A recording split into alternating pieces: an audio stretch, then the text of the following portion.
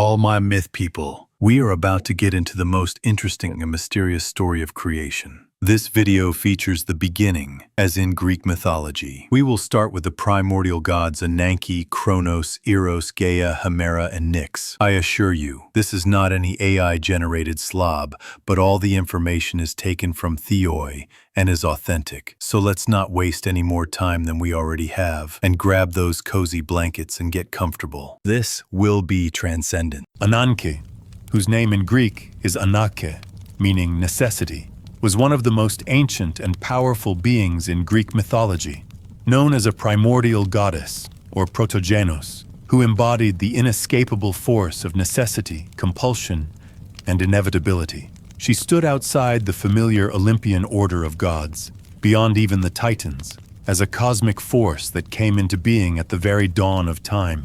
In the Orphic tradition, a mystical and philosophical branch of early Greek religion, Ananke appeared self-formed from the void at the beginning of creation. She was described as a vast, incorporeal being, often imagined as serpentine in form, her body winding around and through the forming universe. Her limbs and coils reached out across the breadth of the cosmos, surrounding it entirely, pressing inwards with gentle but unrelenting power. She did not come alone. With her was Chronos, also known as Chronos, the personification of time. Like her, he was serpentine and eternal, and together they formed an inseparable pair.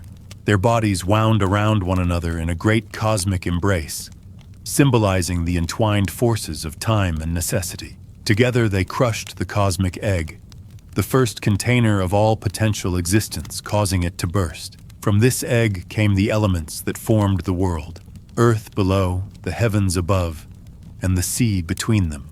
It was this act that created the ordered universe from the raw and chaotic potential that existed before. Ananke and Chronos did not rest after the creation.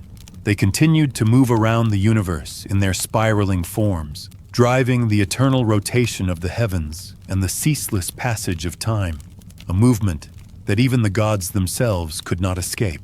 Their presence marked the rhythm of the cosmos, the heartbeat of fate and change that shaped all things. In some traditions, their union also brought forth chaos, the first gap or chasm; Aether, the bright upper air of heaven; Phanes, the first shining god of creation; and sometimes Erebos, the darkness of the underworld. The details vary, but the idea remains that from necessity and time came all the other forces of existence. Ananke was said to be beyond the control of any other deity.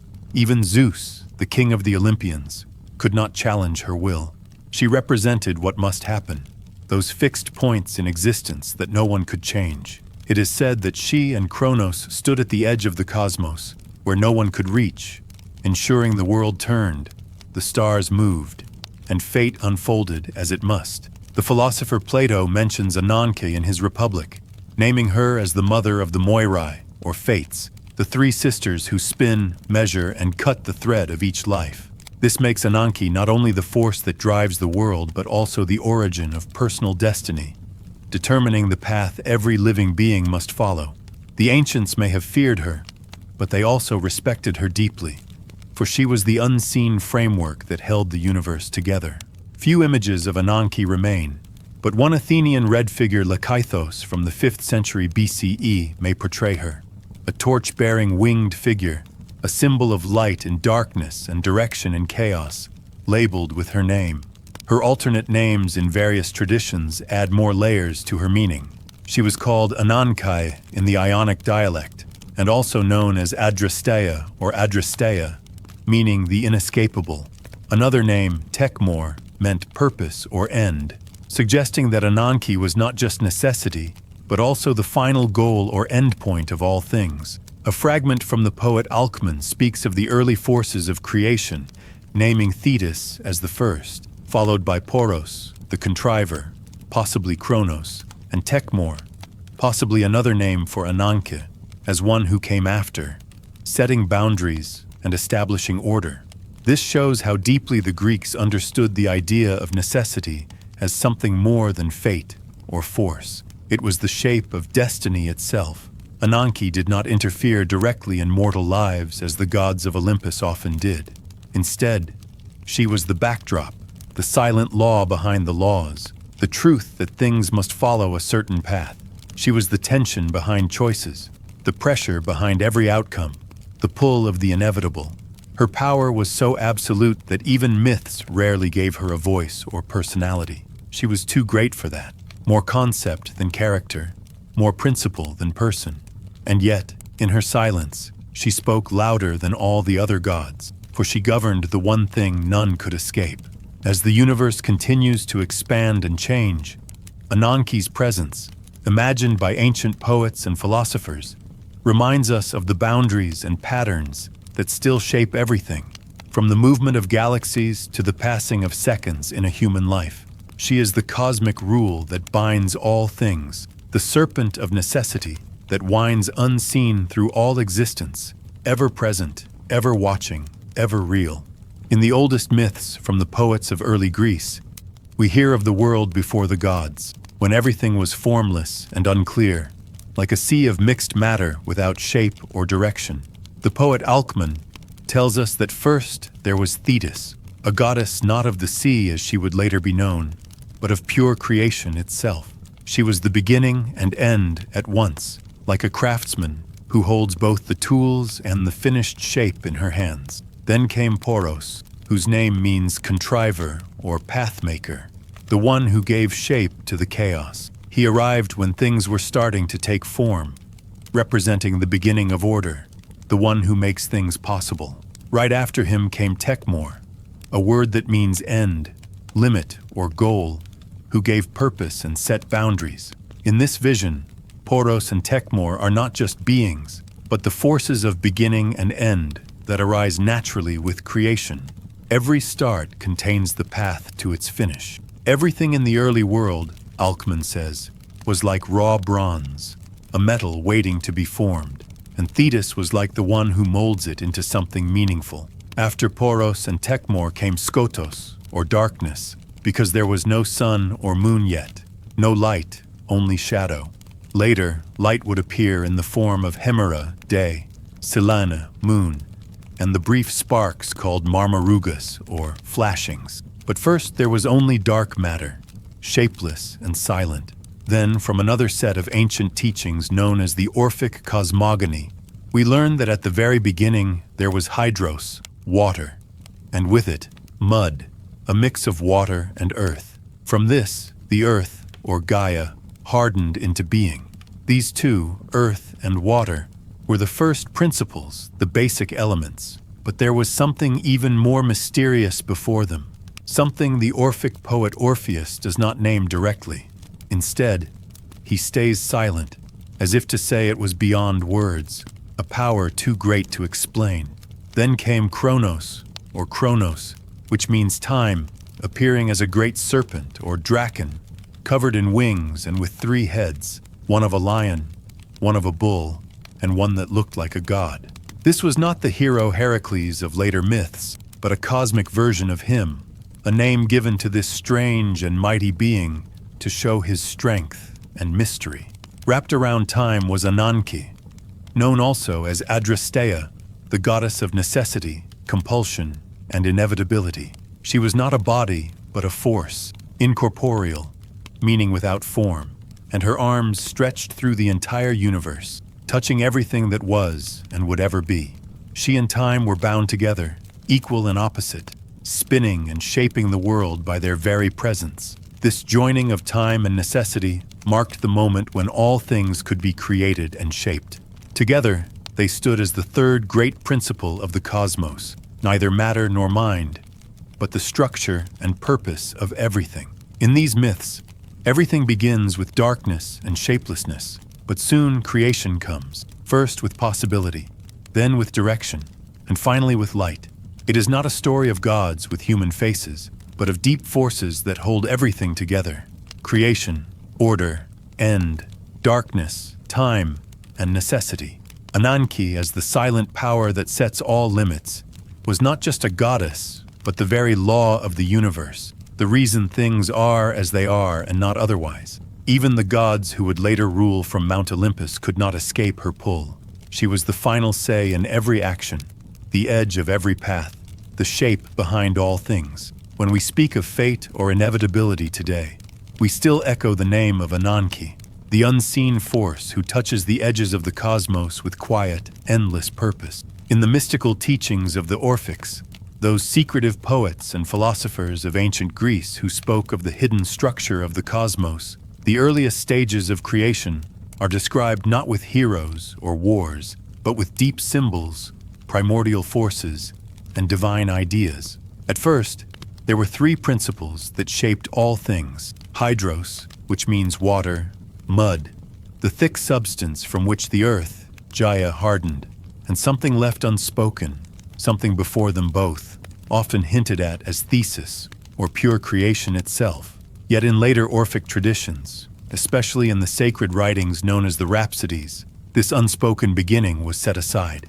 Instead, the myths chose to focus on something that could be described, something more understandable, something expressible to the human mind.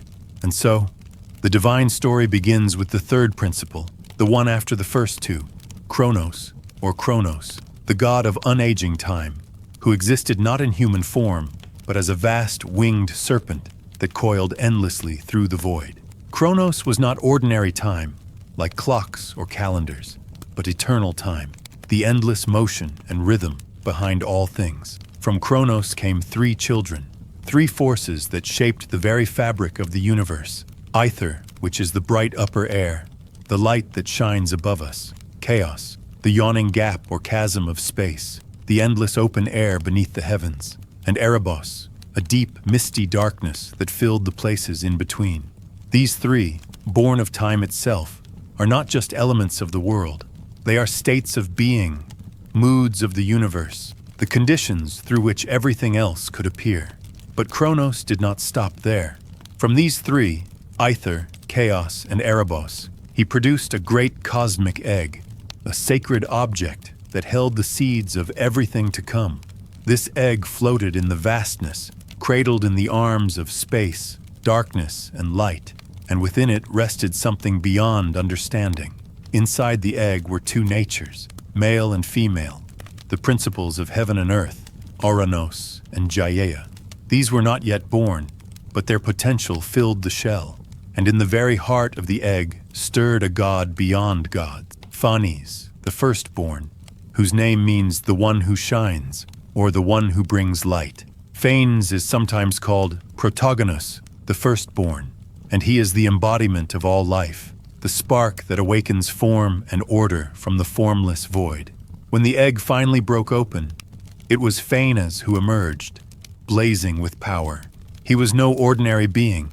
He had golden wings upon his shoulders, so he could fly through the heavens, bulls' heads growing from his sides, showing strength and fertility, and on his head curled a great serpent, a reminder of the divine time and the coiled beginnings from which he came.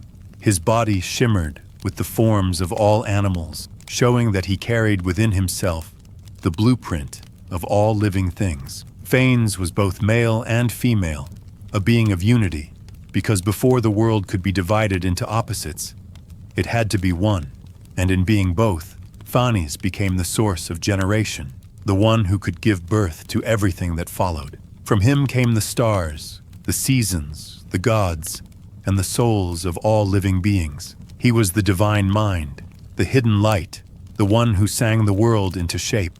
In the Orphic vision, Phanes is the first god we can truly speak of, the first to have a name, the first whose nature can be understood, not fully, but enough to call him by name and see him as the source. The gods who came before him, Thesis, Chronos, Ananke, are too vast, too abstract, too much like laws of reality rather than personalities. But Phanes marks the beginning of expression, of order, of language, of form.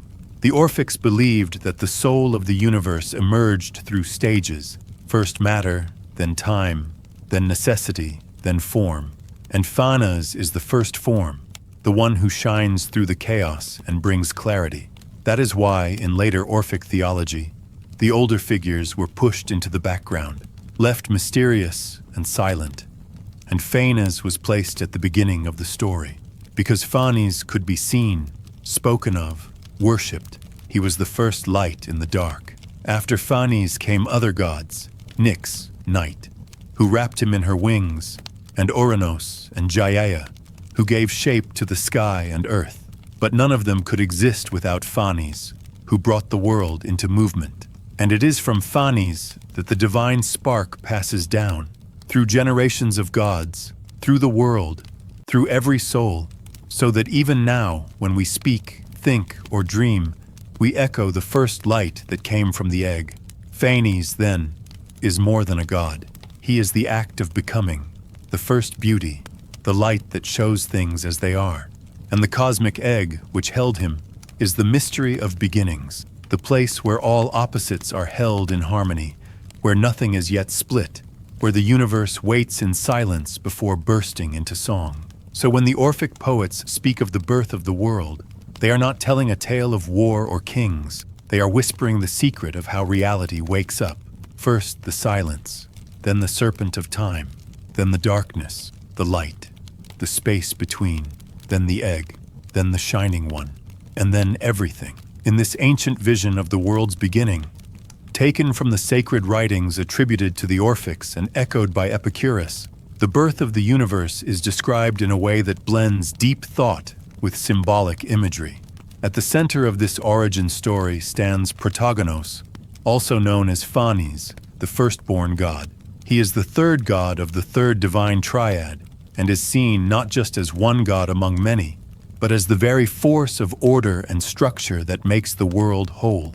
In this theology, he is even identified with Zeus, not the Zeus of thunder and Olympus, but Zeus as a symbol of divine arrangement, the one who brings harmony to the entire universe. Because of this role, he is also named Pan, meaning all, because in him is contained the unity of everything that exists. He is not separate from the world, but rather the world itself takes its shape through him. All things are connected through Phanes, the shining one who makes form out of chaos. This understanding of divine structure is tied to the image of the universe's beginning, which the philosopher Epicurus also describes using a powerful and simple image. The world began like an egg. This is not a literal egg like a bird might lay, but a symbol of potential, of something closed and full of hidden life, something about to break open. Around this cosmic egg is the wind.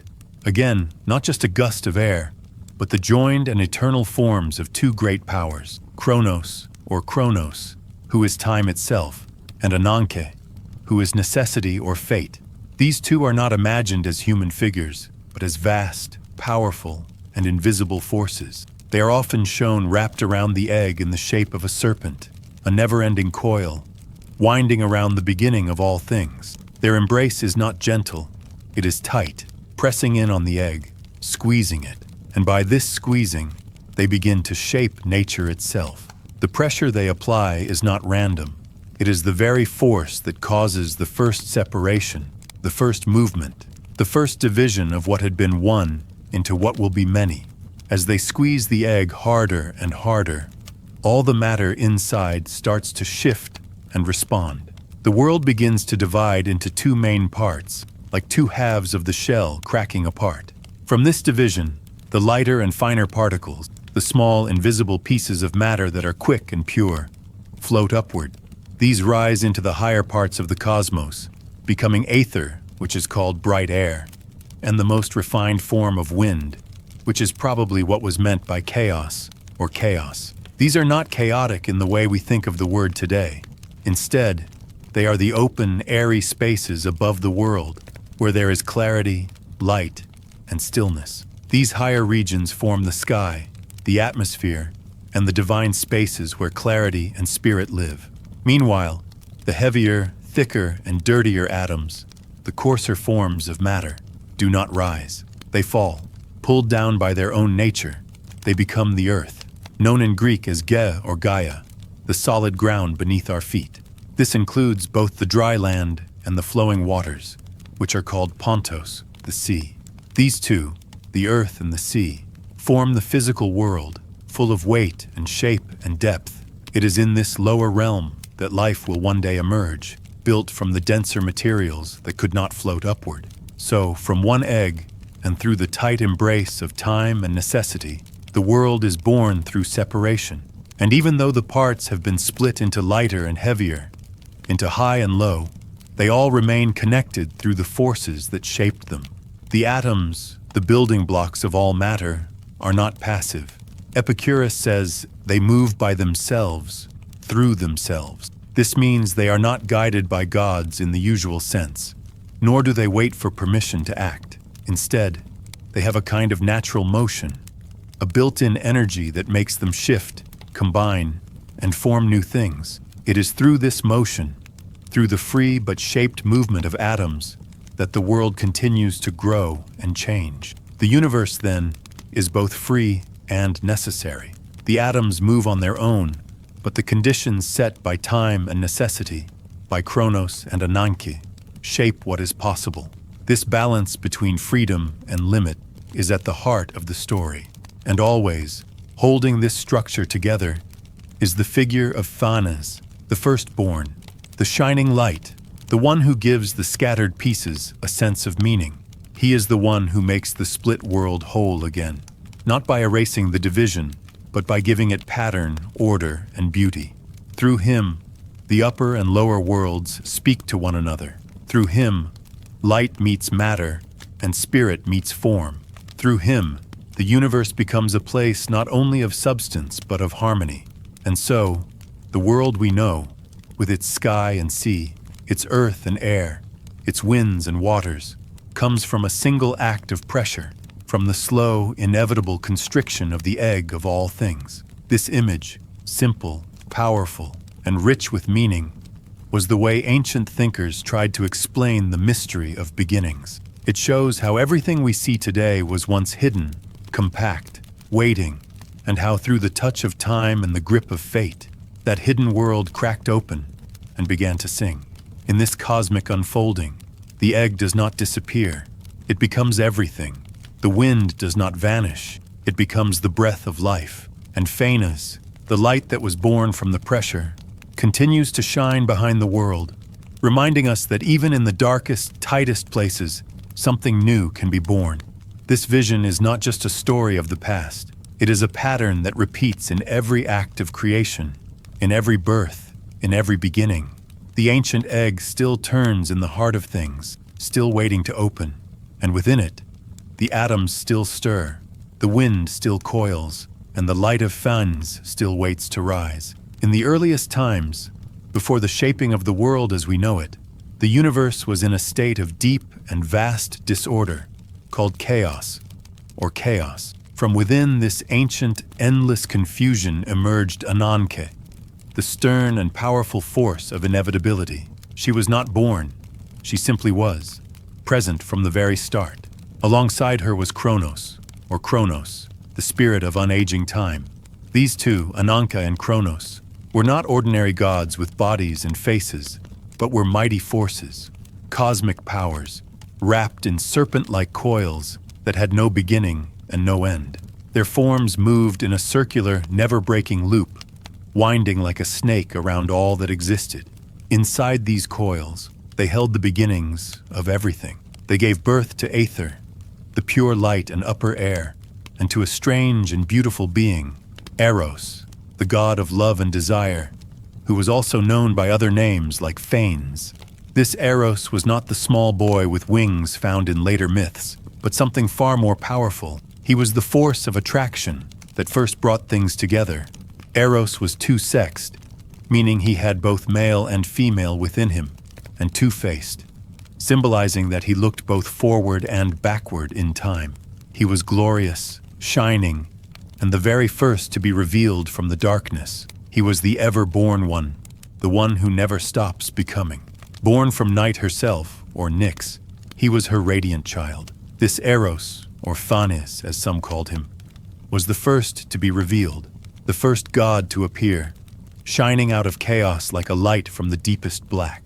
The world began to take form from this moment of appearance, and within the great wheel of the sky and the uncountable stars, all things were still being turned and spun by the serpent-shaped wind, that coiled breath of time and necessity that never ceased its motion.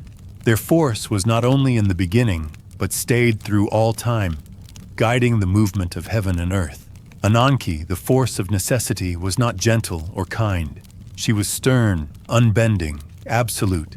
Even the greatest of gods could not escape her hold. She was not evil or cruel, but she was beyond mercy, beyond change. What she demanded must happen, no matter the cost. In the world of mortals and gods alike, Ananke was a force that bound all things together, not with love or kindness, but with absolute rule. Her power is shown in the tragic stories told by the ancient poets. In one tale, the mighty king Agamemnon was forced to wear the yoke of necessity. A yoke is a heavy wooden beam used to control animals, and in this case it meant he was trapped by fate, unable to choose freely. Though his heart turned and his mind swayed, though he did not want to, he agreed to sacrifice his own daughter, Iphigenia, so that the goddess Artemis would allow his ships to sail to Troy. This was not an act of cruelty from Agamemnon, but one of surrender to Ananke. He was caught in her power and had no choice but to obey. Ananke demanded the price and he paid it, broken but bound. Another tale comes from the voice of Prometheus, the titan who gave fire to humanity and was punished for it. He too speaks of Ananke. Chained to a mountain, he tells us he must bear his punishment, because there is no way to resist what Ananke has decreed. No pleading, no strength, no power can change her will. He knows his suffering must run its full course. Only after countless torments and infinite pain will he be set free, and even that is part of what has been fated. Ananke's will cannot be delayed or undone. She is more powerful than skill, more powerful than knowledge, more powerful than all effort. Where humans and gods try to shape their own paths, Ananke is the path. She is what must be. Even the Moirai, the fates who spin and cut the threads of life, work under her. She does not bring death or sorrow or joy. She brings what is necessary. If there is a law that rules all things, it is Ananke. Her name is whispered not in praise but in awe. She is the structure of reality itself. And Chronos, who coils with her, is the endless flow of time, always moving, never stopping. Together their breath drives the stars, their wind turns the sky, their embrace holds all the heavens. This is the serpentiform wind spoken of in the old texts, the twisting, circling breath of these two powers, moving like a snake through the air, unseen but ever present. It is this force that spins the stars, that makes night follow day, that guides the planets in their paths. Without it, nothing would hold. And within the coils of time and necessity, Eros, the light of Phanes, shines as the first spark of becoming, the first urge that called all things into motion. He is born of night but brings brightness. He is the power that makes the world desire itself, that brings pieces together, that creates unity out of brokenness. He does not fight Ananke or Chronos. He lives within their hold and finds space to grow. From this trio, Ananke, Chronos, and Phanes, all things have come. They are not three in conflict, but three that work together. Time gives the movement, necessity gives the shape, and Eros gives the life. Everything we see, everything that is, turns within their pattern. The stars revolve, the wind moves, the earth spins, and we live, all under the unseen pressure of their eternal presence. They are not gods like those found on mountaintops. They are the framework of existence itself. To the ancient poets, this was not just myth, but truth spoken in symbols. And though the world has changed and the stories have faded, this idea remains powerful, that in the beginning there was chaos, and from within it, necessity and time took hold. And from their union came light, love, and the shape of the world. Ananke does not ask for worship. She does not answer prayers, but all must obey her, from the stars in the sky to the thoughts in our heads. She is the reason things are as they are.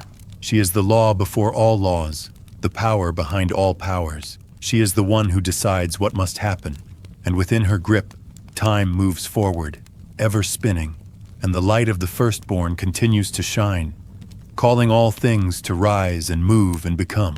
In the great unfolding of cosmic law and fate, Prometheus, chained to the peak of Mount Caucasus, speaks with chilling clarity about the powers that hold even Zeus himself in balance. for he tells us that the true helmsman of necessity, Ananke, is not Zeus, but the Moirai, the three-shaped fates, and the Erinyes, the mindful furies, and that even Zeus cannot escape what they have foretold, for their word is unshakable. And when the chorus questions whether Zeus might truly be less powerful than these forces, Prometheus answers with quiet certainty that indeed he is, for not even the mighty Lord of Heaven can escape his own destiny, a revelation so grave that the chorus is warned to be patient, for it concerns a solemn secret, a prophecy that any son born of Zeus and the sea nymph Thetis would one day depose him, so it must be kept hidden. And still Prometheus, defiant even before the chorus of gods and the swirling judgment of necessity, declares defiantly that no matter how Zeus might act, no matter how high he raises him, or how low he casts him into the dark flood of stern necessity, he, Prometheus, shall never know true death, for he is immortal, beyond both power and fear, beyond the reach of fate's final cut.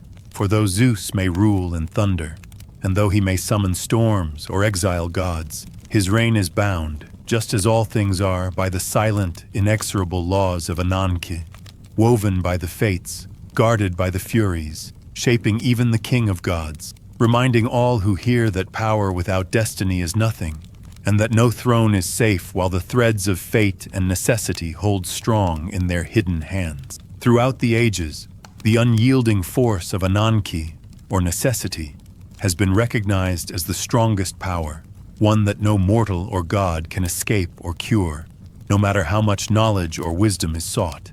Even the ancient Thracian tablets, said to be inscribed by the voice of Orpheus, the legendary singer and prophet, contain no remedy against it, and not even the countless healing herbs and medicines gathered by Phoebos, also known as Apollo, the god who aids mortals and guides healers like the sons of Asclepios, can relieve the weight of this inescapable law.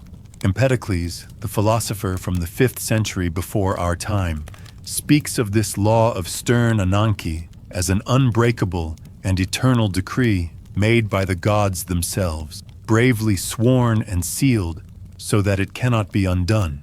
He explains that if any daimon, meaning a spirit or divine being born for everlasting life, commits a grave sin such as murder or breaks sacred oaths by lying and betrayal, their soul is condemned to wander far from happiness, cast out for 30,000 years, a number representing a vast, almost unimaginable length of time.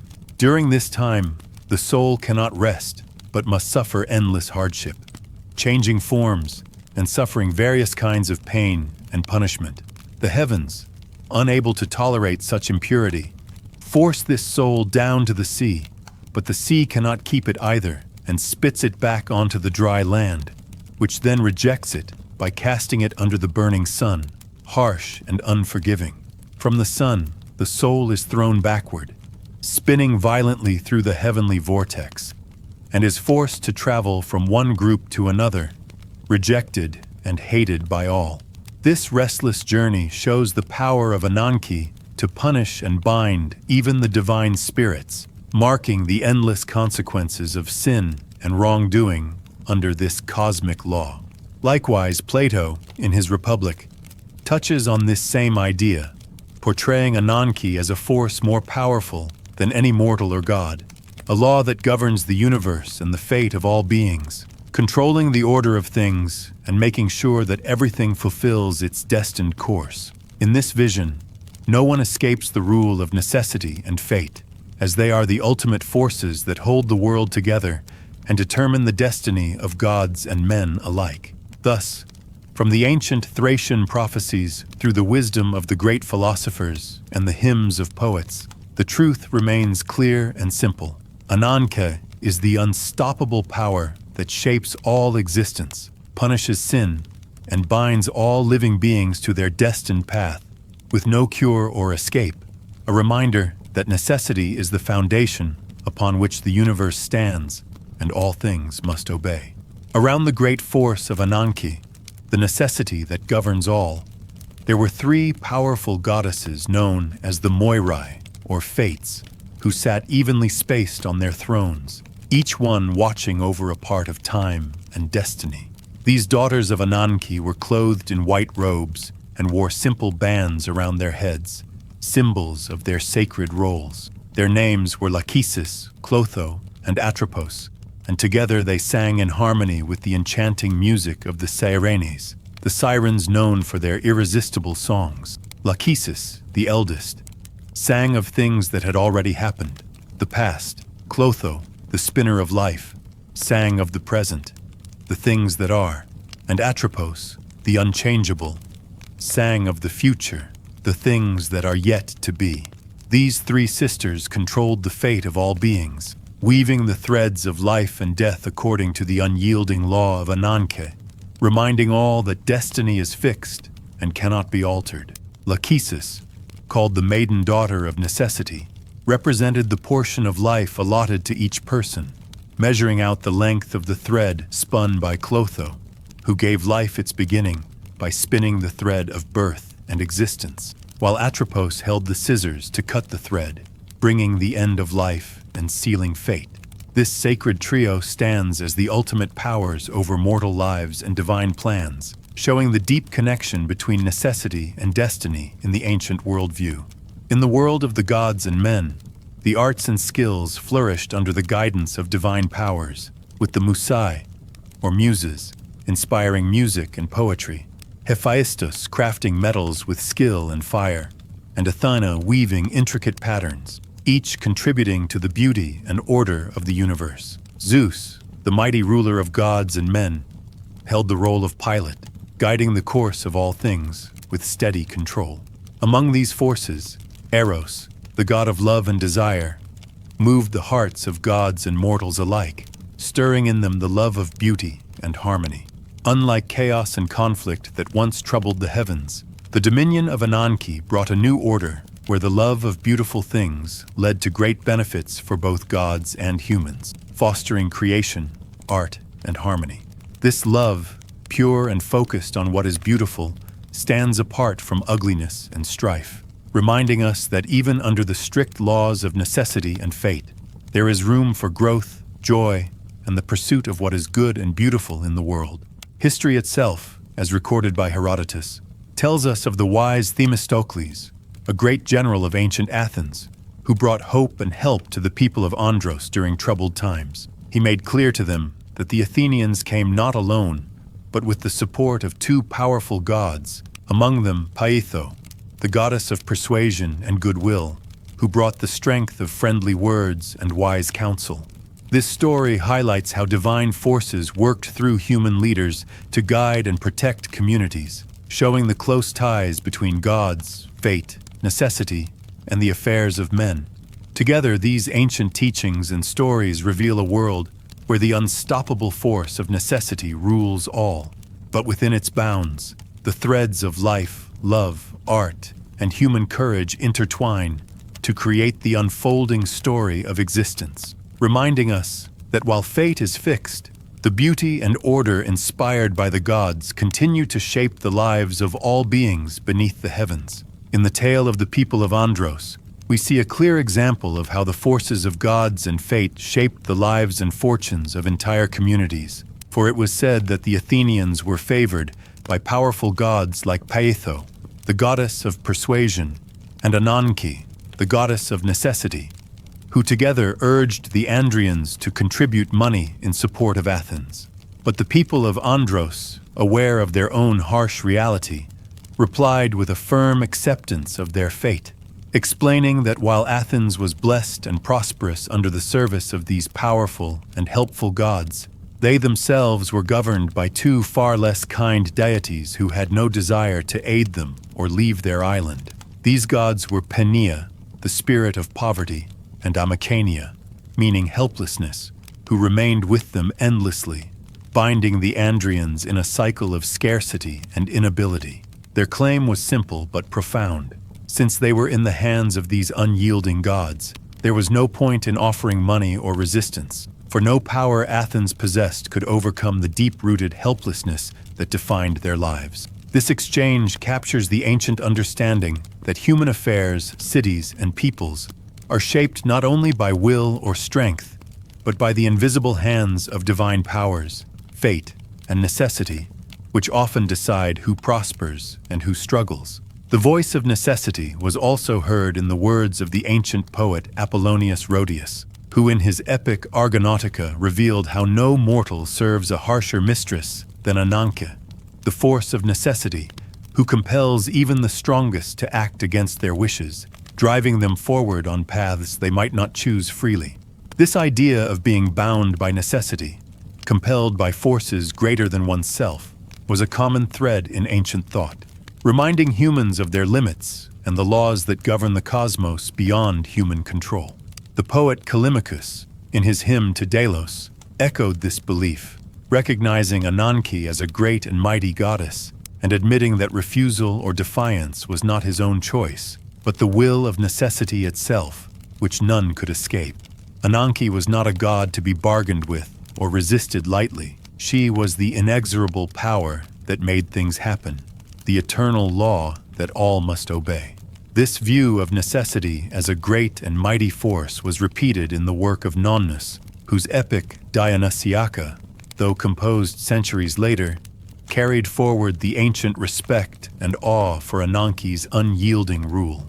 Together, these texts form a picture of the world where human beings and even gods are bound by forces beyond themselves, where persuasion, poverty, helplessness, and necessity interact to shape destinies and lives, showing that in the great drama of existence, no one escapes the power of Ananke, the great goddess of necessity, who rules over all with unbreakable chains. All the bitter things that fate holds, spun by the wreathed spindle of apportioned necessity, known as Ananke, are threads that the Moirai, the fates, weave into the lives of gods and mortals alike. And whether those threads obey the design laid out by Ananke is the measure of what each soul must endure.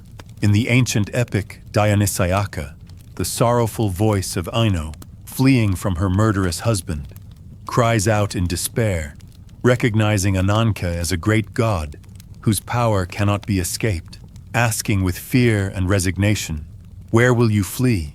This highlights the overwhelming presence of necessity in the world, a force so great that even gods must bow before it. The Byzantine lexicon Suedas emphasizes this truth clearly, stating that with Ananke, not even gods dare to fight, marking her as a power that rules above all divine beings. The epigrams further echo this understanding, saying that the all-wise Ananke taught a hero to find an escape even from Hades, the realm of the dead, demonstrating her role as the ultimate authority over life, death, and fate itself. It is said in ancient proverbs that the gods do not fight against Ananke, teaching mortals that it is wise to accept what is given and to be content with what life and fate provide, for resistance is futile against this unyielding force. The reverence for Ananke went beyond words and stories into the physical realm, as described by Pausanias in his travelogue of Greece. On the Acropolis of Corinth, there stood a sanctuary dedicated to Ananke alongside Gaia, the goddess of force, a place so sacred and powerful that it was customary for people not to enter it lightly or casually. This shows the deep respect and perhaps fear people held for the force of necessity, acknowledging it as a power intertwined with raw strength and the strict laws of the universe. Alongside Ananke stands Chronos, often transliterated as Chronos or Chronos, the god of time, a primordial figure emerging self-formed at the very dawn of creation in Orphic cosmogony. Chronos is imagined not as a human figure, but as an incorporeal being shaped like a serpent, with 3 heads, one of a man, one of a bull, and one of a lion. This tri-headed form symbolizes the all-encompassing nature of time, reflecting different qualities and the power to govern all life and change. Time, as Chronos, moves without rest, ever winding and unwinding the cycles of existence, like the wheel of the zodiac that marks the passing of the ages and the turning of the heavens.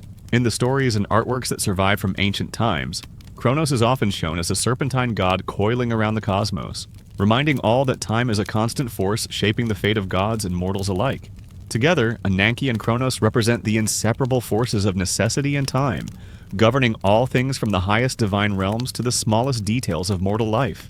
guiding the unfolding of events according to a pattern no one can alter. Their power is so complete that it stands beyond the control of even the mightiest gods, placing all beings under their rule and demanding acceptance of the course laid down by fate and time.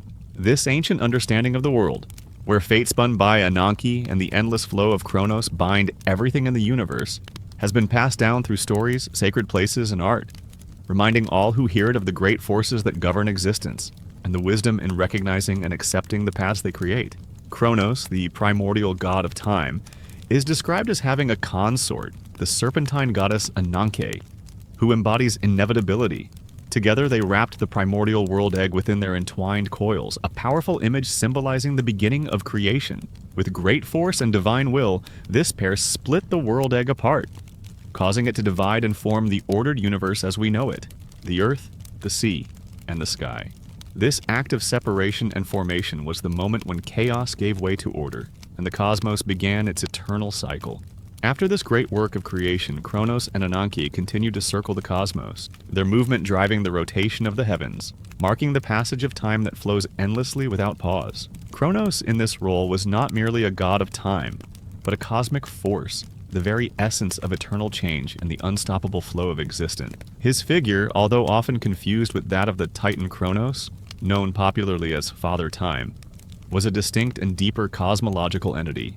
In some traditions, especially among the Orphic mystics, Chronos was merged or identified with Phanes, the firstborn creator god who brought light and life into the universe. Sometimes he was also equated with the Titan Ophion, another primordial figure connected with the early cosmos. Across cultures, Chronos had parallels, such as the Phoenician god Olam, who represented eternal time and whose name was transcribed in Greek as Oulamos. In Greco-Roman art, Chronos was often depicted as Ion, the personification of eternity.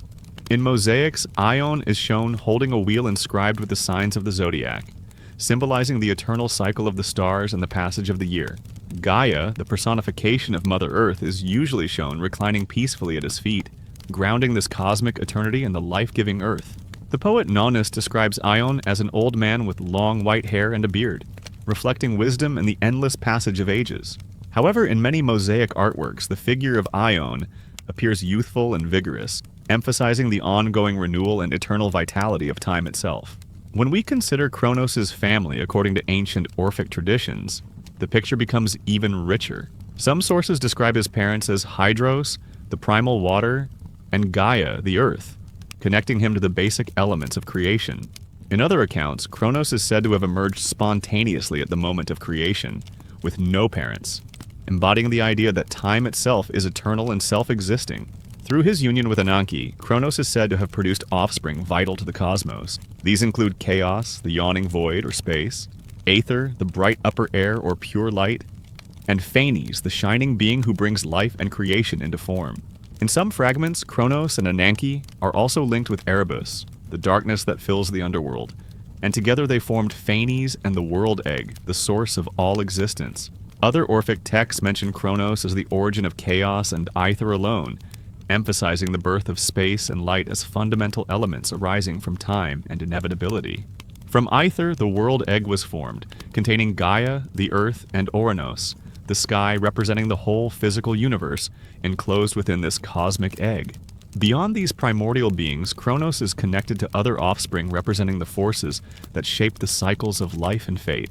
Nyx, the goddess of night, bore Hemera, the day, and the Moirai, the three fates who govern the destiny of all beings, showing how time gives rise to the flow of day and night and the order of fate.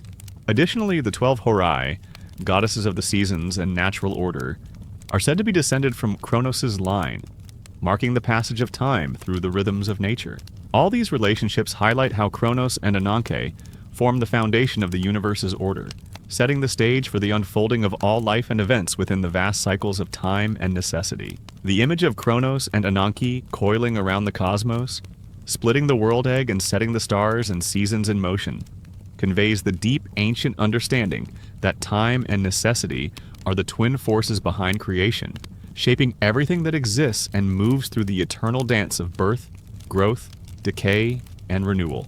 In this view, the cosmos is not random but carefully ordered by these primal powers, which govern all from the movement of the heavens to the fate of every creature. Through their union and actions, the endless cycle of existence began, and the universe continues to turn, driven by the inexorable flow of time and the binding force of necessity, woven forever into the fabric of life. In the earliest Greek ideas about the universe, the god Chronos appears with many names and forms, each reflecting different aspects of time and creation, known also as Chronos or Cronus, and sometimes as Eon or Poros. Chronos represents a portion of time that cannot be precisely measured, unlike the fixed hours or seasons. His name means a stretch or portion of time, an idea more fluid and vast than the orderly divisions humans later used to mark the day or year. Ancient poets and thinkers spoke of Chronos as a force both creative and controlling, shaping the unfolding of the cosmos and the order of all things. One of the oldest surviving descriptions comes from the 7th century before our time, in a fragment attributed to the lyric poet Alcman. In his telling, first came Thetis, which means creation itself, the beginning of all that exists. After creation came Poros, the contriver or planner, sometimes thought to be another name for Chronos. Poros is the one who brings order from confusion, the first to set things in place and begin the shaping of the world. Following Poros came Tekmor, meaning ordinance or law, which some believe to be linked to Ananke, the goddess of necessity and fate. Alcman's vision is of the universe as a progression from chaos to order. At the start, matter was formless and confused, lacking shape or purpose. Then, Poros the planner arrived to begin the work of arranging all things. Tekmor followed, bringing rules and limits, the structure by which order could hold. In this way, Poros represents beginnings, the creative spark, while Tekmor represents ends, the final laws that keep everything in balance. Alcman describes these forces as ancient and powerful, older than even light and dark as we know them. Before the sun or moon existed, before day and night had meaning, there was only darkness, called skotos or erebos, the black void where nothing yet stirred. Yet at this very first moment, alongside Poros and Tekmor, skotos existed too, the raw darkness from which light and time would emerge. As things began to take shape, light came into being, Amar or day, and Malana, the moon, both essential parts of the new world that was forming. These were not just simple moments of day and night, but symbols of the growing order and cycle that would rule all life and time. This early vision of the cosmos shows that time itself was born out of confusion and darkness, emerging with the forces that bring change, rule, and balance. Chronos, or Poros, was the beginning of this great transformation, the creative force that helped bring form to the formless, and time to the timeless. His role was not just to mark the passing of moments, but to lead the unfolding of the universe from the very start, working with the law of necessity, Ananke, to set limits and bring destiny into shape. In this ancient view, the universe began not with a single moment or event, but with the coming together of these powerful forces, creation, planning, law, and time, each playing their part to bring the world into being. Chronos is both a god and a concept, representing time itself in its broadest sense, endless and flowing, shaping the cosmos as it moves forward. Through these stories, the ancients sought to understand how everything came to be ordered and why time governs all things, from the stars in the sky to the fate of mortals on earth. This understanding shaped much of Greek thought about the world, showing that time and necessity are the deepest powers behind life and change, moving everything from darkness into light, from chaos into order. In the beginning, before anything else, there was only water, known as hydros, and earth, called mud, from which the solid land, G or Gaia, the earth, came into being. These two, water and earth, were the first principles, the earliest things to exist, forming the foundation of the world as we know it. Yet before even these two, there was something deeper, something beyond words, a mystery so profound that it was left unspoken, its very silence suggesting that it is beyond human understanding. After these first principles came a powerful and strange being, Chronos, or time, who was born from the union of earth and water. This Chronos was not just any god, but took the form of a great serpent, a dragon with many heads, a bull's head, a lion's head, and a god's face at the center. This serpent had wings upon its shoulders, and it was both mighty and eternal, known as unaging time, a force that never dies or stops. Alongside Chronos stood Ananke, also known as inevitability or compulsion. She was incorporeal, meaning she had no physical body, but her presence stretched throughout the entire universe, reaching its furthest edges with outstretched arms. Ananke represented the force of necessity, the unbreakable laws that govern everything, binding the cosmos in order and law. In this ancient vision, Chronos and Ananke were closely linked, two sides of the same power that shapes all existence, sometimes called Adrasteia. Ananke symbolized the inescapable fate and the natural order that could not be changed, while Chronos, as time itself, drove the endless cycles of creation and destruction. Together they formed the foundation of all that is, representing essence and existence in the universe. It is said that Chronos was bisexual, symbolizing the universal cause of generation and life, holding within himself the power to create and bring forth all things. This idea reflects a deep understanding that creation comes from a unity of opposites, the male and female forces combined as one in the cosmic order. Over time, the ancient Orphic teachings moved away from focusing on the first two principles, water and earth, and even the silent, ineffable one before them. Instead, they focused on the third principle, Chronos, or time, as the starting point for understanding the universe. This shift suggests that the earliest forms of the cosmos, though important, were mysterious and hidden, while time was something more accessible to human thought and speech, something that could be grasped and expressed. In the Orphic tradition, Chronos is the great unaging time, the father of other primal forces, Aether, the bright and moist upper air, and Chaos, the vast empty space or chasm below. Along with these came Erebos, the misty darkness that lies beneath, completing the early triad of essential elements. These offspring of Chronos represent the essential building blocks of the cosmos, the bright light above, the dark space below, and the mystery between. Among these powers, Chronos also created a cosmic egg, a great symbol of birth and creation.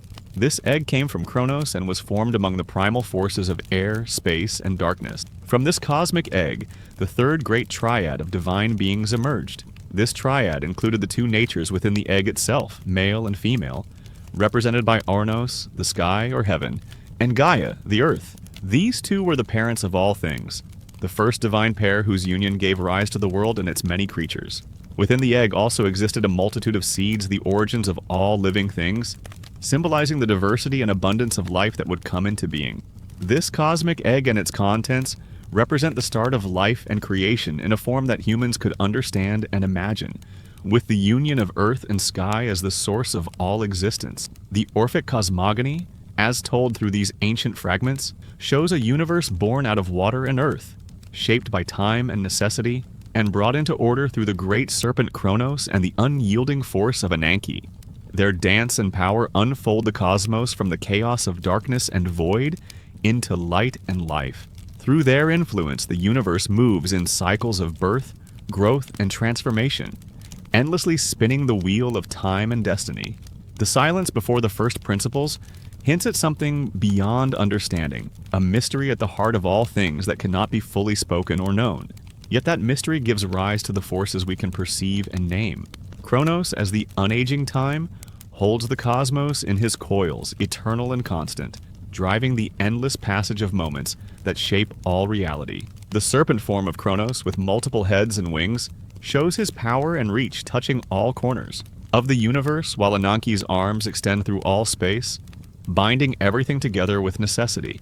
From their union comes the cosmic egg, the source of life and the beginning of divine generations. The birth of Ornos and Gaia from this egg signals the start of the physical world, the heavens above and the earth below, from which all else springs. These ancient stories speak of a universe ordered by powerful and eternal forces, where time and fate are the deepest laws, guiding the unfolding of existence and shaping the fate of gods and men alike. In this vision, creation is not a simple event, but a complex process, a gradual coming together of elements, forces, and beings that build the cosmos layer by layer. Time, necessity, earth, water, light, darkness, and the living egg all play their roles in this great unfolding, revealing a world born from mystery and shaped by powerful, eternal principles. In the rich tapestry of Orphic cosmology, there is a vision of a supreme god known as Phanes, who is described as a shining being with golden wings upon his shoulders, bulls' heads growing on his sides, and a great serpent coiled on his head, presenting an image that combines the forms of many animals, symbolizing the fullness of life and creation. This figure, known as Protagonos, or the firstborn, is honored as the first god of the third great triad, representing the beginning of all that exists and the source of divine order. He is also called Zeus, signifying the ruler of all things and the whole world. and Pan, meaning all, reflecting his nature as the all-encompassing principle behind the cosmos. This second genealogy within the Orphic tradition reveals these intelligible principles, the deep, hidden origins of the gods and the cosmos itself. According to Orphic teachings, the gods were not eternal from the very beginning, but were born into existence just as mortals are born, each coming into being in a sequence of creation. Orpheus, the original inventor of the gods' names and their stories, who was also respected as a true theologian, described the birth of the gods and their deeds, much like the epic poet Homer, particularly about the divine origins. Orpheus explained that everything came first from water, hydros, which was the origin of all things, and from this water, mud formed. From the combination of water and mud arose a living creature, unusual and powerful, with a lion's head on one side, a bull's head on the other, and a god's face in the center. This being was called Heracles, and also Chronos, or time. This powerful figure, both Heracles and Chronos, generated a great cosmic egg filled full with life and energy. The egg, as it grew and matured, was broken apart by the force of its creator's power. From the broken egg's crown rose Uranos, or heaven, and from the lower part sank Gaia, the earth, marking the birth of the sky and land.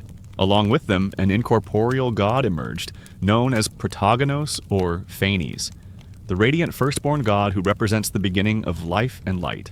This creation story shows a universe born from the primal elements of water and mud, shaped by the mighty forces of time and creation, embodied in Heracles and Chronos. The story continues to describe Chronos, the immortal and unaging time, as the father of Aether, the bright and pure upper air, and Chaos, the vast and limitless chasm below.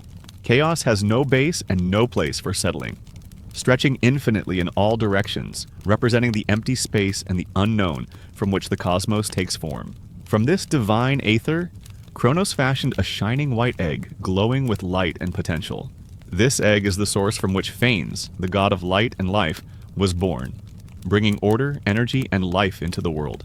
Another source, the Epicurus fragment, adds a vivid image of the world's beginning as a great cosmic egg, encircled and constricted by the wind. This wind is described as the entwined forms of Chronos, time, and Ananke, inevitability, wrapped serpent-like around the egg like a wreath or a belt. As this wind tightened its hold, it began to squeeze nature, applying greater and greater force until the world was divided into two halves, the two hemispheres of the cosmos. Following this division, the smallest particles, the atoms, began to sort themselves into their places, organizing matter and shaping the universe's structure. This cosmic process illustrates the power of Chronos and Ananke working together, the relentless force of time and fate coiling around the egg of creation and driving the separation and order of the world. The Orphic cosmogony presents a universe born not in a single moment, but through complex, unfolding actions of powerful forces. Water and earth giving rise to life, time and inevitability shaping creation, and the cosmic egg bursting forth to bring sky and earth, light and darkness, order and life into being. The figures of Heracles and Chronos merge to show the union of strength and eternal time, while the cosmic egg symbolizes the potential and birth of all things. From this egg come the great primal gods and the principles that govern the cosmos. The imagery of the serpent-wrapped egg and the breaking of the egg into sky and earth is a vivid symbol of creation as both unity and division, a cycle of birth and separation that continues in the world. Through these ancient myths, the Orphic tradition reveals a vision of the universe that is alive, powerful, and deeply ordered by the eternal forces of time and fate, where gods are born, life unfolds, and the cosmos is constantly shaped by the dance of these primal energies. In the Orphic tradition, the formation of the cosmos is described with vivid imagery that speaks to the natural order emerging from chaos. The world begins as a swirling mass where the atoms, the smallest particles of matter, move freely within the vast revolution of the sky and stars. These atoms are divided by their nature. The lighter and finer particles rise upward to form the bright air, known as aether or ether, which is the pure upper air filled with light. Alongside this, the most rarefied wind, likely identified as chaos or chaos, drifts above, representing the vast, empty, and boundless space of the cosmos. Meanwhile, the heaviest and most impure atoms sink downward, shaping the earth or Gi, which includes both the solid dry land and the flowing waters of the sea, often called pontos. This separation of matter into layers, air above, earth, and water below, illustrates the beginning of order from the undifferentiated whole. The motion of these atoms is driven by a powerful, serpent-like wind that circles the universe. This wind is not a simple breeze but a divine force, entwining the cosmos and holding it in motion. It is identified with Chronos, or Chronos, the god of time, working together with Ananke, the force of inevitability or necessity. These two forces coil around the universe like a serpent, keeping all things in continuous movement and shaping the unfolding cosmos through their eternal dance. The Orphic Argonautica, a later Greek epic, describes the scene in a similar way. It speaks of the stern Ananke, meaning inevitability or fate, and Chronos, or time, as ancient powers born from chaos. These two forces produce Aether, the bright upper air, and a magnificent two-faced, two-sexed being called Eros. This primordial Eros is glorious and ever-born, meaning he is eternal and constantly renewed. He is also the father of Nyx, or night, a dark and mysterious figure in the cosmos. This figure of Eros is sometimes called Phanes in later stories, meaning the shining or manifest one, the god who first appeared and brought light and life into the dark universe. The Orphic hymn to Heracles praises a figure called Aion, or Aeon, another name for time, eternity, or unending duration. This Aion is described as a self-grown, tireless, and noble offspring of Gaia, the earth, who flashes forth with the firstborn scales, symbolizing the passage of time and the endless cycle of life. Beyond the Orphic texts, Chronos, or Chronos, the god of time, is often identified with Chronos or Cronus, the Titan who is the father of Zeus and ruled before the Olympian gods. This identification is common in classical literature, such as in the works of Pindar and Cicero. However, the primordial Orphic god of eternity is often called Aion, highlighting the idea of endless time as distinct from measured passing time. In Pindar's Olympian odes, Chronos is recognized as the ultimate judge who ensures that all things come to their proper end, whether just or unjust. Time cannot be cheated. It brings about the completion of all that is fated. In Olympian 10, Pindar tells of Heracles founding the Olympic Games and naming a hill after Chronos the Titan. This hill was a place of worship where the Moirai, or Fates, stood guard, consecrating the rites and marking the role of Chronos, the god of time, as the final judge of truth and destiny. The slow but sure passage of time brings about the fulfillment of all things ordained by fate, a truth well understood by Pindar and reflected in his poetic praise. In Nemean Ode 4, he affirms that the throne of fate, given by destiny, will be completed through Chronos, even if time's progress seems slow. And in Paean 2, he wishes that mighty Chronos may continue to draw near, carrying all things forward in their appointed course. These verses show the ancient Greek respect for time as a powerful divine force that governs all life and events, ensuring that nothing remains unfinished. The god Chronos, though slow in movement, is patient and unstoppable, embodying the inexorable flow of time that leads to the final truth and order of the cosmos. Through these hymns and poems, time is more than just a measurement. It is a living god, present in every moment, shaping the rise and fall of gods and mortals alike. The Orphic and classical traditions together present a vision of the universe born from the mingling of elemental forces, set into motion and order by the entwined power of Chronos and Ananke. They show how the smallest particles separate to create earth, sea, and sky, how light and darkness arise, and how the gods themselves are born from these primal beginnings. Time, as both Chronos and Aion, is the great mover and judge, the eternal principle that brings all things to their destined end, while also enabling the eternal cycles of birth, growth, and renewal. This vision of time and creation is woven into the fabric of Greek myth, reflecting deep truths about the nature of the cosmos and humanity's place within it. In ancient Greek literature, time, often called Chronos or Chronos, appears as a powerful and all-encompassing force that shapes both the natural world and human destiny, appearing in many forms and ideas across poetry, tragedy, and myth. Bacchylides, a Greek lyric poet of the 5th century before Christ, speaks of Chronos as the radiant father of a daughter, the personified day of the month, showing how time is linked to the cycles of days and months, marking the passage of life in a rhythmic and orderly way. This image highlights how time is not just a measure, but a living presence that guides the flow of days and seasons, always moving forward, never wary of its steady course. In the tragic plays of Aeschylus, Chronos is portrayed as a force that gathers and collects, like when he gathers the sands of the shore upon the cables. marking the passage of moments as armies depart for battle, reminding us that time records all deeds and changes, carrying the past into the present and future. In another of Aeschylus's works, The Libation Bearers, time is spoken of as the power that accomplishes all things and will eventually bring cleansing and justice to a polluted household, driving out disaster and misfortune through the natural flow of fate. Here, time is connected with the turning of fortune's dice, suggesting that chance and destiny unfold in time's steady course, favoring those who endure and remain steadfast. Aeschylus also presents Chronos as ever-aging time and Prometheus bound, teaching all things with its endless passing, showing that time is a teacher, a force that shapes wisdom and understanding through experience. Even Prometheus, the firebringer and rebel, must recognize time's power, though he struggles to keep a calm and sober mind against its relentless lessons. The Greek epic poet Apollonius Rhodius, writing in the 3rd century before Christ, tells of strange creatures gathered around Circe, the witch, beings with mismatched limbs that are neither fully man nor beast. These monsters sprang spontaneously from the primeval mud, created by Gaia, the earth, before it had solidified under a sun that did not yet shine with rain. This wild chaos of life forms was then ordered by Chronos, who combined the elements and brought animal creation into harmony and shape. This tale shows time as the great organizer, the force that moves disorder into order, that brings life from confusion and wildness into the forms and patterns we recognize.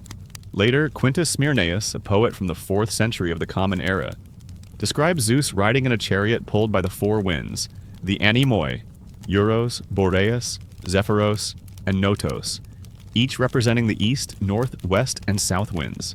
Iris, the rainbow-plumed messenger goddess, leads this stormy team beneath the yoke of Zeus's eternal chariot, a chariot framed by Ion or Eon, the immortal time, made from adamant by tireless hands. Here, time is the frame and the eternal foundation that holds the power of the gods, showing how divine strength and natural forces are bound and moved through the endless progression of time.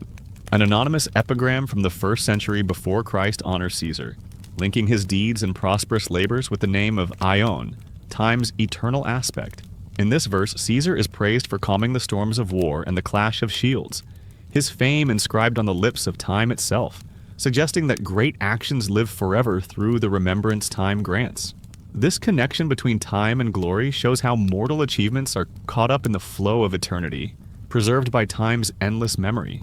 Across these texts, time takes many forms, sometimes a radiant father or a shining daughter, sometimes an ever-aging teacher or an eternal frame for divine power. It moves through the cycles of days and months, guides the rise and fall of fortunes, brings order from chaos, and carries the names and deeds of heroes into lasting fame. Time is not merely a passive measure, but an active, living presence in the cosmos, shaping both gods and mortals, the natural world and human history, always flowing forward, unstoppable and patient, never tiring in its role as the great mover and keeper of all things. This ancient vision of Chronos and Ion as gods of time reveals the deep respect the Greeks held for the passage of moments, the unfolding of fate, and the eternal rhythm that governs the universe. In ancient thought, the figure of Chronos, or Chronos, the god of time, is closely connected and sometimes identified with the Titan Chronos, known to the Romans as Saturnus or Saturn. Cicero, the Roman rhetorician of the 1st century before Christ, explained this link clearly by saying that Saturnus, or Chronos in Greek, was the being who maintained the turning of the seasons and the periods of time, the natural cycles that govern life on Earth. The Greeks use the same word, Chronos or Chronos, for both the god of time and the Titan who ruled the cosmos in earlier ages. This shows how deeply intertwined ideas about time and the powers of the heavens were, as time was seen as the force that keeps the world turning in its steady revolution, marking the passage of all moments and seasons without fail. The great Greek epic poet Nonnus, writing in the 5th century after Christ, brings these images vividly to life in his long poem, the Dionysiaca. He describes Zeus, king of the gods, riding through the skies in Chronos' chariot, pulled by 4 winged horses. These horses are the Anemoi, the 4 winds, each with power over the air and the weather. Zeus, strong and fearless, wears his aegis breastplate and swoops down through storms, showing the link between divine power and the unstoppable flow of time itself. This vision portrays Chronos' chariot as the vehicle of time, drawn by forces of nature carrying the king of the gods over the ever-changing sky. Nonnus also tells of a great flood, a terrible deluge that covered the earth in water, threatening to break the universe apart. He says that without intervention, the whole frame of the cosmos would have been undone. And even Aion, or Eon, the eternal time that governs endless generations, would have dissolved the structure of mankind's creation. But Zeus, with the help of Poseidon, god of the sea, who wields his earth-splitting trident, intervened. Poseidon struck the Thessalian mountain, splitting it and allowing the floodwaters to flow away, letting the earth rise again. This story shows time as a power that can dissolve and remake creation, but also as something that the gods can control to preserve the order of the world. Nonnus goes on to describe the sorrow and suffering of human life, how labor and care never end for mankind. Aion, the everlasting time, stands beside Zeus and reveals to him the endless pain and lack of happiness that humans endure. At this time, the god Bacchus, also called Dionysos, had not yet been born from the thigh of Zeus, and so mankind had no rest from their troubles. Wine, which Bacchus brings, had not yet sweetened the air or filled the world with joy and release. The Horai, the goddesses of the seasons and daughters of light, were still joyless, weaving simple garlands for the gods from meadowgrass. Without Bacchus to inspire the dance and celebration, this grace was incomplete and without true benefit, enchanting only the eyes of those who watched, but failing to lift the spirits or bring true delight. Through these images, time appears as both a steady force moving the heavens and a witness to human sorrow, while the gods intervene to bring moments of joy and relief. The deep connection between Chronos, Aion, and the Titan Chronos shows how ancient thinkers saw time as the eternal ruler of change and order, linked with the cycles of nature, divine will, and the fate of mankind. Time is not only the measure of days and seasons, but the very frame within which all life unfolds, from the greatest gods to the humblest human. It carries the power to destroy and rebuild, to bring suffering and also, through the gifts of the gods, to offer joy and meaning in the endless flow of existence. Aion Kama, also known as Aion, or time in his many forms, appeared before Zeus, holding the key of generation, his white hair flowing like a shock over Zeus's knees, his long beard falling down as he bowed deeply, bending his neck and straining his whole back in humble prayer. As he knelt, the Ancient of Days, the shepherd guiding life that ever flows, reached out his infinite hand and spoke to Zeus, urging him to see the sorrows of the world filled with despair. Aion told Zeus to look closely and see how the goddess Enyo, the fierce spirit of war, had driven the whole earth mad, season after season, cutting down the harvest of young lives that perish quickly. The earth was worn by endless violence and loss. Aion reminded Zeus of the great flood he had sent upon all nations, when streams of airy floods boiled high in the air, clashing against the nearby moon, a storm that marked the passing of life and the ruin of many. He lamented the short lives of men, the swift passing of youth, and the sadness that followed. In his weariness, Aion declared that he renounced the divine helm, the power and responsibility to guide the world's fate. He no longer wished to handle the world's cable, the control of life's ever-renewing course. He wished that some other being among the blessed gods, one better than he was, might take the rudder of life, the guidance of his long years, for he was tired of pitying the unlucky race of suffering humans. Aion spoke of the heavy burden of old age that blights youth and slows a man's steps, making him bow his head and tremble as he walks with too many footsteps, leaning on a staff, a faithful servant to the weariness of age. He spoke of fate, which often hides young lives in the river Lethe, the river of forgetfulness, ending the young bridegroom's life shortly after his wedding, breaking the bonds of a union meant to last forever. Though marriage is a joyful event, accompanied by Athena's sacred music and the sweet sound of pipes, Aion questioned what meaning such happiness had, when the harp's sound near the bridal chamber could not comfort a heavy heart. Even Eros, the god of love himself, would stop the dance and throw away the bridal torch if he saw a wedding without joy. Aion then addressed the hope that some say has been given to humans, a medicine to make them forget their troubles and save their lives. But he wished that Pandora had never opened the jar from heaven, the source of all misery, for she was the sweet bane of mankind, releasing troubles upon the world. He blamed Prometheus, the god who cared for mortals, for bringing suffering to humanity. Instead of stealing fire, the source of all evil, Prometheus should have taken and given men the sweet nectar that delights the hearts of gods, to bring them joy rather than pain. In these words, Aion reveals the deep sorrow of endless suffering that weighs upon humanity, the harshness of time that ages and destroys, the tragedies that strike even the happiest moments, and the burdens that gods themselves sometimes wish to cast away. This vision shows time as both the endless flow of life and the heavy force of fate, a power that guides the world but also feels the pain of those it governs, longing for relief that does not yet come. Time, the ancient, ever-flowing force known as Ion, stood before Zeus, holding the key to generation and casting a white shock of hair over the god's knees, his beard flowing down as he bowed in deep supplication. He spoke of the heavy sorrows that weighed on the world, the relentless suffering caused by the goddess of war, Enyo, who madly mowed down the quick-perishing youth season after season, leaving the earth filled with grief. Ion reminded Zeus of the great flood, the deluge that once covered the lands, when streams of watery chaos boiled up and clashed against the moon itself, a stark symbol of life lost and destruction unleashed upon all nations. The life of mankind, Ion lamented, was fragile and brief, swept away far too soon. In his weariness, Ion renounced his role as the divine helmsman who steers the course of life and fate, saying he would no longer hold the cable that guides the ever-renewing world. He longed for another among the gods to take over the steering, for he was tired of pitying humanity's endless misfortune. He spoke of old age as a cruel burden that blights youth, causing a man to slow down, bow his head, and tremble as he walks with heavy knees leaning on a staff, the faithful servant of age. Fate, too, was cruel, often hiding young lives in the river Lethe, where forgetfulness swallows the bridegroom shortly after his wedding, breaking the bonds that should never be broken. Marriage, though a joyous occasion marked by sacred music and the sound of pipes, was often shadowed by sadness. Even Eros, god of love, might stop the dance and throw away the bridal torch if he saw a wedding without true joy. Ion also spoke of the hope that some say was given to mankind, a medicine to ease suffering and save lives. Yet he cursed Pandora for opening the jar from heaven, unleashing troubles that plagued humanity, calling her the sweet bane of mankind.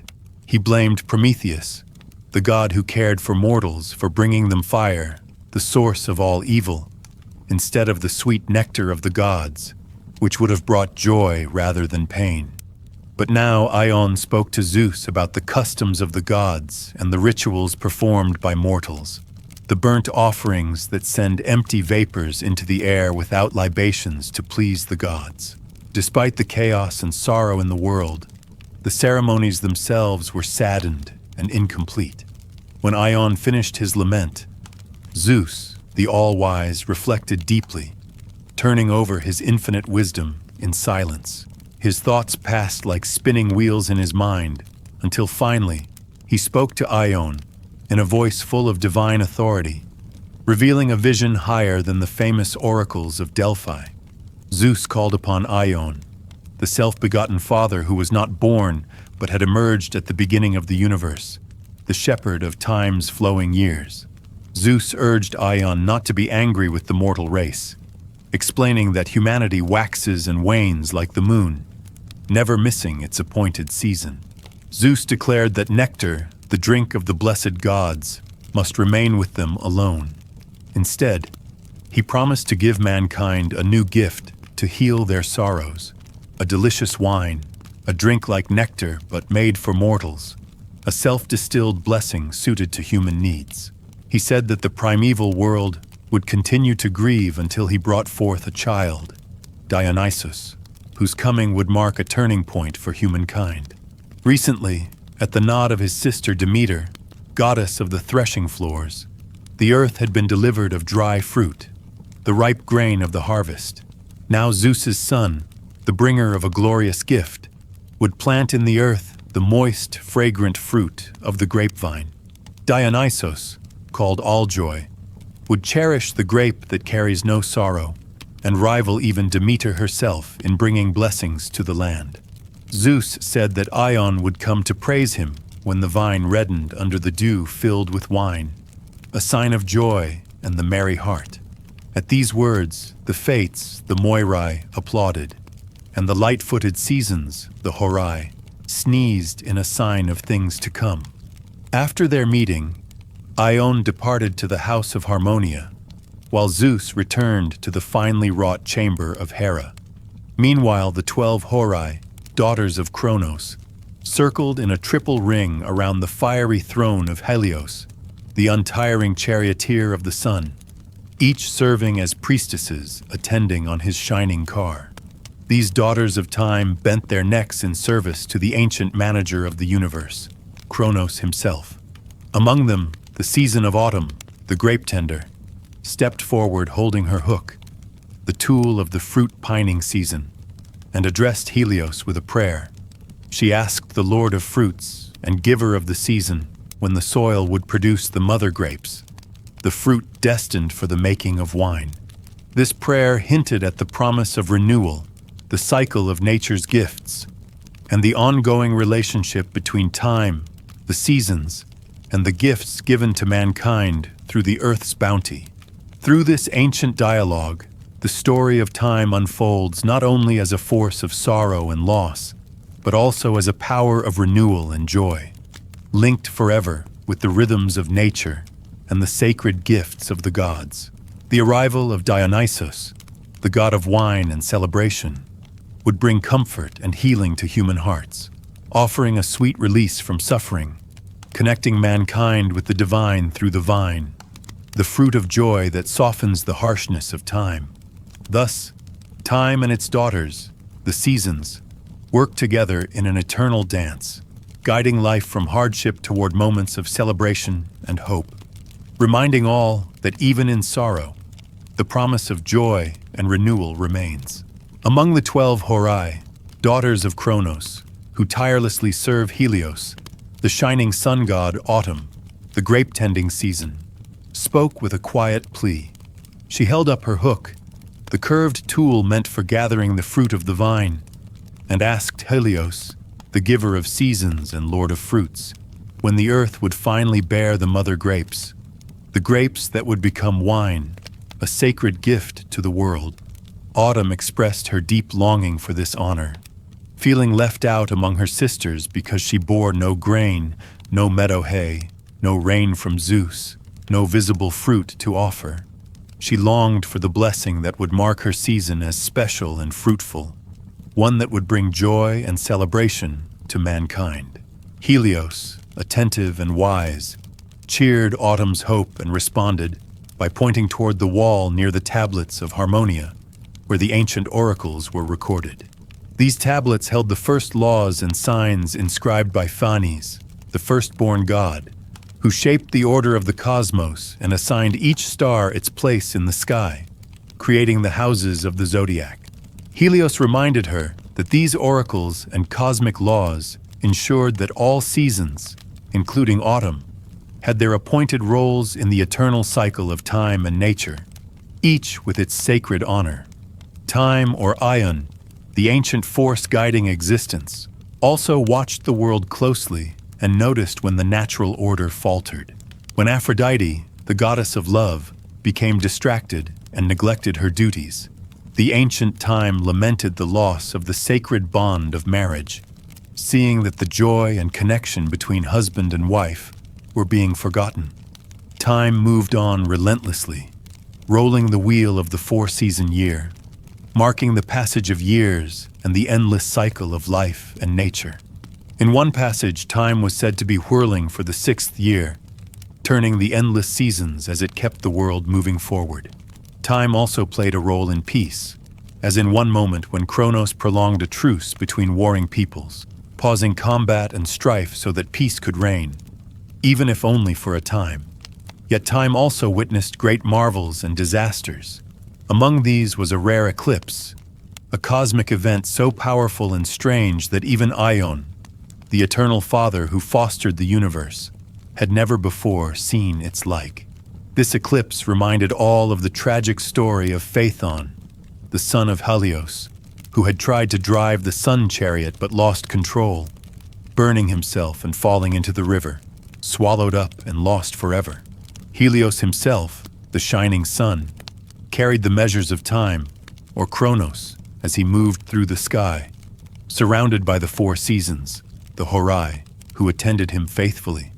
Together they made the great circuit of the zodiac, passing through each house or sign, marking the passage of months and creating the rhythm of time itself.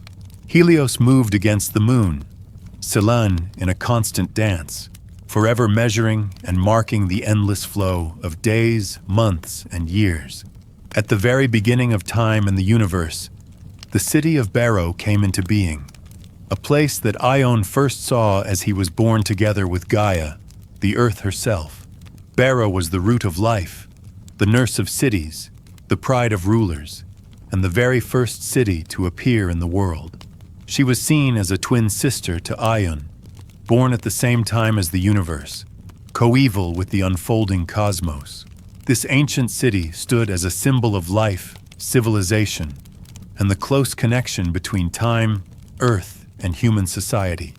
The weaving together of time, seasons, and cosmic order shaped the world as it moved from creation into the unfolding story of gods and mortals. The Horai, daughters of Chronos, were not just helpers to the sun. They were the sacred agents who ensured that life followed its natural rhythm, that fruit would grow and be harvested, and that mankind could find joy and meaning in the turning of the year. Autumn's longing for the honor of her season to be recognized speaks to the deep human need to see value and purpose in the cycles of nature. Helios's pointing toward the oracles of Phanes reminds us that this order was set from the beginning, written in the stars and woven into the fabric of time itself. Meanwhile, Ion's watchful eye over love and marriage shows that time governs not only the natural world, but the human heart and society as well.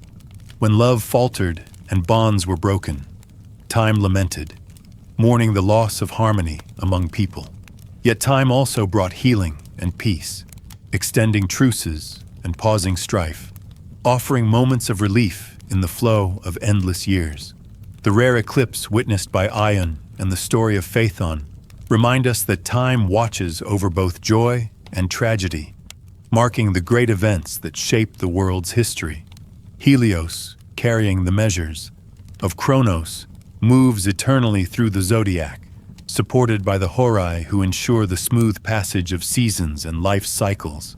The creation of Baro, the first city alongside Ion and Gaia, marks the beginning of human civilization within this vast cosmic order. Together, these stories show how deeply time and the gods are linked to the life of the earth, the turning of the seasons, and the rise of human culture. Time is not simply the passing of moments, but the sacred force that shapes all existence, from the stars in the sky to the cities on the earth, from the growth of grapes to the bonds of marriage, weaving all into a great eternal tapestry. At the dawn of time, when the universe was still young and the great forces of nature were taking their first shapes, Ion, also known as Aeon or time, stood as a being coeval with the ancient Oceanus, the vast and endless river that encircled the world. Ion, with his aged and weathered hands, moved gently around the newborn goddess Baro, the divine spirit of the city famed for its laws and justice. As he swaddled her tiny form, he wrapped her in the robes of Dike, the goddess of justice and the prophetess who foresaw the things yet to come.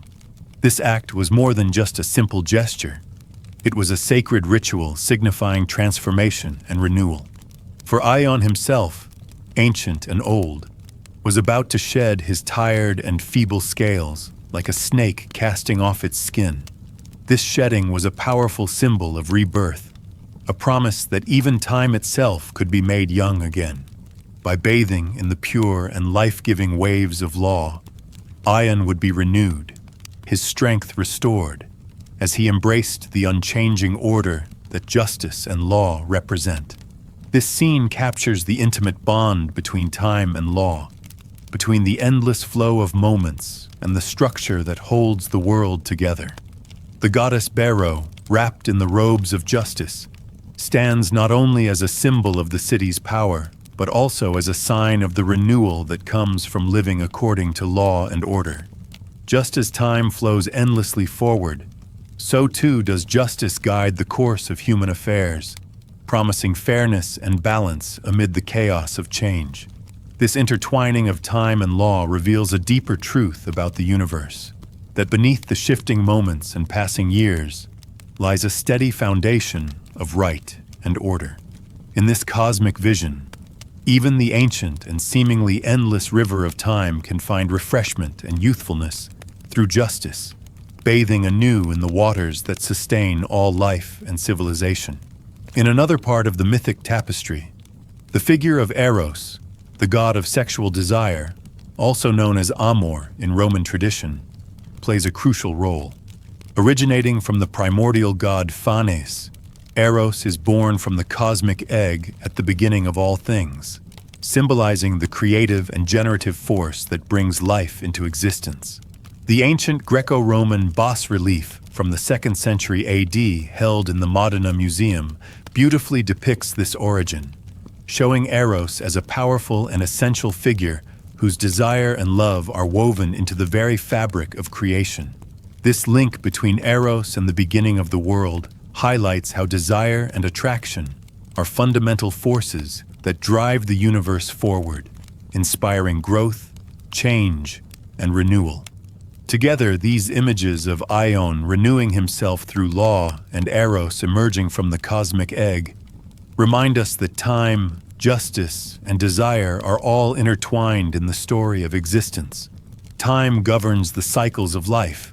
Law provides the structure that keeps those cycles balanced, and desire sparks the creative energy that brings forth new life and new beginnings. This ancient myth shows us that even the most powerful and eternal forces are connected, working together in a delicate harmony to shape the cosmos and human experience alike. The ancient gods and their stories reflect the way the world itself moves, from birth to growth, decay to renewal, governed by time's endless flow, justice's steady hand, and desire's burning flame. Through this lens, we can see the universe not as a chaotic place, but as a grand and ordered dance where each element plays its part, renewing itself and giving rise to the endless cycle of life and time. Eros. The dawn of creation witnessed the emergence of Eros, a primordial god, a protogenos, who brought forth life itself. He was not born of other gods, but simply came into being, self-formed, at the very beginning. This makes him one of the earliest forces in the cosmos, a driving power that fueled the generation of all new life. The ancient Greeks, in their Orphic traditions, gave him another name, Phanes.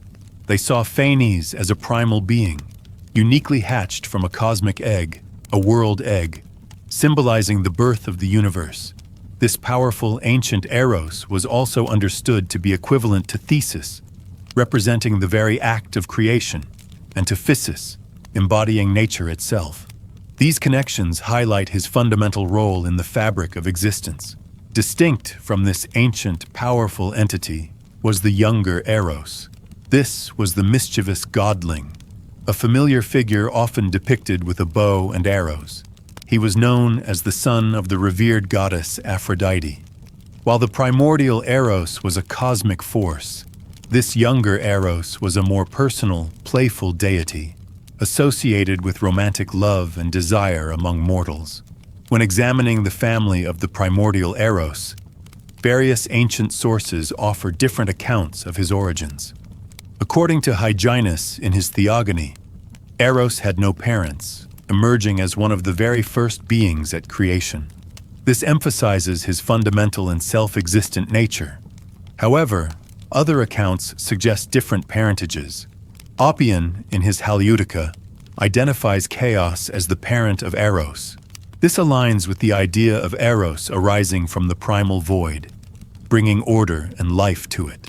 Aristophanes, in his play Birds, names Nyx, the goddess of night, as the mother of Eros. This suggests an origin from darkness, from which light and life then sprang forth. Yet another tradition, mentioned by Hyginus in his preface and by Cicero in De Natura Deorum, states that Eros was the offspring of both Erebos, the personification of darkness, and Nyx, the goddess of night. These varied accounts underscore the ancient Greeks' attempts to grapple with the mysterious origins of such a fundamental force. Regarding offspring, Aristophanes, in his Birds, states that Eros, in conjunction with Chaos, brought forth the birds. This curious lineage suggests that even early life forms were a product of this foundational procreative force. The understanding of Eros evolved over time. In Latin, he was known as Amor or Cupido, and these names are often associated with the later, more individualized concept of the god of love.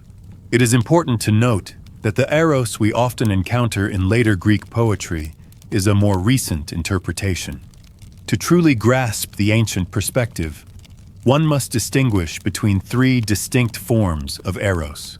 First, there is the Eros found in the ancient cosmogonies, the earliest stories of the universe's creation. This is the primordial Eros, a fundamental force. Second, there is the Eros of the philosophers and the mystery religions, who bears a strong resemblance to the cosmic Eros. This philosophical Eros often represents a principle of unity, attraction, and creation, connecting the divine with the mortal realm. Finally, there is the Eros depicted by epigrammatic and erotic poets. This is the witty, playful god, whose descriptions are often light-hearted and romantic. However, these playful descriptions, while charming, do not fully encapsulate the profound significance of the earlier, more fundamental conceptions of Eros. This distinction is crucial for a complete understanding of the diverse roles and interpretations of this powerful and enduring deity throughout ancient Greek thought. The ancient Greeks held a deep religious belief that permeated their understanding of the world, and within this belief system, the figure of Eros held a significant, evolving place. Interestingly, Homer, one of the earliest and most influential Greek poets, does not mention Eros in his epic works. It is in the writings of Hesiod, an even earlier author, that we find the first mention of Eros, and here he is described as a cosmogonic force, meaning he played a role in the creation of the cosmos itself. Hesiod, in his seminal work, the Theogony, lays out the sequence of creation. First, he states, there was chaos, a vast formless void. Then came Gaia, the earth, followed by Tartarus, the deep underworld. And alongside these primordial entities, Eros emerged, described by Hesiod as the fairest among the gods. This ancient Eros was understood to possess immense power, specifically the ability to rule over the minds and the counsels of both gods and men. Even in this early account by Hesiod, we can already see a blending of very ancient ideas about creation with later, more developed notions of the gods. According to the most ancient understandings, Eros was considered one of the fundamental causes behind the formation of the world. He was seen as the unifying power of love, a force that brought order and harmony out of the conflicting, chaotic elements that initially made up chaos.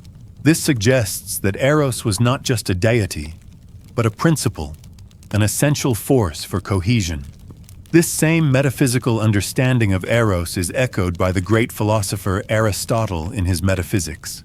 Similarly, in the mystical Orphic poetry, Eros is given a prominent role, described as the very first of the gods, having sprung forth from the world's egg, a symbolic representation of the universe's birth. This aligns with Aristophanes' mention of Eros's role in the creation of the birds from chaos, as described previously.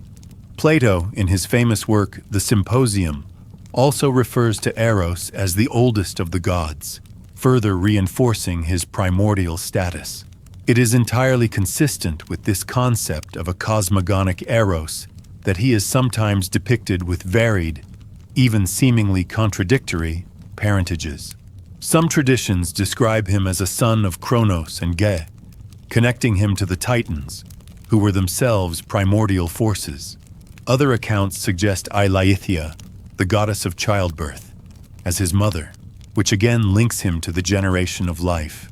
And perhaps most powerfully, Some accounts, like that mentioned by Pausanias, state that Eros had no parentage at all and simply came into existence by himself, further emphasizing his fundamental and self-originated nature in the cosmic order. Classical literature provides valuable insights into these ancient beliefs. Hesiod, in his Theogony, a Greek epic from the 8th or 7th century BC, clearly outlines the beginning of the cosmos. Verily, at first chaos, the chasm, air came to be. But next, wide-bosomed Gaia, earth, the ever-sure foundation of all one, the deathless ones who hold the peaks of snowy Olympus, and dim Tartaros, the pit, in the depth of the wide-pathed earth. And Eros, love, procreation, fairest among the deathless gods, who unnerves the limbs and overcomes the mind, and wise counsels of all gods and all men within them. This passage vividly illustrates Eros's position alongside the most fundamental elements of creation, and highlights his immense power over both divine and mortal beings. Another important ancient source is Alcman, a Greek lyric poet from the 7th century BC. In one of his fragments, as preserved in Scholia, ancient commentaries, he describes the very beginning. First came Thetis, creation. After that, ancient Poros, contriver, perhaps Chronos, and Tekmor, ordinance, perhaps Ananke. Tekmor came into being after Poros, thereupon, called him Poros, contriver, since the beginning provided all things. For when the matter began to be set in order, a certain Poros came into being as a beginning. So Alcman, represents the matter of all things as Conf. While Alcman's cosmogony introduces different figures like Thetis, Poros, and Tekmor, it still speaks to the ancient Greek preoccupation with understanding the initial ordering of the universe. The concept of Poros as a contriver who brings things into being and sets matter in order resonates with the role of Eros as a unifying and ordering force. Although Eros is not explicitly named in this specific fragment, the underlying theme of creation and the establishment of order out of an initial state of confusion aligns with the broader understanding of the cosmogonic Eros. This exploration of various creation myths from different ancient authors like Hesiod and Alcman shows the diverse yet interconnected ways the Greeks sought to explain the origins of the world and the fundamental forces that shaped it, with the primordial Eros consistently playing a pivotal role in bringing about order, unity, and life. The role of Eros in ancient Greek religious belief is a complex and evolving one, far beyond the image of a simple mischievous godling. Interestingly, the poet Homer, whose works like the Iliad and Odyssey shaped much of early Greek thought, does not mention Eros as a distinct deity. This absence suggests that at the time of Homer's writing, the concept of a personified god of love may not have been fully developed in the prevailing myths. However, the earliest author who does bring Eros into his narrative is Hesiod, whose Theogony offers a foundational account of the origins of the gods and the universe. Hesiod describes Eros as a cosmogonic force, meaning he was involved in the very creation of the cosmos. In Hesiod's powerful telling, he outlines the fundamental order of existence. First, he says, there was chaos, then came Gaia, Tartarus, and Eros. This placement of Eros alongside primordial entities like chaos, the void or chasm, earth, and Tartarus, the underworld pit, is highly significant. It immediately establishes Eros not as a minor deity, but as one of the original and essential building blocks of the universe. Hesiod further elaborates that Eros was the fairest among the gods, possessing an immense power that rules over the minds and the counsel of gods and men. This description already hints at a blend of very ancient, foundational ideas with later, more personal notions of love's influence. At its core, this ancient understanding portrays Eros as a fundamental cause in the formation of the world. He was the uniting power of love, the force that brought order and harmony to the chaotic and conflicting elements that made up the initial state of chaos. Imagine the universe as a swirling, unformed mass. Eros was the principle that began to draw things together, to create connections and relationships, ultimately leading to structure and existence. This metaphysical view of Eros as a force beyond mere physical attraction is echoed by the philosopher Aristotle in his Metaphysics. Aristotle recognized Eros as a principle of attraction and harmony in the universe, reflecting the inherent drive towards form and actualization. Similarly, in the Orphic poetry, which held a mystical and profound view of creation, Eros is described as the very first of the gods. These texts envision him as emerging from a cosmic world's egg, a symbolic representation of the universe coming into being from a unified, embryonic state. This reinforces his primordial status and his role as the animating force behind creation. Plato, in his famous Symposium, also refers to Eros as the oldest of the gods, further solidifying the idea of his ancient and fundamental nature. These philosophical and mystical interpretations align perfectly with the cosmogonic understanding of Eros, where he represents the inherent drive towards generation and connection. The notion of the cosmogonic Eros also helps explain the diverse and sometimes contradictory accounts of his parentage. Because he was seen as a force that emerged at the very beginning of existence, without a clear lineage in the traditional sense, he could be described as having no parentage at all, simply coming into being by himself, as mentioned by Pausanias.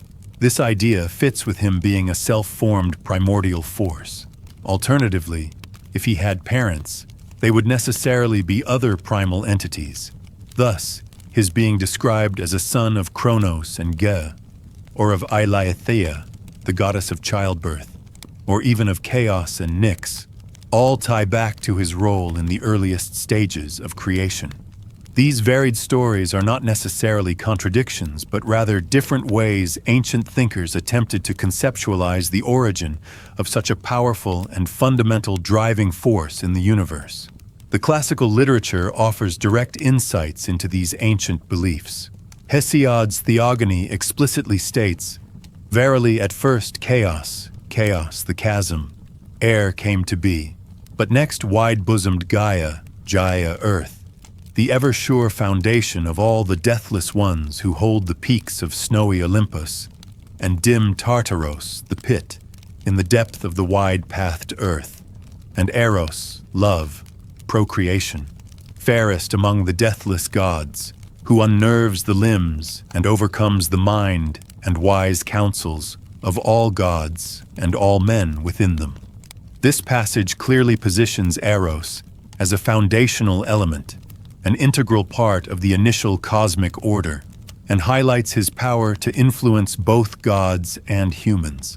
Another ancient source, Alcman's Fragment 5, sheds further light on the Orphic-like cosmogonies.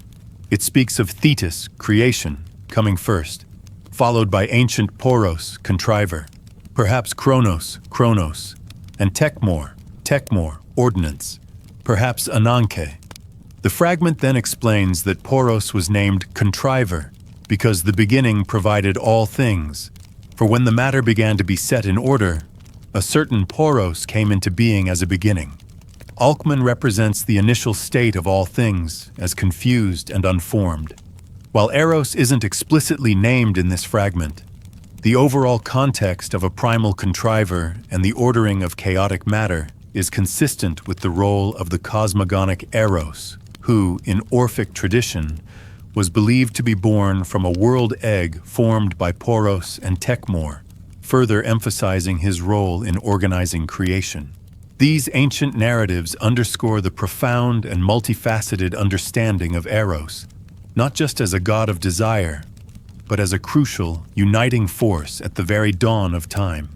Plato, the renowned Greek philosopher, in his work Timaeus, offered his own nuanced perspective on the cosmogony, or the origin of the universe, particularly how it relates to the primordial Eros, while he reorders some of the elements found in earlier cosmogonies, such as that of Alcman. he still places a significant emphasis on the role of foundational principles. Plato introduces a fable where Poros, representing expediency, is described as the son of Métis. Métis, in this context, is akin to Thetis, a concept of creation or wisdom, aligning with the idea that ingenuity and resourcefulness stem from a creative source. On the other side, Plato introduces Penia, symbolizing poverty, whom he identifies with Tekmor, or ordinance. Penia, driven by her own difficult circumstances, cunningly devises a plan to conceive a child with Poros. She lies down beside him, and from this union, Eros, or sexual desire, is conceived. This Platonic account, while allegorical, suggests that Eros, even in his primordial form, emerges from a combination of resourceful planning and a driving need, a fundamental urge that leads to creation and propagation. The union of Poros and Tekmor, whether directly giving birth to Eros or forming the world egg from which he hatched, consistently points to Eros as the outcome of a primordial interaction that initiates the process of generation in the cosmos. Moving to the Orphic theogonies, a distinct and mystical set of ancient Greek beliefs, the primordial Eros is most commonly referred to as Phanes. Phanes, a deity explored in more detail in separate entries, is essentially the Orphic equivalent of the cosmic Eros, embodying the radiant, generative force that emerged at the very beginning. The Orphic tradition often presents a more elaborate and symbolic creation narrative, and Phanes, with his dazzling appearance and role as the firstborn god, encapsulates the essence of procreation and light in this worldview. Aristophanes, the comedic playwright, despite his humorous tone, provides a remarkably detailed and influential account of the Orphic cosmogony in his play Birds. He begins by setting the stage of primal existence. At the beginning, there was only chaos, the chasm, air, Nyx, night, dark Erebus, darkness, and deep Tartaros, the pit. Gaia, earth, air, meaning ether, the upper air, and Oranos, Uranus, heaven, had no existence. This paints a picture of a universe utterly devoid of form, light, or established deities. It is from this profound void that creation truly begins.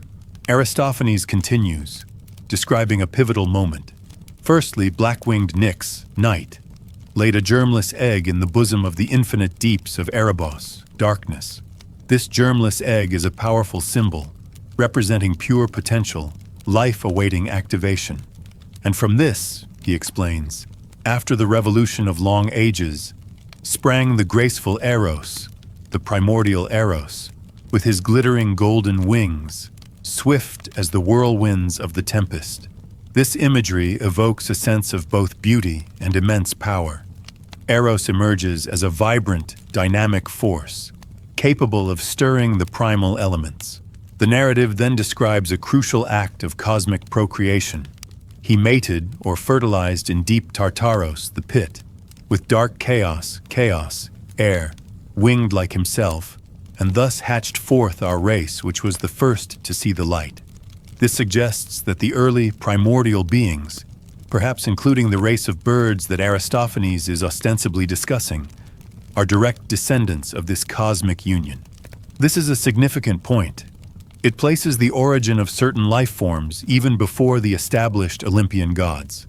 Aristophanes emphasizes the sequence of creation, stating that the race of the immortals, the Olympian gods, did not exist until Eros had brought together all the ingredients of the world. This highlights Eros's crucial role as the grand unifier, the force that assembled and harmonized the disparate elements of the nascent cosmos.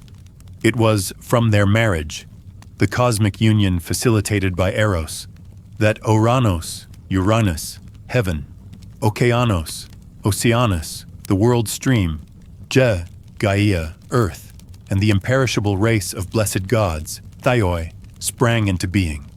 This directly asserts that the sky, the oceans, the earth itself, and even the revered Olympian deities owe their existence to the primordial work of Eros. The play then humorously, but significantly, draws a direct line from this cosmic event to the very nature of birds. Thus, our origin is very much older than that of the dwellers in Olympus. We are the offspring of Eros. There are 1,000 proofs to show it. This claim, while comedic in context, underscores the deep-seated belief in Eros as a foundational, life-giving force. The proofs offered further elaborate on this connection. We have wings, and we lend assistance to lovers. This ties the physical characteristic of birds, wings, to the power of Eros, assistance to lovers, suggesting a fundamental ancient link. The passage concludes with a playful yet profound observation about the pervasive influence of Eros. How many handsome youths, who had sworn to remain insensible, have opened their thighs because of our power and have yielded themselves to their lovers when almost at the end of their youth, being led away by the gift of a queue. This final flourish, even in a comedic context, serves to illustrate the irresistible and universal power of love and desire, a power that, according to these ancient cosmogonies, originated with the primordial Eros himself. The narrative from Aristophanes' Birds continues to draw a whimsical yet profound connection between the feathered creatures and the primordial force of Eros, jokingly suggesting that the bird's ability to aid lovers stems from their ancient lineage, being the offspring of Eros. He points to common observations, like how a quail, a waterfowl, a goose, or a cock might behave, as further evidence of this deep, almost inherent, link to the power of love and procreation. Moving to the Orphica, specifically the Argonautica, we encounter a more mystical and abstract creation story that highlights the absolute primordial nature of Eros. This text states, firstly, ancient chaos's chaos, stern Ananke, inevitability, and Chronos, time, who bred within his boundless coils ether, light, and two-sexed, two-faced, glorious Eros, Phanes, ever-born Nyx's night's father, whom latter men call Phans, for he first was manifested. This account places Eros as an incredibly early entity, born from the very essence of time and inevitability within the vast expanse of chaos. His description as two-sexed and two-faced suggests a complete, self-sufficient, and all-encompassing nature, embodying both masculine and feminine principles, and looking both forward and backward in time. The statement that he is ever-born Nyx's night's father further elevates his status, indicating that he predates even night, a fundamental cosmic entity in many Greek cosmogonies. The text explicitly links this primordial Eros to Phanes, clarifying that later generations referred to him by this name because he was the very first to be manifested or brought into existence and made visible in the developing cosmos. Cicero, a Roman rhetorician, also touches upon the origins of Eros in his work De Natura Deorum. He states, amor, love, Eros, dolus, guile, etc., are fabled to be the children of Erebus, darkness, and Nox, night, Nyx. This Roman perspective, while slightly different from the Greek, still places Eros's parentage with other primordial forces like darkness and night. This common thread across various ancient sources emphasizes that the concept of Eros, in his earliest form, was intrinsically tied to the fundamental elements and processes of the very first stages of the universe. The ancient Greek poet Oppian, in his Kynegetica, offers a vivid and awe-inspiring depiction of Eros as the primordial god of procreation. His words convey the immense power and influence of this deity. Mighty Eros, love, how great art thou, how infinite thy might. How many things dost thou devise and ordain? How many mighty spirit, daimon, are thy sports? Oppian immediately establishes Eros as a force of boundless power and influence, a divine spirit orchestrating countless actions and events. He continues to illustrate Eros's overwhelming power over the very fabric of the world. The earth is steadfast, yet is it shaken by thy shafts. Unstable is the sea, yet thou dost make it fast. This imagery suggests that even the most fundamental and seemingly unchangeable aspects of the physical world are subject to Eros's influence. He can destabilize the firm earth and bring stability to the volatile sea, indicating his control over opposing forces and his ability to impose order or disorder as he pleases. Oppian then describes Eros's dominion over the divine realms. Thou comest unto the upper air, and high Olympus is afraid before thee.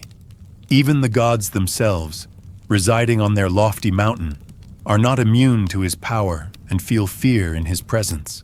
All things fear thee, he proclaims, encompassing the wide heaven above and all that is beneath the earth and the lamentable tribes of the dead, who, though they have drained with their lips the oblivious water of Lethe, still tremor before thee.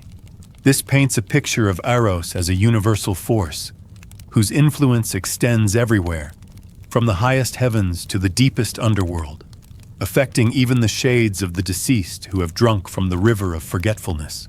Their continued trembling before him suggests that even in death, the primal force of Eros retains its sway. The poet further elaborates on the extent of Eros's dominion. By thy might thou dost pass afar, beyond what the shining sun doth ever behold. To thy fire even the light yields place for fear, and the thunderbolts of Zeus likewise give place. This implies that Eros's power transcends even the most powerful natural phenomena and the authority of the king of the gods, Zeus himself. His fire is so intense that even sunlight retreats from it, and Zeus's mighty thunderbolts defer to him. This imagery emphasizes Eros's elemental, irresistible power, hinting at the burning, consuming nature of his influence. Oppian vividly describes Eros's potent arrows. Such fiery arrows, fierce spirit, hast thou, sharp, consuming, mind-destroying, maddening, whose melting breath knows no healing, wherewith thou dost stir even the very wild beasts to unmet desires. These are not mere physical projectiles, but symbols of overwhelming, inescapable passion. They are sharp, consuming, capable of shattering the mind and inducing madness. Their effect is described as a melting breath that offers no healing, conveying the idea that once struck by Eros's influence, there is no escape or cure. This power extends even to wild beasts, stirring in them raw, untamed desires, highlighting the primal and universal nature of the procreative urge that Eros embodies. In another work, Halayutica, Oppian continues to portray Eros with a blend of admiration and fear. O cruel Eros, love, crafty of counsel, of all gods fairest to behold with the eyes, of all most grievous when thou dost vex the heart with unforeseen assault, entering the soul like a storm wind and breathing the bitter menace of fire, with hurricane of anguish and untempered pain. Here Eros is acknowledged for his beauty, but also for his cunning and the intense suffering he can inflict. He strikes without warning, like a sudden storm, bringing with him a bitter menace of fire and a hurricane of anguish and untempered pain, emphasizing the destructive and overwhelming aspects of uncontrolled desire. The effects of Eros are depicted as agonizing. The shedding of tears is for thee a sweet delight, and to hear the deep-wrung groan, to inflame a burning redness in the heart, and to blight and wither the bloom upon the cheek, to make the eyes hollow and to rest all the mind to madness. This illustrates the profound emotional and physical toll that Eros's influence can take, reveling in the suffering and transformation of those he affects. He causes internal burning, external decay, and ultimately, a loss of sanity. Many thou doest even roll to doom, even those whom thou meetest in wild and wintry sort, fraught with frenzy, the passage concludes, signifying that Eros's impact can be destructive and lead to ruin, particularly when encountered in a wild and wintry sort, implying an unbridled, uncontrolled, and chaotic manner. This final thought reiterates that the power of Eros, while essential for creation, also carries the potential for immense pain and madness when it grips individuals with an overwhelming frenzy. The poetic descriptions of Eros continue to paint a picture of an omnipresent and ancient force, whose influence permeates every aspect of existence. The text suggests that festivals is thy delight, implying that celebration and joy are intrinsically linked to the presence of Eros. The passage then poses a fundamental question about his origin. Whether then thou art the eldest born among the blessed gods, and from unsmiling chaos, didst arise with fierce and flaming torch, and didst first establish the ordinances of wedded love, and order the rites of the marriage bed, or whether Aphrodite of many counsels, queen of Paphos, bear thee a winged god on soaring pinions. This eloquently captures the two primary traditions regarding Eros's birth: his emergence as a primordial cosmic entity from chaos, or his later portrayal as the son of Aphrodite. The imagery of him arising from unsmiling chaos with a fierce and flaming torch further solidifies his role as an ancient, powerful bringer of light and order, especially in the context of human relationships, as he didst first establish the ordinances of wedded love and order the rites of the marriage bed. This shows that even the most sacred and structured aspects of human society, like marriage, were believed to have their roots in this primal force. The plea, "Be thou gracious, and to us come gentle, and with fair weather and in tempered measure," for none refuses the work of Eros, love, underscores the irresistible nature of his power, a power that cannot be denied, and expresses a wish for his influence to be benevolent and balanced. The universality of Eros's power is further emphasized. "Nor doth the race of heaven suffice thee, nor the breed of men. Thou rejectest not the wild beasts, nor all the brood of the barren air. Under the coverts of the nether deep dost thou descend, and even among the finny tribes thou dost array thy darkling shafts, that naught may be left ignorant of thy compelling power, not even the fish that swims beneath the waters." This sweeping statement declares that no living creature, no realm, no corner of the cosmos is outside of Eros's reach. Not only does he affect the gods in heaven and humans on earth, but his influence extends to the untamed wild beasts, the creatures of the barren air, and even descends into the nether deep, where he wields his darkling shafts among the finny tribes of fish. This all-encompassing reach ensures that naught may be left ignorant of thy compelling power, cementing his status as a truly universal, inescapable force. An anonymous Greek elegiac poem from the 4th century AD, titled Moral Maxims, offers a succinct and direct affirmation of Eros's ancient lineage. Love, Eros, is the oldest of all the gods. This simple statement, though brief, powerfully reinforces the long-standing belief in Eros's primordial status, suggesting that he predates even the most revered deities of the Greek pantheon. Chronos, a Greek epic poet from the 5th century AD, in his Dionysiaca, provides a fascinating portrayal of Eros, particularly when Zeus seeks his aid in a desperate situation. In a scene where Zeus needs to recover his lightning bolts from the formidable monster Typhoeus, the king of the gods turns to Eros.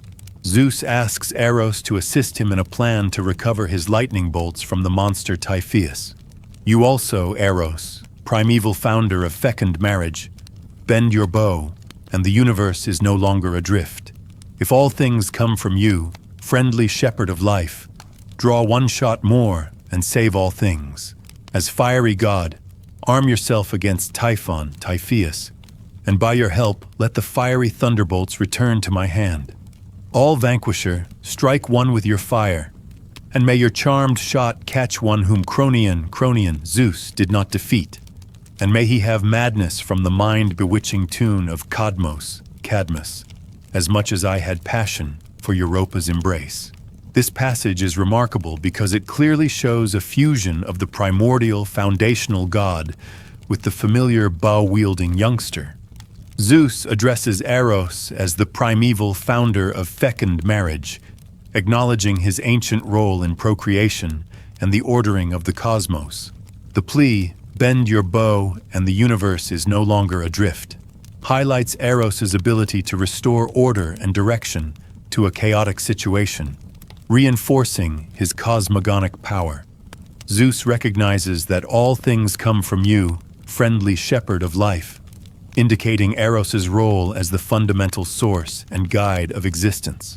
The request for Eros to draw one shot more and save all things, and to arm yourself against Typheus, reveals a direct appeal to his destructive, yet ultimately restorative, power. Eros, as a fiery god, is asked to use his flames against the monstrous Typhon, suggesting that the very heat of desire and procreation can be channeled for battle. The idea that Eros' charmed shot can succeed where Zeus's own power failed, catch one whom Cronion, Zeus, did not defeat, further elevates his unique and potent abilities. The final comparison, where Zeus asks for Typhon to experience madness from the mind-bewitching tune of Cadmus, mirroring Zeus's own passion for Europa's embrace, cleverly links the destructive power of overwhelming desire to the very force that drives creation and even divine passion, thereby blending the primordial and the personal aspects of Eros. This portrayal in Nonnus's Dionysiaca clearly illustrates how the two interpretations of Eros, the ancient cosmic entity and the younger, mischievous god of desire, could coexist and even merge in later classical literature. Nonnus further elaborates on Eros' foundational role in creation in another passage from Dionysiaca. Eros once more ordered all the varied forms of life by the girdle, sowing the circle of the well-plowed earth with the seed of generation. This imagery of Eros, ordering all the varied forms of life by the girdle, suggests a guiding, organizing force, a power that binds and shapes existence. The act of sowing the circle of the well-plowed earth with the seed of generation is a powerful metaphor for his continuous role in initiating and sustaining life, transforming the prepared earth into a fertile ground for new beings.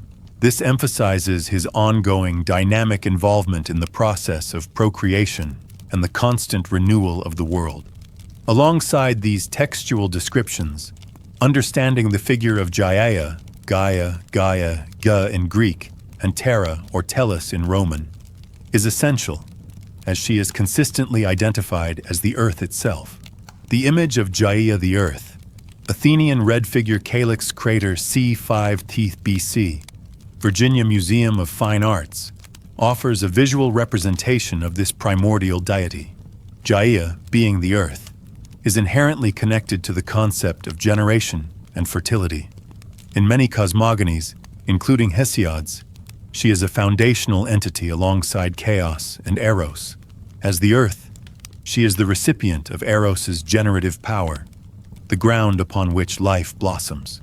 Thus, the visual and textual references to Gaia further underline the interconnectedness of these primordial forces, Chaos, Eros, and Earth, in the very act of creating and sustaining the diverse forms of life in the universe. Gaia, or Gaia, was more than just a goddess. She was the very embodiment of the earth itself, a fundamental force present at the very beginning of everything. As one of the primordial elemental deities, known as protogenoi, she emerged at the dawn of creation, not born of other gods in the traditional sense, but simply coming into being as a foundational component of the cosmos. Gaia held the revered title of the Great Mother of all creation. Her incredible fertility was responsible for birthing an astonishing array of beings that shaped the universe and populated it with gods, monsters, and mortals alike. Her most significant and perhaps most contentious union was with Ouranos, the sky. From this cosmic pairing, a vast pantheon of heavenly gods descended. But her generative power was not limited to the celestial realm. Through her union with Pontos, the personification of the sea, she became the mother of the sea gods, populating the vast watery depths. Even the monstrous gigantes, fearsome giants, sprang from her fertile mating with Tartaros, the immense pit beneath the earth. Beyond these divine and semi-divine offspring, Gaia's immense vitality meant that mortal creatures were also born directly from her earthy flesh, emphasizing her role as the ultimate source of all life. Despite her role as the Great Mother, Gaia was also depicted as the chief antagonist of the heavenly gods, particularly those who oppressed her children. Her history is marked by a series of powerful rebellions. Her first major defiance was against her own husband, Chronos. Angered by his cruelty, as he had imprisoned several of her giant sons within her own womb, preventing their birth, Gaia spearheaded a revolt. Later, when her son Chronos, the leader of the Titans, defied her by imprisoning these same sons, his monstrous siblings, the Cyclopes and Hecatoncheires, Gaia shifted her allegiance and sided with Zeus in his rebellion against Chronos. This pivotal alliance helped Zeus overthrow his tyrannical father and establish his reign on Mount Olympus. However, even Zeus was not immune to Gaia's wrath. She eventually came into conflict with him because she was enraged by his binding of her Titan sons in Tartaros, the very pit from which some of her earlier offspring had emerged. In her continued defiance, she birthed a powerful tribe of Gigantes, hoping they would overthrow Zeus. When this failed, she later brought forth the terrifying monster Typhoeus, a creature of immense power with the same goal. Despite her formidable efforts and the fearsome nature of her offspring, both the Gigantes and Typhoeus ultimately failed in their attempts to unseat Zeus. These conflicts highlight Gaia's fierce protective nature over her children and her relentless pursuit of cosmic justice as she perceived it. In the ancient Greek cosmology, the Earth, personified by Gaia, was not merely a concept but a physical entity. It was conceived of as a flat disk, perpetually encircled by the great river Oceanus. Above this disk stretched the solid dome of heaven, Ouranos, forming a protective canopy. Beneath the earth lay the vast inverse dome of Tartaros, the great pit that served as a prison for the defeated Titans and other monstrous entities. The earth, Gaia's physical form, supported the expansive seas and towering mountains upon her immense breast, nurturing them as a mother nurtures her children. In artistic depictions, particularly in Greek vase painting, Gaia was often shown as a buxom, matronly woman. She was portrayed rising directly from the earth, emphasizing her inseparable connection to her native element. This visual representation underscores her role as the fertile, nurturing ground from which all life springs. In more elaborate mosaic art, Gaia typically appears as a full-figured woman, reclining comfortably on the earth, often clothed in shades of green, symbolizing her connection to vegetation and life. She was sometimes accompanied by troops of carpoi, carpi, fruits, and horai, seasons, further reinforcing her association with fertility, abundance, and the natural cycles of growth and harvest. The family of Gaia, like her character, is ancient and multifaceted, with various myths offering different accounts of her origins and progeny. According to Hesiod's Theogony, a foundational text for Greek mythology, Gaia had no parents. She was considered the second being to emerge at creation, following only chaos. This singular origin reinforces her status as a fundamental, self-existent entity. However, other traditions offer different accounts. The Orphic rhapsodies and certain Orphic fragments suggest that Gaia emerged from Hydros, a primal water. This view connects her origin to the element of water, often seen as a source of life. Yet another account, from Hyginus's preface, states that Gaia was born from the union of Aether, the upper, luminous air, and Hemera, day. These differing parentages reflect the varied philosophical and mythical attempts to explain the origin of such a fundamental force as Earth. Gaia's offspring are numerous and incredibly significant. Without a mate, through a process of asexual reproduction, she gave birth to several primordial entities, known as protogenoia. Hesiod states that she bore Uranos, sky, the Aurea, the mountains, and Pontos, sea. This shows her immense power to bring forth vast, elemental aspects of the world from her own being. Hyginus, in his preface, also lists Pontos and Tartaros as her offspring, noting their parentage might be Aether or Oranos, showing a slight variation in the detailed lineage. The Orphic fragments, aligning with their distinct cosmogony, suggest that Chronos, time, and Ananke, inevitability, were born from her union with Hydros. Her unions with Oranos proved particularly prolific, giving rise to many of the most important figures in Greek mythology. Hesiod, Apollodorus, and Diodorus Siculus all detail the birth of the Titanes, Oceanos, Koios, Krios, Hyperion, Iapetos, Chronos, and the Titanides, Thea, Rhea, Themis, Mnemosyne, Tethys, Phoebe. In addition to the Titans, Gaia also bore the powerful Cyclopes and the monstrous Hecatoncheires, each with their unique attributes and roles in the unfolding cosmic drama. Apollodorus further adds Dione to the list of Titanides born from Gaia and Oranos, indicating slight variations in the mythological traditions regarding her vast progeny. These extensive lineages underscore Gaia's unparalleled role as the ultimate mother figure in the Greek cosmos, responsible for populating the world with its most powerful and influential beings. Gaia's role as the Great Mother, fertile and prolific, is further highlighted by the extensive list of her offspring, reflecting the intricate web of relationships that define the Greek mythological cosmos. Beyond the major groups like the Titans, there are many other notable children. For instance, Aeschylus in Eumenides mentions that Themis and Phoebe, two of the Titanides, were directly birthed by Gaia, underscoring her direct involvement in bringing forth deities of justice and light. Similarly, Aeschylus in Prometheus Bound names Okeanos, Chronos, and Tethys as Titans born from her union with Oranos, indicating a focus on specific figures within that vast brood. Interestingly, Aeschylus also attributes Prometheus, the famous benefactor of mankind, as a child of Gaia, suggesting a profound connection between the Earth Mother and the figure who would bring vital knowledge to humanity. Eumelus, in his Titanomachia, further confirms that the powerful Cyclopes and the monstrous Hecatoncheires were also children of Gaia and Oranos, emphasizing her role in birthing these primordial giants with their immense strength and unique forms.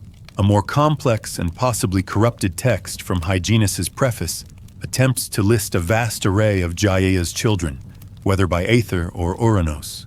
This list includes Okeanos, Themis, Tartaros, Pontos, the general group of the Titans, and specific figures like Briareus, Gaius, Sterapes, Atlas, Hyperion, Koios, Chronos, Rhea, Mnemosyne, Dione, and even the fearsome Erinyes.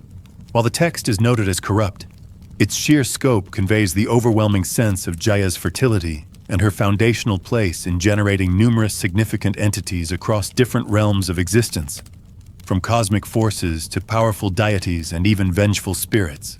Beyond the offspring of her union with Oranos, Gaia's creative power also manifested in darker and more fearsome forms. Hesiod's Theogony and Apollodorus's accounts describe a particularly significant set of births from the horrifying event of Oranos's castration. From the blood that spilled onto Gaia, she brought forth the formidable Erinyes, vengeful deities of retribution. Alongside them came the Gigantes, the giants, sometimes including the Curetes, though this is queried. These giants were powerful, warlike beings, destined to challenge the Olympian gods. Furthermore, the Meliae, or ash nymphs, also sprang from this same potent blood, linking Gaia's fertility to the very trees of the earth. These births from Oranos's spilled blood highlight Gaia's capacity to bring forth avenging forces and powerful, sometimes monstrous beings from cosmic violence.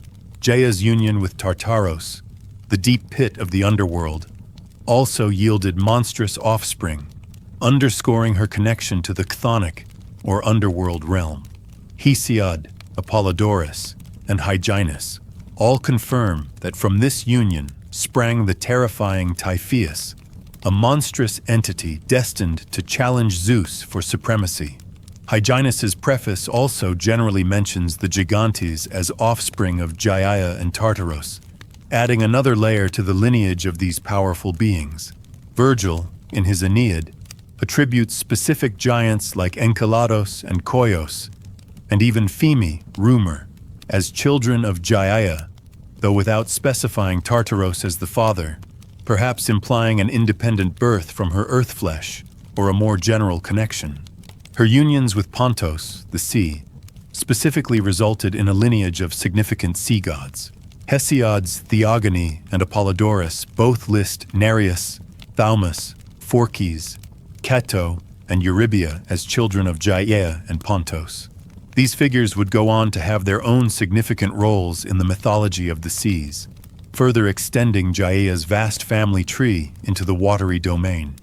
Another unique offspring related to the sea is Charybdis, the monstrous whirlpool, who is mentioned by other references as being a child of Gaia and Poseidon, demonstrating her continued role in birthing powerful, sometimes destructive, forces of nature. Gaia's fertility also extended to the rustic gods, those associated with the natural world, particularly the land and its wild places. The Curetes are a group with varied origins. Some accounts, like Hesiod's Theogony, question whether they arose from the blood of Ouranos. Ovid's Metamorphoses offers a different origin, stating they were born from a shower of rain, linking them to a more natural elemental process. Other sources, including Greek lyric 5 anonymous fragments, Strabo, Diodorus Siculus, and Nonnus's Dionysiaca, simply mention the Curetes without specific parentage, highlighting their widespread recognition as ancient, earth-born entities. The Dactyloi are also mentioned by Nonnus in his Dionysiaca as Gaia's offspring, further connecting her to ancient, often metalworking or healing spirits of the earth. Other rustic gods also trace their lineage to Gaia. Kybairos is named in Greek, lyric 5 anonymous fragment 985 as a child of Gaia, associating her with the chthonic mystery cults often linked to these deities.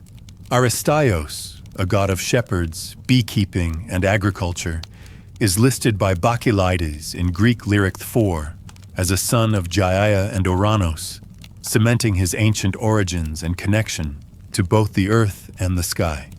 Silenos, a companion of Dionysus and a spirit of the wild, is also attributed as Gaia's child by Nonnus in Dionysiaca, linking her to the untamed aspects of nature. Aetna, the personification of Mount Etna, is mentioned by Simonides and Theocritus's Scholiast as a child of Gaia and Ouranos, directly connecting the earth goddess to prominent geological features. Triptolemos, a hero associated with the spread of agriculture, is noted by Apollodorus as the son of Gaia and Okeanos, highlighting her connection to both the land and the surrounding waters in bringing forth civilization. Finally, Disales is also named as a child of Gaia in Greek lyric 5 anonymous fragment 985, further showcasing the diverse range of earth-born deities and figures stemming from the Great Mother. This extensive catalog of offspring truly illustrates Gaia's unparalleled role as the primary source of life and being in the Greek mythological world. Gaia's role as the universal mother extends even to lesser-known, yet still significant figures in the Greek mythological landscape. For instance, the Kentauroi Kyprioi, a specific type of centaur, are named by Nonnus in his Dionysiaca as offspring of Gaia and Zeus. This particular lineage suggests a connection between the Earth Mother and the King of the Gods in birthing these hybrid creatures, emphasizing her continued participation in generating diverse life forms. Daimones. Beyond physical beings, Gaia's generative power also extended to abstract concepts and spiritual entities known as daimones. Hyginus, in his preface, provides a fascinating and extensive list of these personified abstract forces, stating they were born from Gaia and Aether.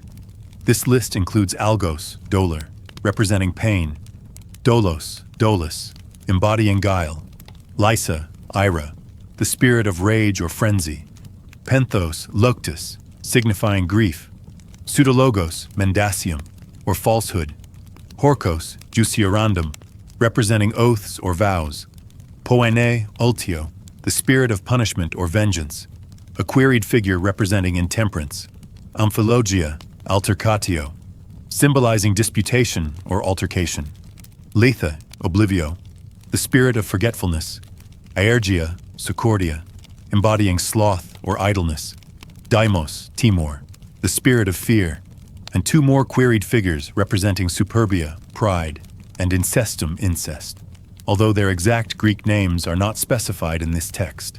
Finally, Heisman, Pugna, representing battle or combat, completes this array of powerful, often negative, abstract forces born from the very essence of Earth and the luminous upper air.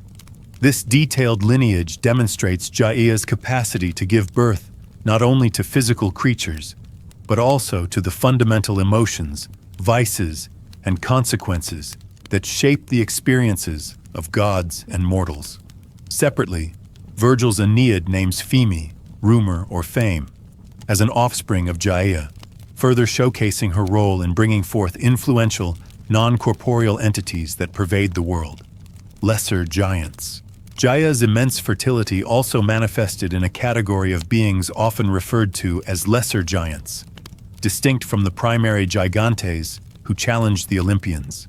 Tityos, a massive giant, is repeatedly cited as a son of Gaia by Homer in the Odyssey, Virgil in the Aeneid, and Nonnus in the Dionysiaca. His immense size and punishment in the underworld speak to his primeval, earth-born nature. Another significant figure is Orion, the great hunter. Apollodorus names him as a son of Gaia. More elaborately, Hyginus and Ovid provide a curious account of Orion's conception. He was fertilized by an ox hide soaked with the urine of Zeus, Poseidon, and Hermes, as described in Hyginus's Fabulae and Astronomica, and Ovid's Fasti. Nonnus also mentions this unusual origin in his Dionysiaca. This unusual method of conception highlights Gaia's inherent fertility and her ability to bring forth life through unconventional means, sometimes involving the contributions of other gods without a direct physical union. Argos Panoptis, the hundred-eyed giant, is another of Gaia's earth-born children, attested by Aeschylus in his Suppliants and Prometheus, as well as by Apollodorus and Nonnus. His myriad eyes and tireless vigilance point to his direct connection to the all-seeing nature of the earth.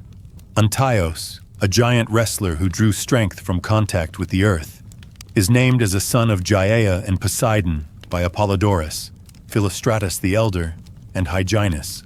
His strength being renewed by touching the ground vividly illustrates his mother's essence flowing into him. Lystragon, a monstrous cannibal giant, is listed as a son of Gaia and Poseidon in Hesiod's catalogues, again linking the Earth Mother to powerful, often fearsome, beings of the sea. The Gegones, a tribe of 6 armed giants, are simply stated as children of Gaia by Apollonius Rhodius, indicating their direct birth from the earth without specific parentage mentioned. Other individual giants include Alpos, mentioned by Nonnus in the Dionysiaca, Sichaeus by Athenaeus, and Damascen also by Nonnus. These unique giants further diversify Gaia's offspring, each contributing to the rich tapestry of Greek mythology. Pausanias adds Anax and Hylos as sons of Gaia, who became early kings, showcasing her connection to the establishment of early human societies and rulers. Monsters. Gaia's creative power, however, was not limited to benevolent or neutral beings. She was also the progenitor of some of the most fearsome monsters in Greek myth. Echidna, a terrifying creature described as half-woman, half-serpent, is named as a child of Gaia and Tartaros by Apollodorus, solidifying her link to the dark chthonic forces. The great serpent Python, guardian of Delphi, is consistently cited as a child of Gaia by Hyginus in his preface and Fabulae, and by Ovid in Metamorphoses. His earthborn nature highlights the raw, untamed power of the land.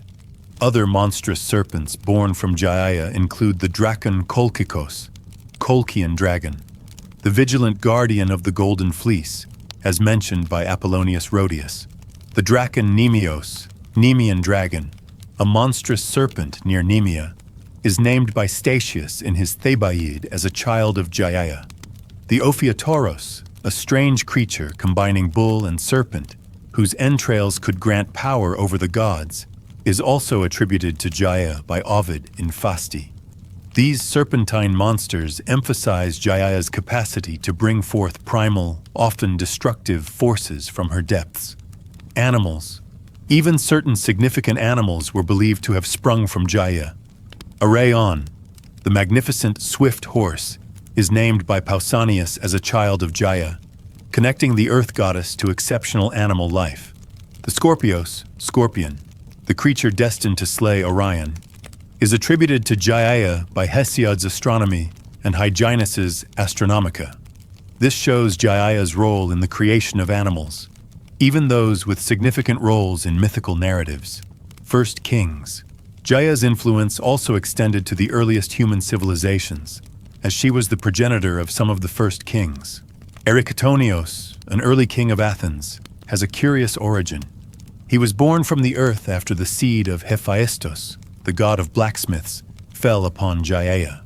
This unique birth is widely attested by Homer in the Iliad, Apollodorus, Callimachus in Hecale, and other sources. This particular myth highlights Gaia's role in the foundation of human royalty and early cities, cementing her status not only as the mother of gods and monsters, but also as a direct ancestral figure for humanity. Human tribes. Gaia's generative power was not limited to individual figures, but also extended to the very formation of human tribes and distinct races. Alcaeus, in his fragment 441, mentions the Paiakai, Phaeacians, a mythical seafaring people, as being born by the blood of the castrated Oranos. This suggests that even the distant, seemingly distinct human tribes could trace their origins back to the primal, violent acts of creation involving Gaia and the sky god. Hesiod's catalogues, in Fragment 40a, provides an extensive list of various human races born to Gaia through her union with Epaphos, a figure associated with the origins of various peoples.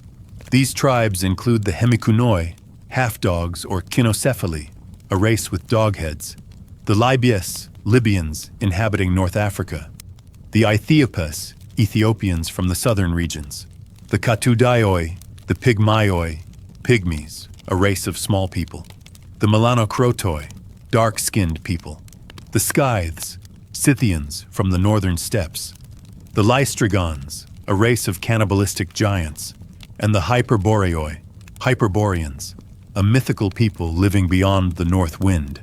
This remarkable list underscores Gaia's role in populating the diverse geographical and fantastical landscapes of the ancient world, with a multitude of distinct human and sometimes monstrous human-like races, showcasing her immense and varied procreative capacity. The encyclopedia entry for Gaia, also known as Ja, provides a concise summary of her significance. She is unequivocally identified as the personification of the earth.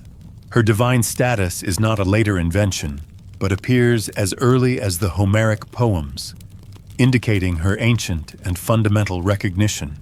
For instance, in Homer's Iliad, it is explicitly mentioned that black sheep were sacrificed to her, a ritual act of devotion often performed for chthonic deities, further affirming her divine status and connection to the underworld or the deep earth.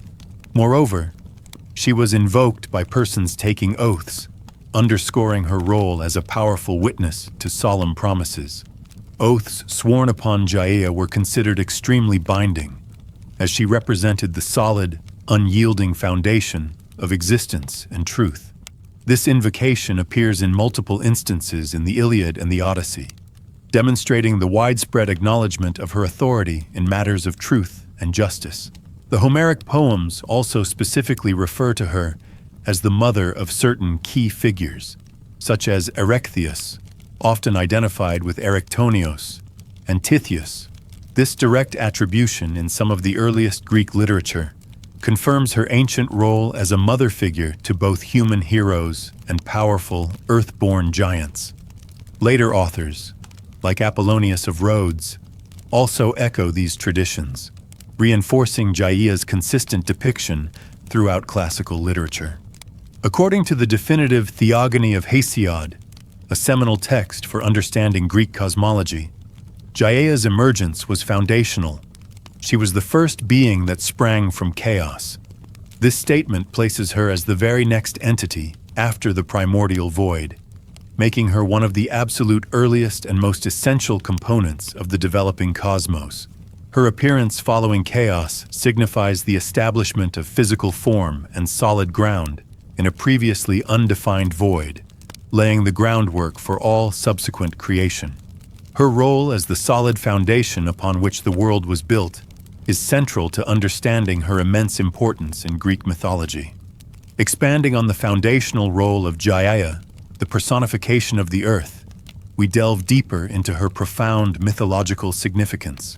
As the very first being to spring from chaos, Gaia immediately established the physical world by giving birth, without a male partner, to Uranus, the sky, and Pontus, the sea. This initial self-generation highlights her primordial power and her fundamental role in shaping the cosmos. Her union with Uranus then initiated a new era of creation, leading to a vast and powerful lineage. Through him, Gaia became the mother of a series of immensely significant beings, the powerful Titans. These included Oceanus, the world-encircling river; Coeus, a titan of intellect; Creus, associated with constellations; Hyperion, the sun god; Iapetus, a father of important figures like Prometheus; and the female Titanides; Theia, goddess of sight and shining things; Rhea, mother of the Olympian gods; Themis, goddess of divine law; Mnemosyne, the personification of memory; Phoebe, a titaness of shining intellect; and Thetis, a primeval sea goddess. Beyond the Titans, this union also produced the formidable Cyclopes, including Brontes, Steropes, and Arges, known for their single eye and immense strength, as well as the monstrous Hecatoncheires, Cottus, Briareus, and Gyges, each possessing 100 hands and 50 heads. However, the relationship between Gaia and Uranus was far from harmonious. Uranus, fearing the immense power of his own children, particularly the Cyclops and Hecatoncheires, harbored an intense hatred for them. In his cruelty, he cruelly concealed them within the very bosom of the earth, Gaia's own body, preventing their emergence. Gaia, suffering from the burden of her imprisoned children, was consumed by sorrow and anger. Driven by maternal instinct and a desire for vengeance, she devised a cunning plan.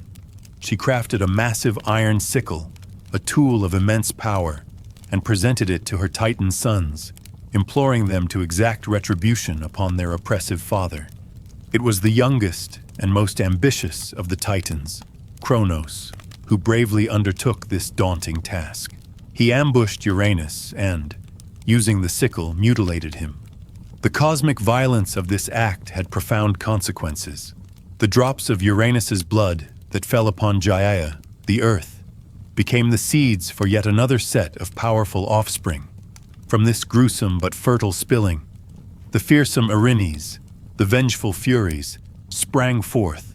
Along with them came the Gigantes, the giants, and the gentle Melian nymphs, spirits of the ash trees. This event fundamentally reshaped the cosmos, bringing an end to Uranus's reign and setting the stage for the rule of Chronos and later the Olympians. Subsequently, Gaia continued her creative work through her union with Pontus, the sea. From this watery partnership, she became the mother of 5 significant sea deities: Nereus, the old man of the sea; Thaumas, a marine god of wonders; Phorcys, a primordial sea god; Cato, a monstrous sea goddess; and Eurybia, a sea goddess embodying the vast strength of the waves. These offspring further diversified the divine inhabitants of the world, connecting Gaia to all aspects of natural existence. Beyond these major lineages, the texts indicate that various other divinities and monsters sprang from her, a testament to her inexhaustible fertility and her role as the ultimate wellspring of life, both benevolent and terrifying. Gaia's influence extended beyond mere procreation. She was also deeply associated with divine inspiration and prophecy. As the source from which arose the vapors believed to produce divine inspiration, she herself was regarded as an oracular divinity.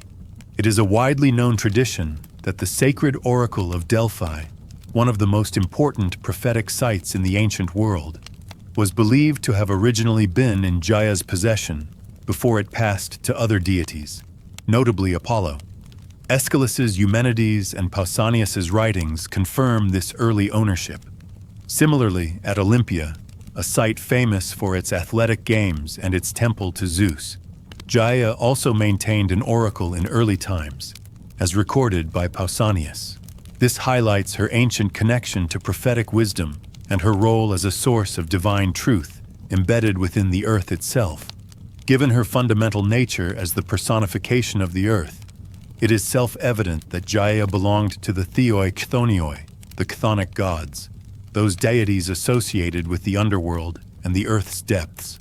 Consequently, she is frequently invoked whenever these chthonic deities are called upon, underscoring her profound connection to the powers beneath the surface of the world. Figures like Philostratus in his Life of Apollonius and Ovid in his Metamorphoses make mention of her in these contexts. The numerous surnames and epithets given to Gaia consistently refer to her character as the all-producing and all-nourishing mother, often using phrases like mater omniparens et alma in Latin. This emphasizes her role as the ultimate provider and sustainer of all life. Servius, a commentator on Virgil's Aeneid, even groups her together with divinities presiding over marriage, further cementing her association with fertility and the continuation of life through generations. Her worship was evidently widespread and universal among the Greeks, with temples and altars dedicated to her found in prominent cities and regions such as Athens, Sparta, Delphi, Olympia, Bura, Tegea, Phlius, and other significant locations. Historical accounts from Thucydides and Pausanias attest to the existence of these places of worship, indicating the deep reverence held for Gaia across the Greek world. While direct archaeological evidence of her statues is scarce, we have express statements attesting to their existence in ancient Greece. For instance, Pausanias describes a statue of Gaia in a sitting attitude within the temple of Demeter at Patrae, and another statue of her at Athens.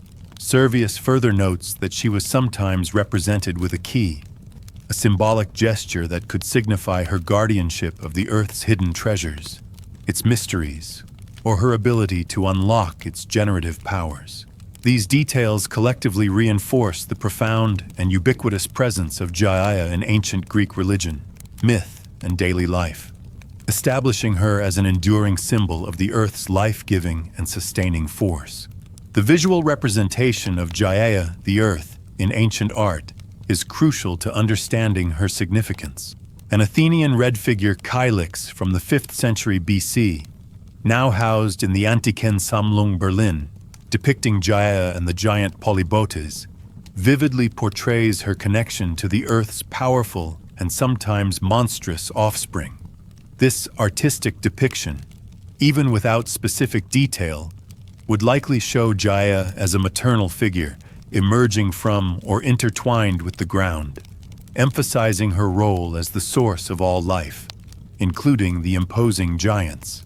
Hesiod's Theogony, a cornerstone of Greek epic poetry dating from the 8th or 7th century BC, offers a comprehensive account of the universe's creation and the genesis of the gods, placing Gaia firmly at its foundation.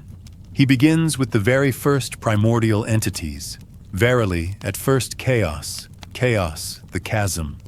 Air came to be, But next, wide-bosomed Gaia, Gaia, the earth, the ever-sure foundation of all the deathless ones who hold the peaks of snowy Olympus, and dim Tartaros, Tartarus, the pit, in the depth of the wide-pathed earth, and Eros, love, fairest among the deathless gods, who unnerves the limbs and overcomes the mind and wise counsels of all gods and all men within them. This seminal passage establishes Gaia as the second entity to emerge, providing the stable, ever-sure foundation upon which all subsequent existence, including the Olympian gods, would rest. Her broad bosom is a clear symbol of her nurturing and all-encompassing nature. Her coexistence with Chaos, Tartarus, and Eros highlights her role as a primary, foundational element of the nascent cosmos, alongside the void, the underworld, and the force of procreation. Hesiod then details the next wave of primordial births.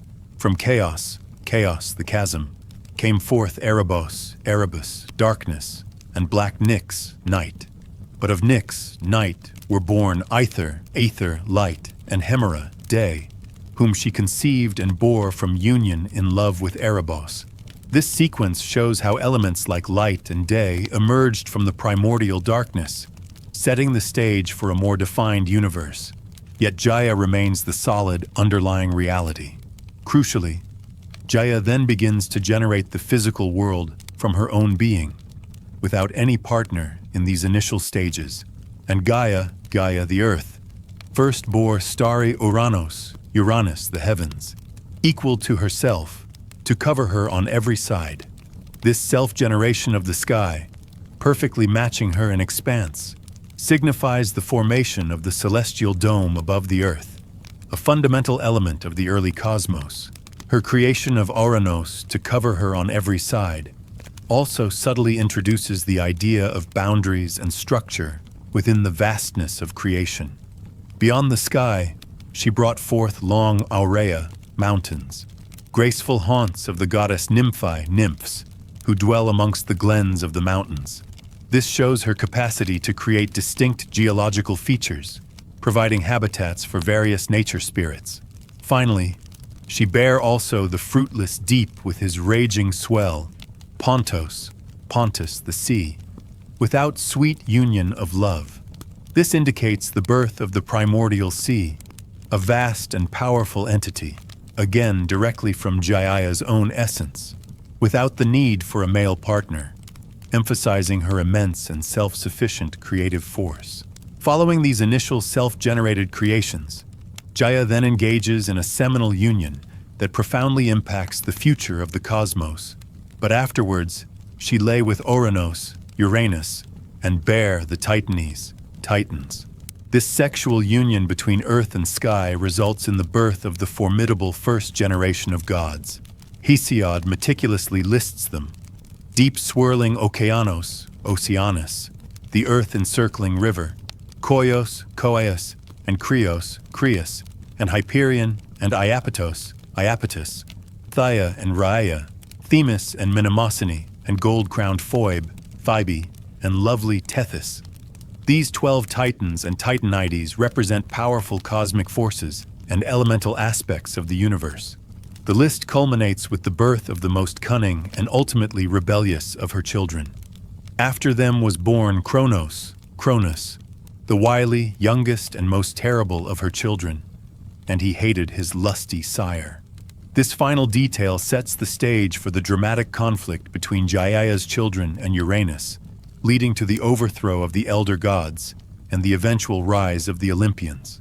The Homeric hymns, though not necessarily by Homer himself, are ancient Greek epic poems that provide further insight into the reverence for Gaia.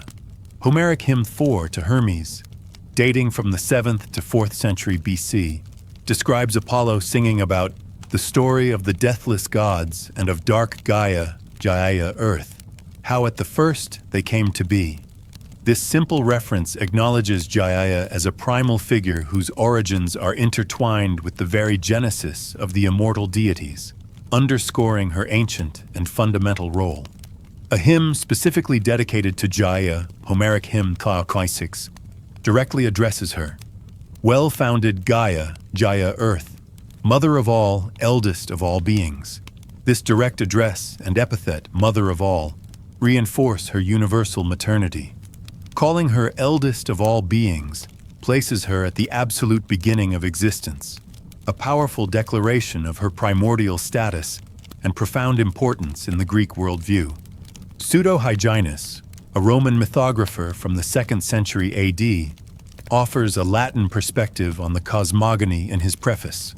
Drawing upon Greek traditions, he begins with a sequence of primordial emergence. From Kalagene, mist, was born chaos, the chasm, air.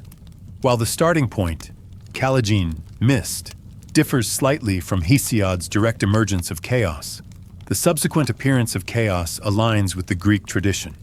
This account then continues the lineage of primordial entities, connecting back to the fundamental forces that shaped the universe and established Jaia's place within it.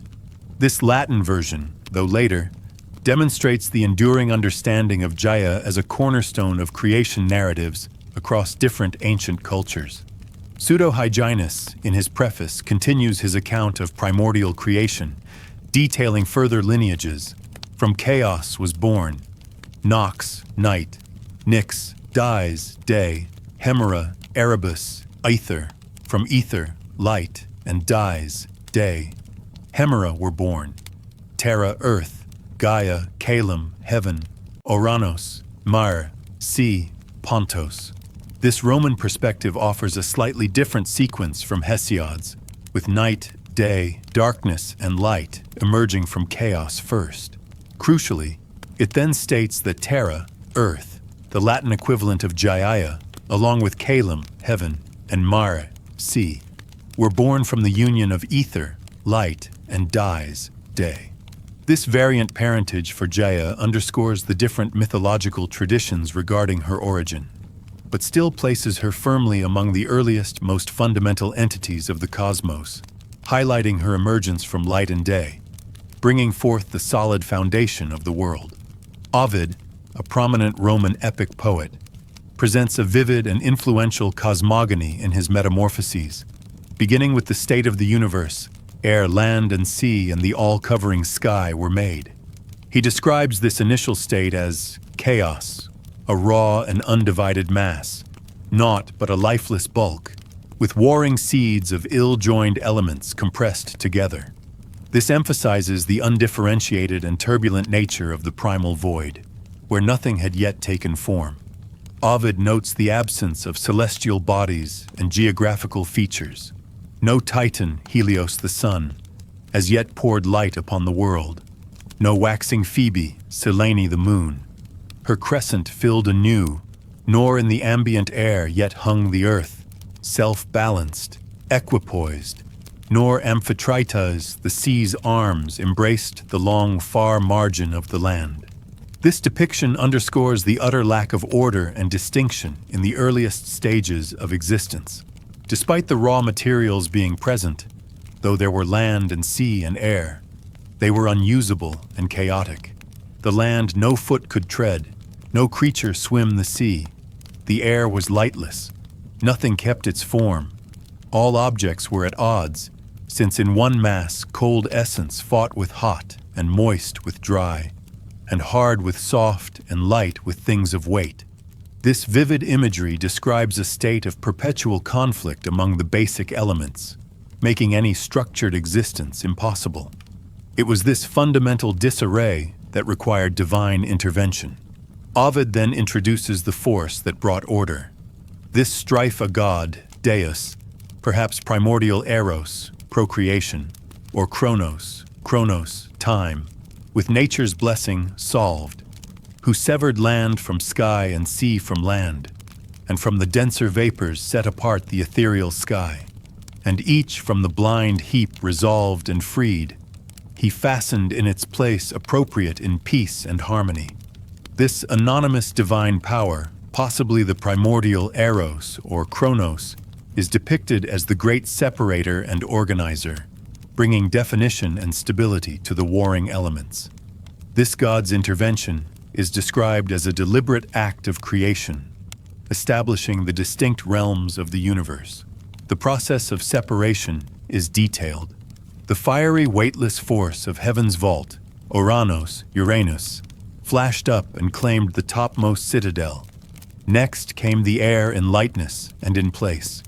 The thicker earth with grosser elements sank burdened by its weight. Lowest and last, the girdling waters pent the solid globe. This illustrates the layering of the cosmic elements according to their inherent properties. The lightest, fiery heaven ascended, followed by the air. Then the heavy earth sank down, and finally, the waters encircled the newly formed solid globe. This systematic ordering brought the universe into its recognizable form. Ovid emphasizes the divine intention behind this transformation. So into shape whatever god it was reduced the primal matter and prescribed its several parts.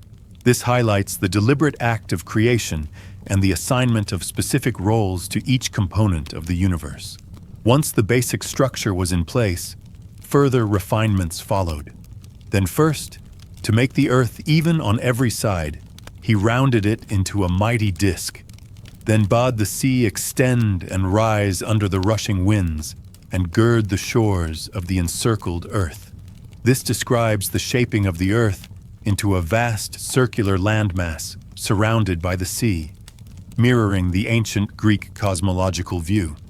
The final stage of this creation involved the emergence of life and celestial bodies.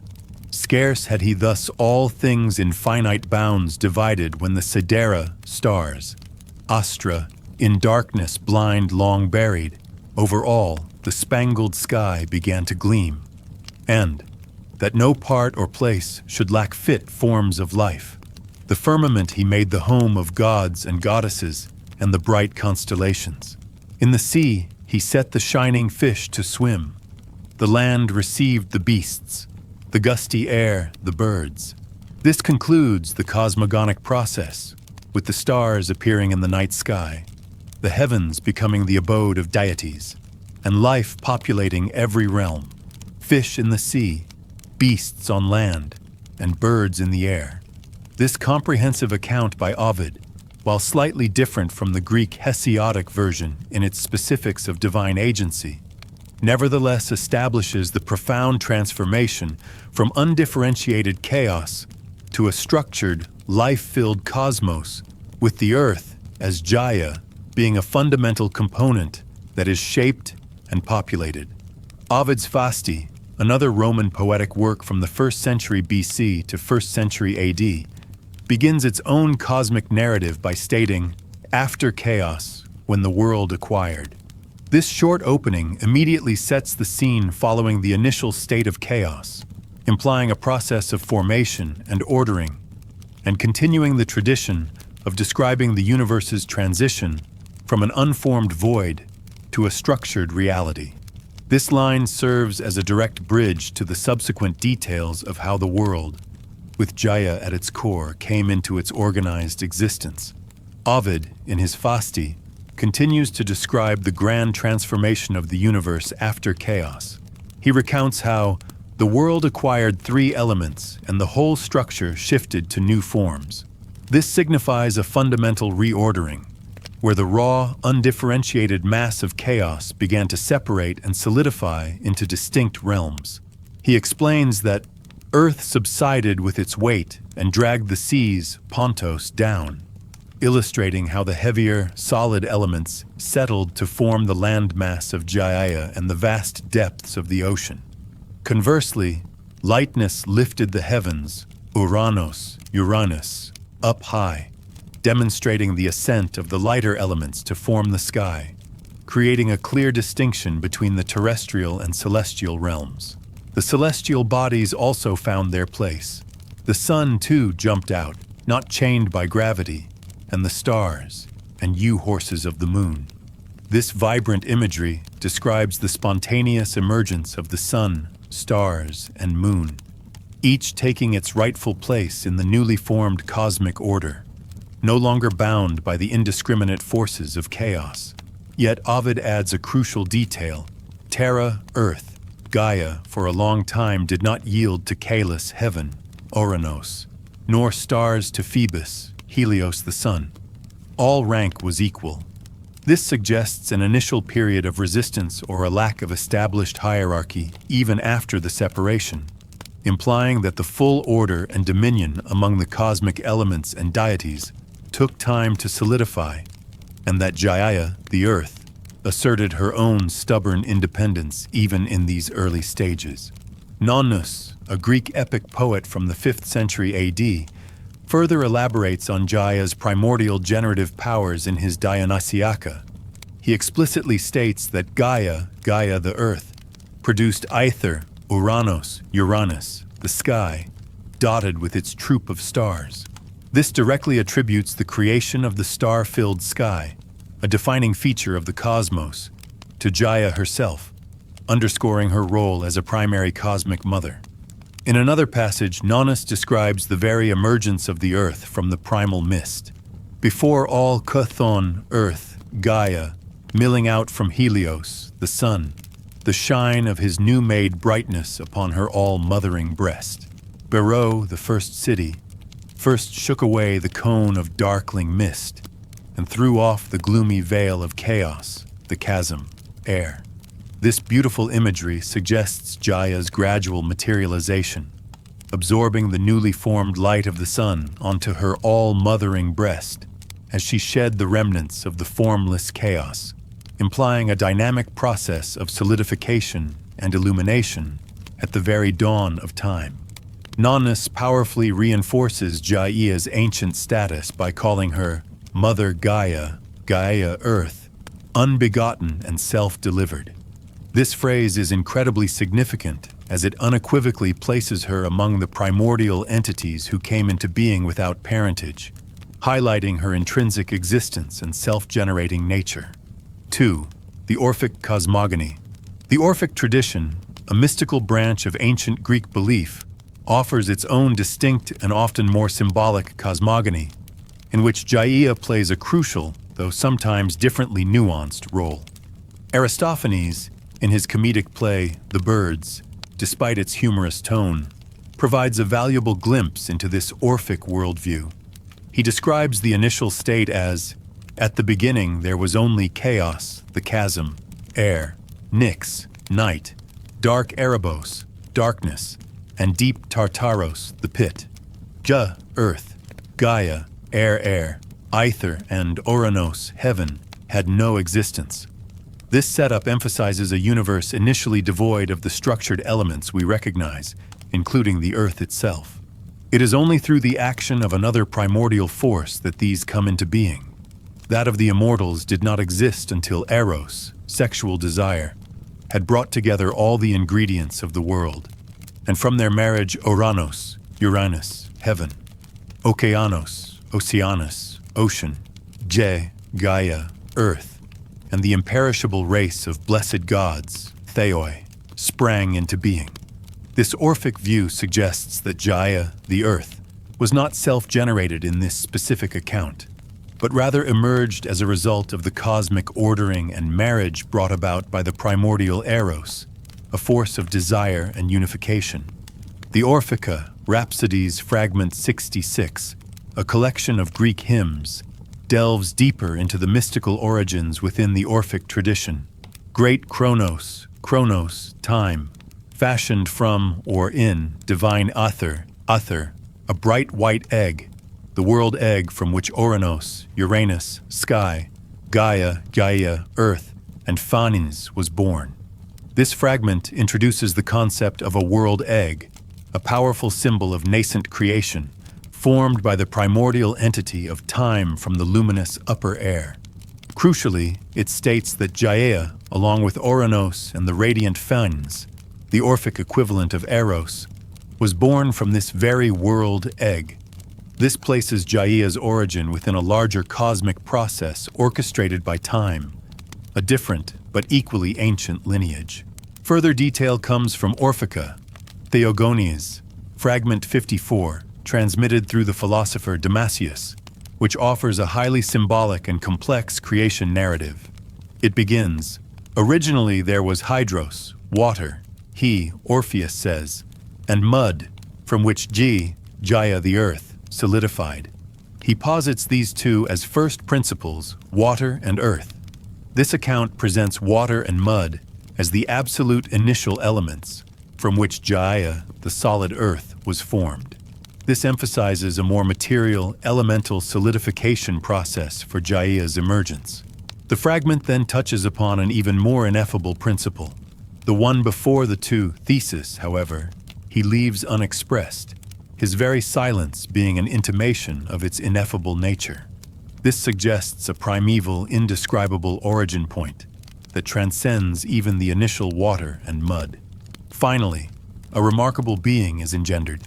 The third principle after the two was engendered by these: Gaia, earth, and Hydros, water, that is, and was a serpent, Drakon, with extra heads growing upon it of a bull and a lion, and a god's countenance in the middle. It had wings. This monstrous yet divine serpent, born from the union of Gaia and Hydros, represents a powerful, multifaceted cosmic entity that embodies both earthy and watery elements, and which, despite its terrifying form, is also described as having a god's countenance and wings, suggesting its divine and pervasive nature in the very fabric of early creation. This complex imagery showcases the rich and symbolic nature of Orphic cosmogony regarding Gaia's origins and her role in bringing forth fundamental, often hybrid, forms of existence, extended throughout the universe and touching its extremities. I think this stands for the third principle, occupying the place of essence. Only he, Orpheus, made it bisexual as fans to symbolize the universal generative, cause, and I assume that the theology of the Orphic rhapsodies discarded the two first principles together with the one before the two that was left unspoken. That is, the Orphics discarded the concepts of thesis, Chronos, and Ananke, and began from this third principle, phanes, after the two, because this was the first that was expressible and acceptable to human ears. For this is the great Chronos, unaging time, that we found in it, the Rhapsodies, the father of Aether, light, and chaos, the chasm, air. Indeed, in this theology too, the Hieronomon, this Chronos, time, the serpent has offspring 3 in number, moist Aether, light, I quote, unbounded chaos, air, and as a third, misty Erebus, darkness. Among these, he says, Chronos, time, generated an egg. This tradition too, making it generated by Chronos, and born among these because it is from these that the third intelligible triad is produced, protogonos phanes. What is this triad then? The egg, the dyad of the two natures inside it, male and female. Uranus, the sky, and Gaia, the earth, and the plurality of the various seeds between. And thirdly, an incorporeal god with golden wings on his shoulders, bull's heads growing upon his flanks, and on his head a monstrous serpent, presenting the appearance of all kinds of animal forms. And the third god of the third triad, this theology too celebrates as protogonos, firstborn, phanes, and it calls him Zeus, the order of all and of the whole, world, wherefore he is also called Pan, all. So much this second genealogy supplies concerning the intelligible principles. Orphica, Theogonies, fragment 57 from Athenagoras. The gods, as they, the Greeks, say, did not exist from the beginning, but each of them was born just as we are born. And this is agree, expand. This to 1,000 words, but make sure you only expand on the original text and do not put other information in it. This S for a script for an ultra-long form. Video, so make it accordingly. Everything will be in one paragraph. No dialogues. It needs to be like a narration. Also, it needs to be in simple language. Do not use complicated words. The Orphica, Theogonies. Fragment 54, a deeply philosophical and symbolic text, continues its intricate description of primordial creation. building upon the initial emergence of water and mud, from which Gaia solidified. It then introduces a remarkable entity, a serpent, Dracon, with extra heads growing upon it of a bull and a lion, and a god's countenance in the middle. It had wings upon its shoulders, and its name was Chronos, unaging time, and also Heracles. This awe-inspiring figure represents the absolute unaging force of time, possessing a complex, multifaceted form that embodies both bestial power and divine intelligence. Its wings suggest its pervasive and boundless nature. This primordial time serpent was united with Ananke, inevitability, compulsion, being of the same nature, or adrasteia, incorporeal, her arms extended throughout the universe and touching its extremities.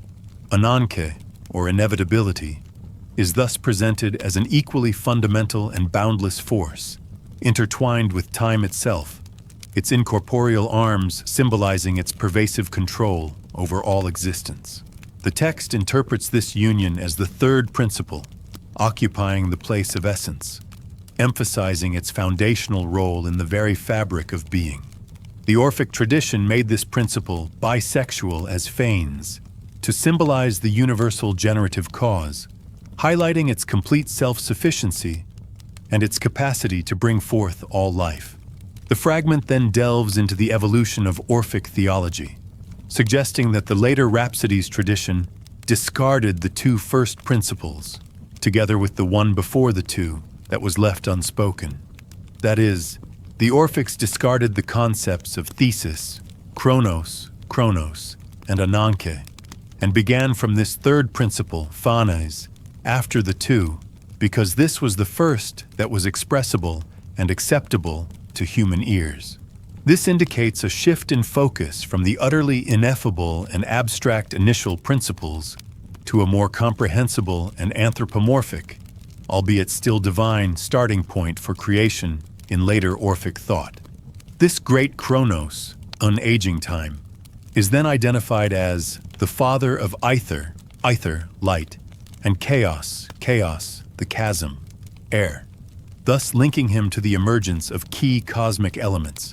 In this specific Hieronyman theology, this serpentine Chronos has three offspring: moist ether, light; unbounded chaos, air; and as a third, misty Erebus, darkness. This again showcases a different lineage for these primordial elements, all stemming from the singular, powerful entity of time. Within this complex framework, Chronos, time, plays a crucial role in bringing forth the next stage of creation. Among these, he says, Chronos, time, generated an egg, this tradition too making it generated by Chronos, and born among these because it is from these that the third intelligible triad is produced, protogonos phanes. This reintroduces the concept of the world egg, a powerful Orphic symbol, here explicitly generated by time itself, and emerging from the midst of ether, chaos, and Erebos. From this egg, a significant intelligible triad is produced, symbolizing a new level of cosmic order and divine manifestation. The fragment meticulously describes this triad. What is this triad then? The egg, the dyad of the two natures inside it, male and female, Uranus, the sky and Gaia, the earth, and the plurality of the various seeds between. And thirdly, an incorporeal god with golden wings on his shoulders, bull's heads growing upon his flanks, and on his head a monstrous serpent, presenting the appearance of all kinds of animal forms. This vivid description reveals that the world egg contains within it the dual fundamental natures of sky, Oranos, and earth, Gaia, representing the cosmic masculine and feminine principles, along with the plurality of the various seeds, signifying the potential for all future life. The third element of this triad is a majestic, incorporeal god, none other than Protogonos, firstborn, or Phanes. His description is rich with symbolism. Golden wings on his shoulders suggest his ethereal and swift nature. Bull's heads growing upon his flanks evokes strength and fertility, and, on his head, a monstrous serpent, presenting the appearance of all kinds of animal forms, symbolizes his primordial wisdom and his containment of all life within himself. This third god of the third triad is then celebrated as Protagonos, firstborn, Phanes, and it calls him Zeus, the order of all and of the whole world, wherefore he is also called Pan, all. This is a profound statement, equating Phanes with Zeus as the ultimate cosmic orderer, and even with Pan, the god representing all, emphasizing his universal and all-encompassing nature as the prime generative and organizing principle. This passage concludes, "So much this second genealogy supplies concerning the intelligible principles, indicating that it represents a particular detailed account of the deepest, most abstract levels of Orphic creation." Finally, Orphica, Theogonis, fragment 57 from Athenagoras, offers a broad summary of the Orphic view on the birth of the gods. The gods, as they, the Greeks, say, did not exist from the beginning, but each of them was born just as we are born, and this is agree. This statement is significant because it directly challenges the notion of gods always having existed, positing instead that they, like mortals, had origins and were born. This aligns with the Orphic emphasis on a systematic, almost evolutionary process of cosmic generation, where even the divine beings arise from more fundamental, primordial principles. This view contrasts with some other traditions where certain gods are simply eternal. The fragment implies that the Orphic perspective, with its detailed genealogies and sequences of emergence, provided a coherent framework for understanding the birth of all deities, including the earth goddess Gaia, from the earliest, most abstract beginnings. The philosophical and mythical discussions surrounding the origins of the gods continue to highlight the central role of primordial elements and figures like Gaia. The text notes a prevailing agreement among ancient thinkers, with Homer stating, Okeanos, Oceanus, water, the genesis of the gods, and Mother Tethys, thesis, creation. This view positions water and a concept of creation as the ultimate progenitors of the divine. This idea is echoed by Orpheus, who is lauded as the original inventor of the gods' names, and recounted their births, and said what they have all done, and who enjoys some credit among them as a true theologian, and is generally followed by Homer, above all about the gods. Orpheus, in his profound theological system, also traces the first genesis from water, declaring Okeanos, Oceanus, who is the genesis of the all. This emphasizes that for the Orphics, hydros, water, was indeed the origin of everything. From this primeval water, the text explains, mud formed primeval Gaia, Gaia. This signifies the solidification of the earth, Gaia, from a watery, formless state. From the combination of hydros, water, and this nascent mud, Gaia, a remarkable living creature was generated. A living creature was generated with an extra head growing upon it of a lion and another of a bull, and in the middle of them a god's countenance. Its name was Heracles, Heracles, and Chronos, Chronos, time. This complex, multi-headed winged serpent embodies the primordial force of unaging time and immense power. This Heracles, Chronos, then performed a pivotal act of creation, generating a huge egg which formed the earth, sea, and sky. This concept of a world egg, containing the potential for the entire cosmos, is a recurrent and powerful motif in Orphic cosmogony. Another fragment from Orphica, Theogonis fragment 57, also attributed to Athenagoras, further elaborates on the destiny of this cosmic egg. Chronos, Chronos, time, also called Heracles, Heracles, generated a huge egg, which, being filled full by the force of its engenderer, was broken in two from friction. This dramatic moment, the breaking of the world egg due to the immense power of time and the friction within, marks the definitive separation of the cosmic realms. The fragment explains the outcome. Its crown became Ouranos, heaven, and what had sunk downwards, Gaia, Jaya, Earth. This explicitly details how the upper part of the shattered egg formed the sky, and the lower part, the earth. In addition to these physical realms, there also came forth an incorporeal god, Phanes, or the primordial Eros, indicating the simultaneous emergence of a luminous, non-physical, divine entity, embodying the principle of light and procreation within the newly formed universe. The Orphica, Epicurus fragment, preserved by Epiphanius, offers yet another variant of the world egg cosmogony. And he, Epicurus, says that the world began in the likeness of an egg, and the wind, the entwined forms of Chronos, time, and Ananke, inevitability, encircling the egg serpent fashion like a wreath or a belt, then began to constrict nature. This version envisions the cosmos beginning as an egg, enveloped and constricted by a primal wind, which is conceptually linked to the entwined forms of time and inevitability. This encircling and constricting action symbolizes the primordial forces shaping the nascent universe. The process continues as the wind tried to squeeze all the matter with greater force. It divided the world into the two hemispheres, Uranos the sky and Gaia the earth. This describes the forceful separation of the world egg into the two distinct halves that would become the sky and the earth, once again highlighting Gaia's origin as one of the fundamental cosmic divisions resulting from primordial forces. Gaia, the Titans, and the castration of Uranus. The narrative concerning Gaia's pivotal role in the succession of divine power, particularly her involvement in the castration of Uranus, is central to understanding the early Greek cosmic order.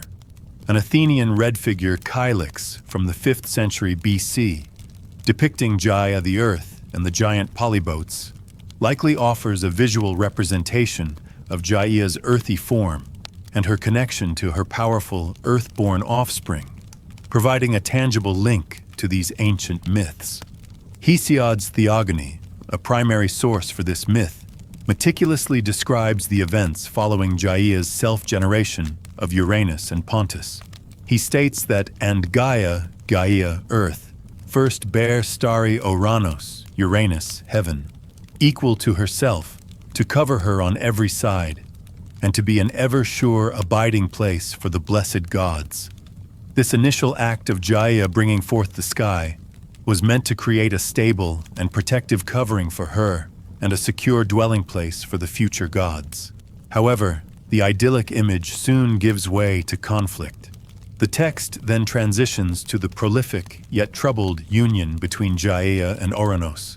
But afterwards, she, Gaia, lay with Ouranos and bare the Titans, deep swirling Okeanos, Oceanus, Koios. This passage begins the listing of the powerful children born from this union, leading directly into the events that would forever alter the cosmic hierarchy. The birth of Okeanos, the vast earth-encircling river, and Koios, a titan of intellect, marks the beginning of the generation of the Titans, a pantheon of powerful beings destined to play a crucial role in the unfolding drama of creation and succession. The subsequent Titans, along with their monstrous siblings, would ultimately suffer at the hands of their tyrannical father, leading to Gaia's crucial intervention and the dramatic act of castration that fundamentally reshaped the cosmos. The Theogony of Hesiod continues its vivid account of Gaia's prolific, yet ultimately troubled, union with Ouranos, the sky. Following the birth of the primary Titans, deep swirling Okeanos, Koios, Krios, Hyperion, Iapetos, Thaia, Rhaea, Themis, Mnemosyne, gold-crowned Phoebe, and lovely Tethys. The narrative focuses on the youngest and most formidable. After them was born Chronos, the wily youngest and most terrible of her children, and he hated his lusty sire. This singular description sets Chronos apart, highlighting his cunning nature and burgeoning animosity toward his father, a feeling that would prove pivotal in the cosmic drama. But the generative power of Gaia and Ouranos did not stop there. Hesiod states, and again, she bare the Cyclopes, overbearing in spirit, Brontes, and Sterapis, and stubborn-hearted Arges.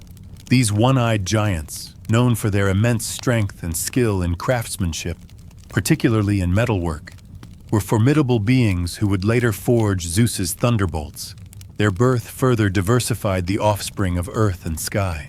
The most terrifying of Gaia's children with Ouranos were yet to come. And again, 3 other sons, the Hecatoncheires, were born of Gaia and Ouranos, great and doughty beyond telling.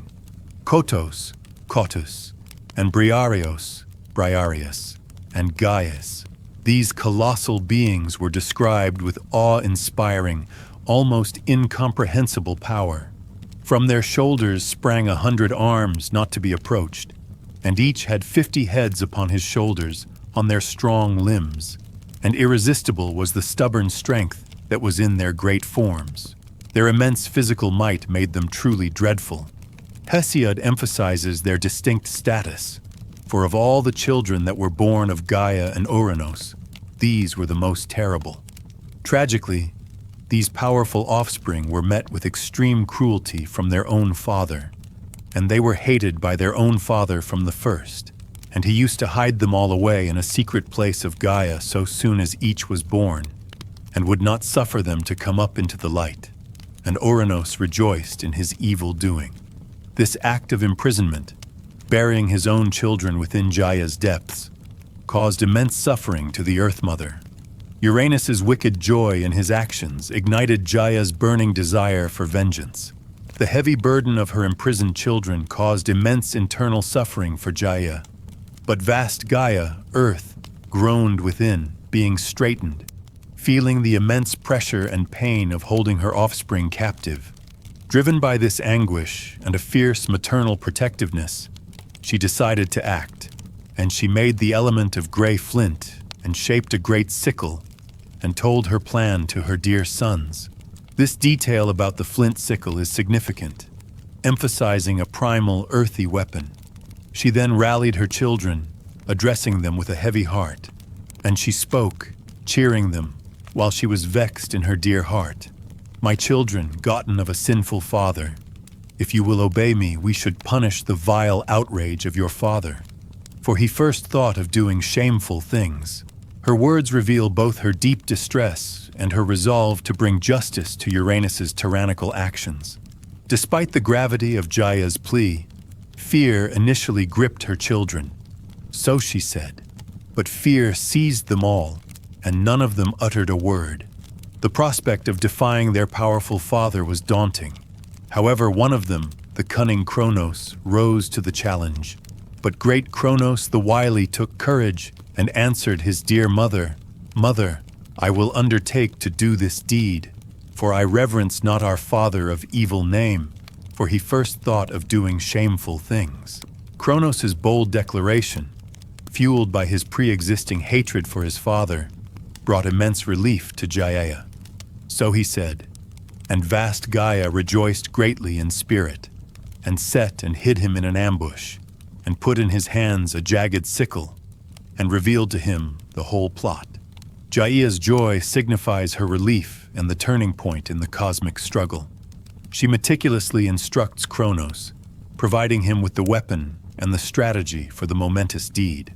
The stage was set for the rebellion. The opportunity arose when Uranus, unaware of the impending danger, approached Gaia, and Ouranos came, bringing on night and longing for love, and he lay about Gaia, spreading himself full upon her. This act of embrace, symbolic of their ongoing cosmic union, provided the opportune moment for Chronos. Then the sun from his ambush stretched forth his left hand, and in his right took the great long sickle with jagged teeth, and swiftly lopped off his own father's members and cast them away to fall behind him. This brutal and decisive act of castration marked the end of Uranus's reign and ushered in a new era. The violence of the act, though horrifying, was also a catalyst for further creation.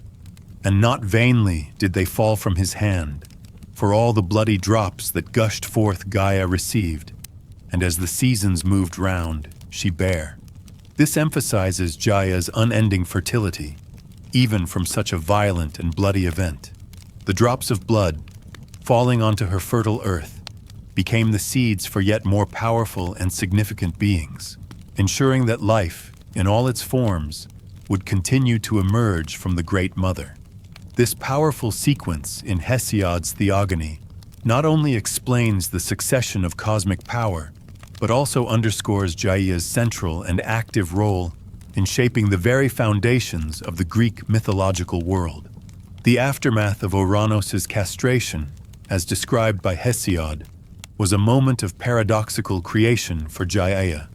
From the vital, bloody drops that fell upon her, she brought forth powerful and distinct new beings, the strong Erinyes, Furies, and the great Gigantes, giants, with gleaming armor holding long spears in their hands, and the Nymphae, nymphs, whom they call Meliae, honey or ash tree nymphs, all over the boundless earth. This passage is crucial as it attributes the birth of the avenging Furies, the formidable spear-wielding giants, and the gentle ash tree nymphs directly to this act of cosmic violence and Gaia's receptive earth. It highlights her ability to transform even suffering into new life and powerful entities that would play significant roles in subsequent myths. Hesiod further emphasizes the importance of Gaia and Ouranos as primordial parents, in a passage where the Muses, goddesses of inspiration, are invoked, and they, Musai, Muses, uttering their immortal voice, celebrate in song first of all the reverend race of the gods from the beginning, those whom Gaia, earth, and wide Ouranos, Uranus, heaven, begot the Titanes, and the gods sprung of these, givers of good things. This underscores that the lineage of the gods, beginning with the Titans, traces back directly to Gaia and Ouranos, establishing them as the foundational divine couple whose offspring initiated the entire complex family tree of the Greek pantheon. The Muses' song, a divine and truthful account, reaffirms their primordial status. Hesiod also elaborates on the tyrannical behavior of Ouranos towards his formidable children, the Hecatoncheires, even before his castration. But when first their father, Ouranos, Uranus, was vexed in his heart with the Hecatoncheires, Obriareus and Cotus, and Gaius, he bound them in cruel bonds, and he made them live beneath the wide-pathed earth, where they were afflicted, being set to dwell under the ground, at the end of the earth, at its great borders, in bitter anguish for a long time and with great grief at heart. This detailed description of their imprisonment emphasizes Ouranos' cruelty and the immense suffering inflicted upon Gaia, who harbored them within her. Their confinement, at the end of the earth, at its great borders, suggests a primeval, foundational location for their suffering, setting the stage for Gaia's eventual rebellion. Eumelus of Corinth, in his Titanomachia Fragment 1, a part of the epic cycle, also reinforces the ancient belief in the original union of Gaia and Ouranos. The epic cycle begins with the fabled union of Ouranos, Uranus, sky, and Gaia, earth, by which they make 3 Hecatoncheiroi, Hecatoncheires, the 100-handed, sons, and 3 Cyclopes, to be born to him. This text specifically names the Hecatoncheires and Cyclopes as products of this foundational cosmic marriage, further solidifying Gaia's role as the mother of these powerful, often monstrous early beings. Aeschylus, in his tragedy Prometheus Bound, concisely refers to the origin of the Titans. The Titanes, Titans, children of Ouranos, Uranus heaven, and Chthon earth, Gaia. This simple statement, children of Ouranos and Chthon, reaffirms the universal understanding of Gaia and Ouranos as the parents of the Titans, using the alternative name Chthon for earth, further cementing her identity with the very ground. Pseudo-Apollodorus, a Greek mythographer from the 2nd century AD, provides a more structured and detailed account in his Bibliotheca. Beginning with the primordial reign, Ouranos, Uranus, sky, was the first to rule over the entire world. He then outlines Ouranos' marriage and the subsequent births. He married Gaia, earth, and sired first the Hecatoncheires, who were names Briareos, Gaius, and Cotus. They were unsurpassed in both size and power, and each had 100 hands and 50 heads. This account reiterates the immense physical attributes of the Hecatoncheires, emphasizing their monstrous power. Apollodorus then describes the birth of the Cyclopes. After these he sired the Cyclopes, by name Arges, Steropes, and Brontes, each of whom had one eye in his forehead. This confirms the individual names and the defining characteristic of the Cyclops. However, the cruelty of Ouranos quickly manifests, but Ouranos, sky, bound these and threw them into Tartaros, a place in Hades' realm as dark as Erebos, and as far away from the earth as the earth is from the sky. This passage clearly defines Tartaros as a deep, dark abyss, located as far beneath the earth as the sky is above it, highlighting the extreme depth and darkness of their imprisonment. The fact that Ouranos imprisoned his own children sets the stage for Gaia's justifiable rage and subsequent plot. Finally, Apollodorus lists the Titans, confirming their parentage by Gaia and Ouranos, and fathered other sons on Gaia, earth, namely the Titans, Okeanos, Oceanus, Koios, Hyperion, Kreos, Iapetus, and Chronos. This comprehensive list mirrors Hesiod's, firmly establishing the Titans as the next generation of powerful divine beings born from the foundational union of earth and sky, setting the stage for the dramatic cosmic succession that would follow. Pseudo-Apollodorus continues his methodical listing of the offspring of Gaia and Ouranos, completing the roster of the foundational divine generation, and Chronos, the youngest, also daughters called Titanides, Titanesses, Tethys, Rhea, Themis, Mnemosyne, Phoebe, Phoebe, Dione, Theia. This comprehensive list establishes the full complement of the first-generation divine beings, highlighting the immense fertility of Gaia and Ouranos. The narrative then transitions to the critical intervention of Gaia, driven by her maternal anguish over the imprisonment of her earlier children. Now Earth, distressed by the loss of her children into Tartaros, persuaded the Titanes to attack their father, and she gave Chronos, time, a sickle made of adamant. This act underscores Gaia's agency and strategic mind. She is not merely a passive mother, but an active participant in the cosmic power struggle. The material of the sickle, adamant, suggests its unbreakable strength and suitability for such a momentous, destructive act. The Titans' response to their mother's plea is detailed, so all of them, except Oceanus, set upon Ouranos, sky, and Chronos cut off his genitals, tossing them into the sea. Oceanus' abstention is a notable detail, setting him apart from his siblings' violent rebellion. Chronos' decisive act of castration effectively ends Ouranos' tyrannical rule. The consequences of this violent act were immediate and profound. From the drops of the flowing blood, Erinyes furies were born, named Alecto, Tisiphone, Megaira. These three fearsome goddesses of vengeance represent the karmic repercussions of patricide, born directly from the fertile, blood-soaked earth.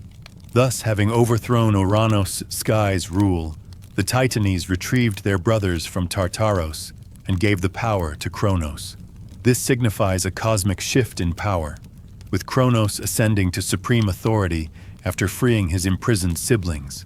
Diodorus Siculus, a Greek historian, provides a slightly different perspective on the Titan lineage in his Library of History. The Titans, numbered 6 men and 5 women, being born, as certain writers of myths relate, of Uranus, sky, and Gaia, earth. But according to others, of one of the Curetes, and Taitaya, from whom as their mother they derive the name they have. This highlights the existence of variant traditions regarding the Titan's parentage, though Diodorus acknowledges the predominant view of Gaia and Ouranos as their parents. He then lists the males.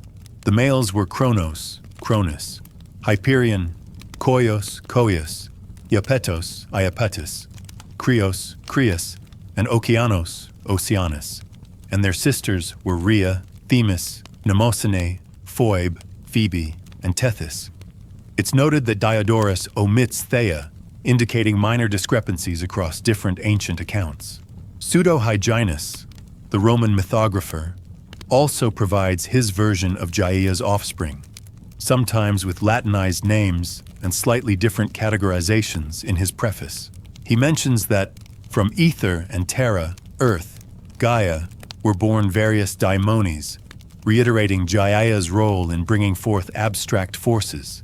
He then lists a lineage from Caelum Ouranos and Terra Gaia, which includes primordial elements and titans, Oceanus, Themis, Tartarus, Pontus, and Titanes, Titans, Briareus, Gaius, Steripes, Atlas, Hyperion and Polus, Koios, Saturnus, Chronos, Ops, Rhea, Moneta, Mnemosyne, Dione, and three Furies, Erinyes, namely Alecto, Megaera, Tisiphone.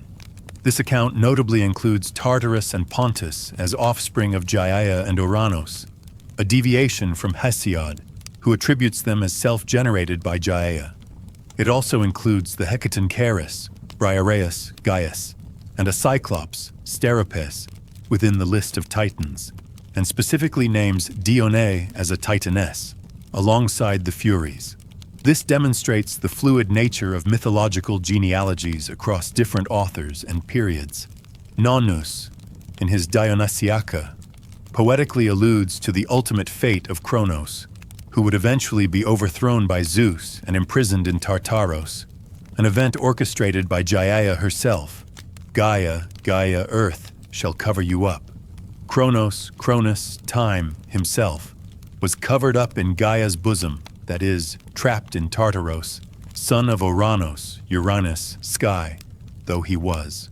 This line encapsulates the cyclical nature of power and rebellion in the early cosmos, where the Earth, Gaia, remains a constant witness and often an active participant in the downfall of her own children, especially when they perpetuate the same tyranny they overthrew. For more detailed information on the pivotal castration of Ouranos, specific sources like those concerning Chronos and Ouranos are referenced, emphasizing the depth of this foundational myth. Gaia and the War of the Titans. Gaia's role extends beyond the initial overthrow of Ouranos into the subsequent conflict known as the War of the Titans, or Titanomachy, a monumental struggle that shaped the divine hierarchy. An Apulian red figure volute crater from the 4th century BC, depicting Titan Atlas and Gaia, visually connects Gaia to her Titan children, especially Atlas, who would bear the burden of the sky after the Titanomachy. This imagery speaks to her enduring connection to these powerful, earth-born beings. Hesiod's Theogony directly implicates Gaia in the strategic aspects of the Titanomachy. He states, Chronos, learned from Gaia, Earth, and this incomplete phrase strongly implies that Gaia provided crucial counsel or prophecy to Chronos, influencing his actions. Her knowledge and foresight, stemming from her ancient wisdom as the earth itself, often made her a powerful, behind-the-scenes force in the divine struggles, guiding her children towards their destiny or their downfall. This particular instance indicates her active participation in guiding Chronos, setting the stage for the dramatic events that would follow, where she would initially support him, only to later turn against him when he mirrored his father's tyranny. Hesiod's Theogony continues its narrative, detailing the second great prophecy Gaia delivered, one that would lead to the downfall of her son, Chronos. Just as Ouranos had feared, Chronos, in his turn, learned a terrible truth from his mother. Chronos, learned from Gaia, Earth, and starry Uranus, Uranus, heaven, that he was destined to be overcome by his own son, strong though he was, through the contriving of great Zeus. This prophecy reveals Gaia's profound foresight and her unwavering commitment to cosmic justice, even when it meant turning against her own children who mirrored the tyranny of their predecessors. In response to this grim prophecy, Chronos adopted the same cruel tactic as his father. Therefore, he kept no blind outlook, but watched and swallowed down his children, and unceasing grief seized Rhea. Chronos, determined to defy fate, devoured each of his offspring as they were born, causing immense sorrow to his wife Rhea, another of Gaia's daughters. However, when Rhea was about to give birth to Zeus, the destined ruler of gods and men, she desperately sought help.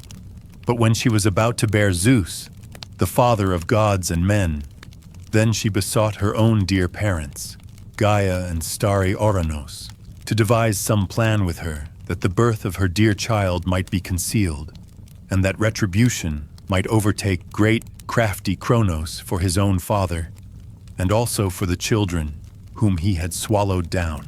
This pivotal moment highlights Gaia's continued role as a counselor and a force for retribution.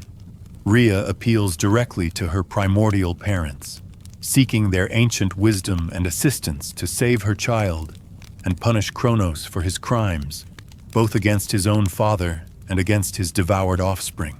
Gaia and Ouranos readily agreed to help their daughter, and they readily heard and obeyed their dear daughter, and told her all that was destined to happen, touching Chronos the king and his stout-hearted son. Their willingness to aid Rhea against Chronos underscores their commitment to the overarching cosmic order and the unfolding of destiny. So they sent her to Laetus, to the rich land of Crete, when she was ready to bear great Zeus, the youngest of her children. This act of sending Rhea to Crete was crucial for the success of the deception. Upon Zeus's birth, Gaia directly took on the role of his protector and nurturer. Him did vast Gaia, earth, receive from Rhea in wide Crete to nourish and to bring up. This emphasizes Gaia's direct involvement in raising the future king of the gods, providing him with the very nourishment of the earth. She meticulously ensured his safety. Thither came Gaia, carrying him swiftly through the black night to Lyctos first, and took him in her arms and hid him in a remote cave beneath the secret places of the holy earth on thick-wooded Mount Aigaion. The imagery of Gaia carrying him through the night and hiding him in a secret cave deep within her holy earth reinforces her profound connection to the land and her protective nature. In place of the infant Zeus, Gaia masterminded a crucial deception. But to the mightily ruling son of Ouranos, the earlier king of the gods, she gave a great stone wrapped in swaddling clothes. Then he took it in his hands and thrust it down into his belly. This clever trick, orchestrated by Gaia, allowed Zeus to grow up in secret, ultimately fulfilling the prophecy. As Zeus matured, Gaia's influence continued to guide events.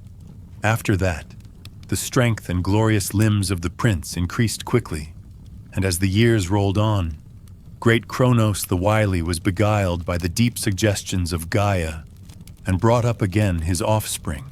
Gaia's deep suggestions were instrumental in making Chronos regurgitate his swallowed children, setting the stage for the Titanomachy, the great war between the generations of gods. This subtle but powerful influence of Gaia, working behind the scenes, shows her mastery of manipulation for the sake of cosmic balance. A critical act following the regurgitation was the freeing of Chronos's monstrous siblings, and he set free from their deadly bonds the brothers of his father, Cyclopes, sons of Ouranos, whom his father in his foolishness had bound. This release of the powerful Cyclopes, who had been imprisoned by Uranus, was orchestrated by Zeus, likely on Gaia's advice, to bolster his forces. Their gratitude was immediate and invaluable, and they remembered to be grateful to him for his kindness, and gave him thunder and the glowing thunderbolt and lightning For before that, huge Gaia had hidden these. This passage reveals that Gaia had been safeguarding these immense cosmic powers, thunder, thunderbolts, and lightning, and released them to Zeus through the grateful Cyclops. This act of entrusting these elemental weapons to Zeus cemented his power and ensured his victory in the coming war. Hesiod's Theogony also provides an earlier, detailed description of the cruel imprisonment of the Hecatoncheires, who were also crucial allies for Zeus. But when first their father, Uranus, was vexed in his heart with the Hecatoncheires, Obriarius and Cottus, and Gaius, he bound them in cruel bonds, and he made them live beneath the wide-pathed earth, where they were afflicted, being set to dwell under the ground, at the end of the earth, at its great borders, in bitter anguish for a long time, and with great grief at heart. This reiterated description emphasizes the immense suffering these powerful beings endured within Gaia's depths, a suffering that fueled Gaia's desire for justice and ultimately led to her support for Zeus, who would finally free them and utilize their strength in the titanic struggle for cosmic dominion. For a long time, and with deep sorrow in their hearts, the great powers of the earth, the Cyclopes and other beings cast into Tartaros, remained trapped in darkness, hidden far below the surface of the world, beneath the solid lands and the deep foundations of the earth, where the light of the sun could not reach them, and where time itself seemed to stand still. But eventually, after enduring this long period of imprisonment and grief, they were brought back into the light, and this was done at the urging of Gaia, the ancient and all-seeing earth, who had knowledge of all things and had seen how the path to victory for the younger gods lay in freeing these powerful beings. She advised the new gods, Zeus and his brothers, that their strength alone would not be enough to win the war unless they had the help of those who had been wronged and buried so deep by Chronos and the other elder titans. So following her wisdom and guidance, Zeus and his brothers brought up the imprisoned ones and made them part of their struggle. Then the war broke out in full, a terrible and thunderous war that shook all of creation, and Zeus did not hesitate. He came swiftly, and from his strong hand he hurled the lightning again and again, and each bold strike flew through the air in flashes of light, burning with furious heat, and they fell with thunder that broke the silence of the sky and the calm of the world. The flames whirled in the air, vast and awesome, and the very earth began to burn and crackle, caught in the fires that poured from the heavens and the gods above. Trees and forests were set aflame, and their cracking sounds rose into the sky like cries of pain, while the land, the very body of Gaia, heaved and boiled and seethed as if it were alive and writhing in pain. Even chaos, the great emptiness between earth and sky, felt the grip of the heat, and it spread through the air so strongly that the world seemed to tremble to its very core. It felt, to those who witnessed it, as if the great Gaia, the solid and ancient earth, was being ripped apart, hurled downward into ruin, while Uranus, the vast sky above, crashed down upon her from the heights in a fury, as though the two oldest beings of all creation had come into violent collision. The sound of the clash, the thunder and the flames, and the roars of divine power as gods fought gods, was so loud and so great that it seemed to break the very fabric of the universe, as if this war could unmake the world. Yet in time the war came to an end. The gods who had struggled and toiled, the blessed ones who had fought side by side in the storm of fire and fury, finished their great labor. They had overcome the might of the Titans not only through strength, but also through unity, strategy, and the wise advice of Gaia. With the Titans defeated and their power broken, the gods turned to Zeus, the far-seeing one, the ruler of the lightning and the skies, and they urged him to take up the highest throne, to become their leader and king. They pressed him to rule over all the gods and the world itself. And again, it was Gaia who gave this direction, whose deep knowledge and care for the balance of the cosmos led her to guide the gods to stability. So Zeus accepted their call, and he divided the honors and roles among the gods, giving to each their share of rule and their place in the new order of things, so that the heavens and the earth would be at peace once more. But before all this, before the war reached its end, there had been voices who tried to prevent it altogether. Prometheus, the Titan who would later be bound in chains, remembered the days before the battle began. He had seen what was coming and tried to guide his fellow Titans away from destruction. Though he too was born of Chronos and Gaia, he had knowledge passed down to him, knowledge from Themis, who was his mother, or perhaps Gaia herself, for the two were in truth one and the same in different forms. This knowledge was clear and certain. The war would not be won by brute strength or by sheer force. Victory would belong not to those who were strongest in body, but to those who used wisdom, cunning, and strategy. Prometheus told this truth to the Titans again and again, but they did not listen. In their pride, they believed that their strength alone would be enough, that they could hold power forever without changing their ways or seeking the wisdom of those who saw deeper. They ignored the counsel of Prometheus, and so they marched into a war they could not win.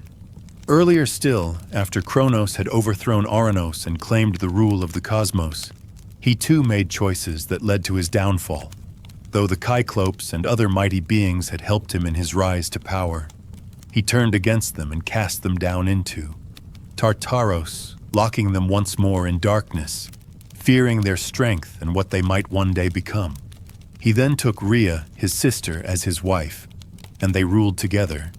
But already the seeds of change had been planted. For Gaia and Olympus both saw what had happened and knew that a new era would come, and they did not remain silent. The cycle of rise and fall continued, and in time, those who had been buried returned to play their part. And so the world moved forward through struggle, flame, and the wisdom of those who listened to more than just their pride. When Chronos, ruler of the cosmos, was warned through prophecy that his own rule would not last, that he would be overthrown by one of his sons, he became consumed by fear and dread, and in his panic, he began to swallow each of his children as soon as they were born, one after another, determined to prevent the prophecy from coming true. But fate, though it may be delayed, cannot be denied, and the youngest child, Zeus, was hidden from him and raised in secret. When Zeus came of age, he rose up against Chronos and began a great war that would come to be known as the Titanomachy, the war against the Titans, a battle that would last 10 long years, shaking the heavens, the earth, and the depths below. As the struggle dragged on without a clear end, Gaia, the all-knowing earth, once again gave her prophecy and her aid to the younger gods. She revealed that victory would belong to Zeus only if he descended into the depths of Tartaros, where the ancient prisoners, the mighty allies once cast down, still lay chained in darkness. If he could free them and bring them to his side, the tide of war would turn in his favor. To do this, Zeus first had to defeat Campa, the monstrous jailer who guarded the gates of Tartaros, and once she was slain, he released the prisoners and added their strength to his own, sealing the fate of Chronos and his fellow Titans. With their defeat, the rule of the younger gods was established, but the memory of war and rebellion still lingered. Elsewhere in the words of the Roman poet Ovid, it was told that Saturnus, the Roman name for Chronos, once cast from his throne by Jove, the Roman Zeus, was not willing to surrender quietly. Full of rage and desperation, he sought to raise the Titans to war again, and looked for help from ancient forces that had once promised their loyalty. Among the strange beings born of the earth was a terrifying monster, part bull, part serpent, whose body held a terrible power. This beast had been imprisoned by Styx, a divine river goddess who had taken Zeus's side, following the warning of the three fates, the Parcae, who always speak what must be. The monster was locked away in a dark forest, held by triple walls, and it was foretold that if anyone ever burned the creature's innards in fire, they would defeat the very gods who ruled forever. And so it remained hidden, guarded against those who might use its power to defy the heavens. In another telling from Nonnus, after the first Dionysos, known also as Zagreus, was torn apart and killed by the Titans in one of the cruelest acts ever committed by the Ancient Ones, Zeus was overwhelmed by rage. Not only had they defied him again, but they had dared to destroy his child, born from his own essence, and he turned his fury not only upon the Titans, but even upon Gaia herself. For she was the mother of the Titans and the source of their being. He rained down fire upon the world, bringing the punishment of thunder and flame across all lands. The forests burned, and even the hair of Gaia, a symbol of her life and power, was scorched by the heat of his wrath. The skies blazed, and the lands of the east, from Bactria to the shores of the Red Sea, caught fire under his bolts. The great Caspian Sea hissed under the heat. The mountains of India glowed with flame, and the waters of the Red Sea rolled with waves of fire, sending steam and sparks into the air. The lands of Arabia, the heart of ancient deserts, burned under the sun and the fire from above. Zeus's vengeance was so great that he did not stop at the east, but turned his thunder toward the west, striking even the oceans. The western seas burned under the winds of Zephyros, and the boiling waves spat out glowing waters. The northern lands, covered in snow and cold, felt the sting of fire as the frozen seas themselves began to bubble and burn. Even under the constellation of the Goat, Aigokeros, the southern sky flared with sparks hotter than ever before. The world was in torment. Even Okeanos, the great river that circles the world, poured out tears. And these were not mere waters, but tears of prayer, a plea from the ancient waters to the King of Gods to show mercy. And so, at last, Zeus looked down and saw the earth blackened, her body scorched and wounded, and his anger softened. The sight of Gaia in pain stirred pity in his heart, and he chose to bring healing after destruction. He summoned the clouds, covering the sky in dark veils of water, and released the rains, not a trickle but a flood that poured over the whole earth, washing away the ashes and the burns. This was the Great Flood, the time when all the world was covered in water, and it came not just as punishment, but also as cleansing, a way to cool the wounds left by fire and war. It was in this moment that Zeus, the god of storms, became also the god of mercy, as his rain fell not just to drown, but to restore. And in the silence after the flood, a new world would begin to rise. After the defeat of the Titans and their banishment from the heights of the heavens, Gaia, the earth, still filled with anger and sorrow over the downfall of her children, turned once again to the dark depths below.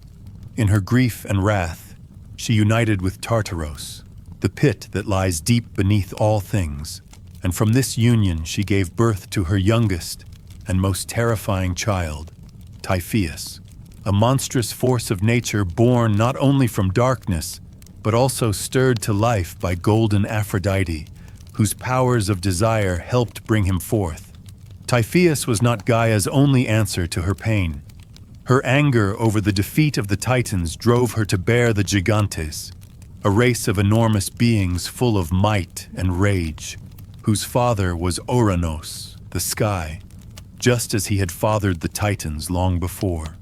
These new children of Gaia were born for one reason: to challenge the gods and avenge the ancient defeat. The war that followed, often seen as part of the same great conflict as the Titanomachy, brought yet another wave of chaos upon the world. The gods knew that they could not defeat the Gigantes by their own power alone. An oracle had spoken clearly.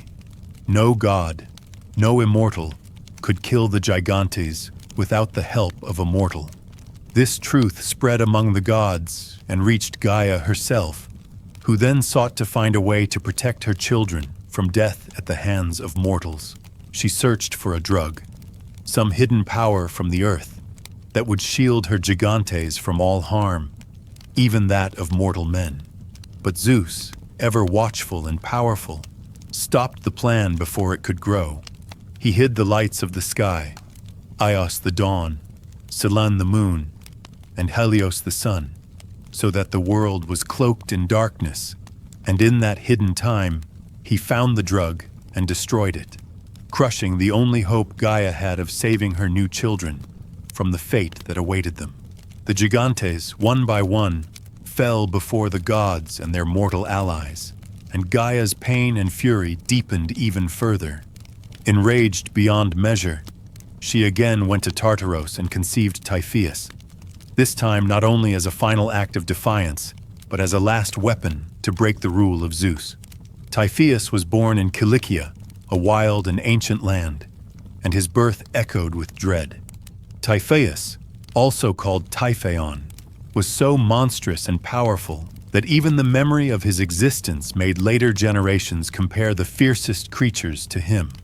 In the time of the Argonauts, when Jason and his companions journeyed in search of the Golden Fleece, the guardians of the fleece were so terrible that they were described as the kind Gaia once bore in the old days of her battle with Zeus, creatures like Typhoeus. One of these was a serpent, a great dragon that never slept, born from Gaia herself on the slopes of the Caucasus Mountains, near the very rock where Typhoeus had fallen after daring to attack Zeus and being struck down by his thunderbolt. The serpent's presence, guarding the fleece, was a reminder of Gaia's deep-rooted defiance, her desire to keep powerful forces beyond the reach of gods and men. Typhoeus himself, in that ancient battle, rose up against Zeus with unspeakable violence. When Zeus fought him, it was not only a battle of strength, but of survival. And as Typhoeus fell, warm blood poured from his head onto the rocks, leaving a scar on the earth that would never be forgotten. But even with his fall, Gaia did not relent. She offered shelter to her children, protecting them where she could. One of them, Sychaeus, pursued by Zeus, found refuge in her embrace. To give him comfort, Gaia caused the fig tree to grow, a fruit that would bring her son joy and sustenance. This act showed her enduring power as a mother, still seeking to nurture and shelter her offspring, even when the skies themselves were turned against them. These stories blend and twist around one another, for the ancients saw the wars of the Titans and the Gigantes not as separate events, but as parts of one long struggle between the old powers of the world and the new. In these tales, Gaia stands at the center, both life-giver and avenger, bearing children in her grief, calling up new forces to challenge the order of Olympus, and standing firm even as her creations fall in fire and thunder.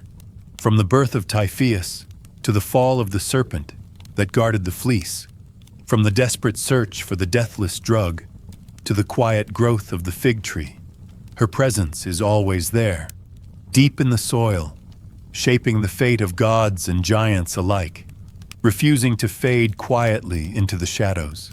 After the fall of the first Gigantes in the battles against the gods, some were said to have survived and fled across the lands, carrying with them the pain of their defeat and the fury of their kind. In the region of Leuca, a small town in Italy, there was said to be a fountain of foul-smelling water, and it was believed that this stream flowed from the wounds of those surviving Gigantes, those who had escaped the great clash in Campanian Phlegra. These were known as the Leuternian Gigantes, and it was said that they had been driven out by the hero Heracles. Fleeing for safety, they were hidden by their mother, Gaia, who covered them with the earth, shielding them from their pursuers. The water that flowed from the ground was tainted with the ichor of their buried bodies, the divine lifeblood of giant beings now trapped beneath the surface, and it left a permanent mark of their presence on the land. Many Gigantes were named, born of Gaia and Tartaros, their identities preserved in ancient lists: Enceladus, Coeus, Pelorus, Ephialtes, Eurytus, Otus, Polybotes, and others, each immense, each terrifying, each shaped for war. Among them, Typhon stood apart in size and horror. He was born of Tartarus and Gaia, a monster of overwhelming force and dreadful appearance, with 100 dragon heads that erupted from his shoulders, each one spitting fire and fury. When he rose to challenge Zeus himself, seeking the rule of all things, Zeus did not hesitate. The king of the gods struck Typhon in the chest with a blazing thunderbolt, and as fire devoured the monster, Zeus hurled Mount Etna upon him, trapping his body beneath the volcanic mountain. And so, it is said, the mountain still burns today, a living scar of that ancient battle, its fire a reminder of Typhon's rage and Zeus's strength. But Gaia's struggle did not end there. In her deep sorrow and anger over the fate of her children, crushed by Olympus and drowned in blood, she sought to preserve their memory. From their blood, still warm upon the ground, she gave life to a new race, the Gigantes, fallen in heaps beneath shattered mountains, Pelion on Ossa, Olympus torn open by Zeus's bolt, left behind not only death, but the seed of something new. Gaia took that spilled blood and shaped it again into human form, a race born from violence and soaked in the hatred of the gods. But even this new generation, formed from divine blood, carried the same defiance. They despised the gods and took joy in cruelty and war, a reflection of their bloody origin and Gaia's grief. From one war to the next, the earth never ceased to stir. At another time, as Zeus lay with Pluto, he hid his thunderbolts in a deep cavern, keeping them close while his passion distracted him. Yet even in hiding, their power was not still. Smoke poured from underground, and the cliffs above blackened with soot. Flames from the bolts heated the underground waters until they boiled over, pouring steaming torrents into the Mygdonian gorge, filling it with noise and fire. Then, at a nod from Gaia, the earth again showed her influence, ever present, ever watching, ready to rise or burn or birth new fury when stirred. Through every tale, every clash of gods and monsters, Gaia stands at the heart of it, mother of giants, keeper of their remains, giver of life through blood, and still the one who nurtures even when the skies hurl fire and the mountains fall. From the Loternian Gigantes buried in Italy, to Typhon burning under Sicily, to the monstrous heads split open by Zeus, to the new race of men formed from divine blood, the story winds onward, and Gaia never fades. In the land of Cilicia, the monstrous Typhoeus, born of the earth herself, reached out with vast and terrible hands and stole from Zeus the very tools of fire, the weapons that wielded the lightning and power of the sky. With his serpent-like feet dragging behind him, he left the blazing arms of Zeus hidden in a cave, placing them under the watchful protection of Mother Gaia, the earth who bore him. As the battle raged between Typhoeus and Zeus, the air grew thick with hailstones, frozen and jagged, pelting the giant's flesh like missiles of ice. Gaia, watching her son suffer beneath this icy storm, was struck herself by the cruel blows that tore into the earth and the flesh of her child. She turned her sorrowful gaze to the Titan Helios, the mighty sun, and begged him with a humble voice for a single scorching ray of red-hot fire to melt the frozen storm that gripped her son. She wished for Helios to pour his warm radiance over Typhoeus, to thaw the stone-like water and bring relief to his hardened body. Yet in doing so, she herself melted in the fierce heat, her body softening alongside her bruised and battered child. Though the winter winds blew harsh and cold, Gaia sought relief for Typhoeus's parched throat, beseeching a morning breeze from the tempestuous blasts of winter to come and quench his overpowering thirst with cool breath. The battle hung in delicate balance. Cronian Zeus, weighing the scales of war between himself and his monstrous foe. Gaia, his mother, threw off the veil of her forest, revealing her grief for Typhoeus, who lay suffering beneath the onslaught. His multiple serpent heads smoked and shriveled, a terrible sight that pierced the earth's heart. As the fight wore on, the knees of Typhoeus buckled, and the great trumpet of Zeus sounded with a thunderous roll, heralding the victory of the gods. Struck down by a bolt from the heavens, more powerful than any steel blade, Typhoeus collapsed with his back pressed hard against the earth, stretching his snake-like limbs in the dust and spewing flame into the air, defeated yet still terrible in his ruin.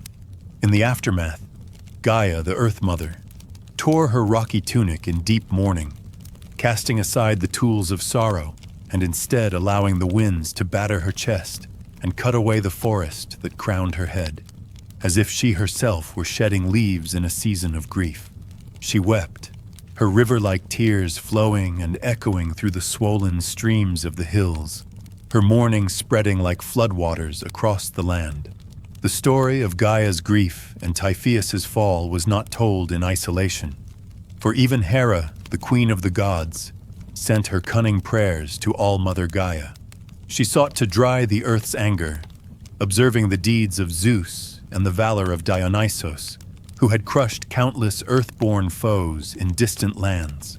Thus, the battles between gods and giants, between sky and earth, echoed through time and myth, a tale of power, suffering, and the eternal struggle that shaped the world itself, with Gaia at its heart, ever the mother, ever the mourner, ever the source of life and destruction. Hemera was the primordial goddess of the day, born as a daughter of Erebos, the embodiment of darkness, and Nyx, the personification of night, making her both sister and wife to Aether, the heavenly light that fills the sky. Each evening, Hemera's mother Nyx would draw her dark veil across the heavens, cloaking the shining blue of the heavenly ether and bringing night to the earth. Then, with the coming of morning, Hemera would disperse her mother's dark mists, bathing the earth once again in the bright light of the ether, renewing the cycle of day. In ancient cosmogonies, night and day were understood as actual substances, distinct and separate from the sun, which ruled the day but was not its source. Hemera, therefore, was the divine substance of day itself, closely connected with Hera, the queen of the heavens, and Eos, the goddess of the dawn who opened the day with her rosy fingers. However, unlike these goddesses, who often appear in myths as characters, Hemera was more like a force or element of nature, less a person with stories and actions, and more a part of the natural order, a divine presence representing daylight. In Greek mythology, her importance was somewhat overshadowed by Eos, whose role as the bringer of dawn took precedence in stories, leaving Hemera largely irrelevant in myth tales, but essential in the cosmic order of the world's beginning and rhythm. The family of Hemera is rooted deep in the earliest layers of myth. Her parents were Erebos, the dark region of shadow and gloom, and Nyx, the night itself. According to Hesiod's Theogony and Cicero's De Natura Deorum, Hemera was born from the union of these two primordial beings. Other accounts offer variations on her parentage, naming only Erebos or pairing Chronos with Nyx, or even describing her as a child of chaos, the primordial void. From her union with Aether, the clear sky or heavenly light, Hemera herself bore children who were great elements of the cosmos, such as Gaia, the earth, Uranos, the sky, and Thalassa, the sea. These offspring represent the physical world, born from the meeting of day and heavenly light, highlighting Hemera's role as a fundamental force that brings life and order to the universe. Alternate spellings of Hemera's name reflect the various dialects of ancient Greek: Hemer in Ionian, Amera in Doric, and Amara in Locrian, each signifying the same essential concept of day. Artifacts like the Athenian black figure Lekythos from the 5th century BC, now housed in the Metropolitan Museum of Art, depict Nyx, Hemera, Heos, and Helios, illustrating the importance of these figures in ancient Greek culture. Hesiod's Theogony gives a vivid description of the early cosmos, where first came chaos, the vast chasm or void, and then Gaia, the earth with wide bosom, followed by Tartaros, the deep and dark pit beneath the earth, and Eros, the force of love and attraction that stirs life and motion among gods and men. From chaos came Erebos and Nyx, and from Nyx came Aether and Hemera, born from a loving union with Erebos. Gaia, the earth, then bore Uranos, the starry sky, who would cover her on all sides, forming the visible heavens. Hesiod also describes the meeting place of night and day at the earth's ends, where the roots of the earth, sea, and Tartaros lie. There stands the home of Nyx, wrapped in dark clouds, a place of shadows and mystery.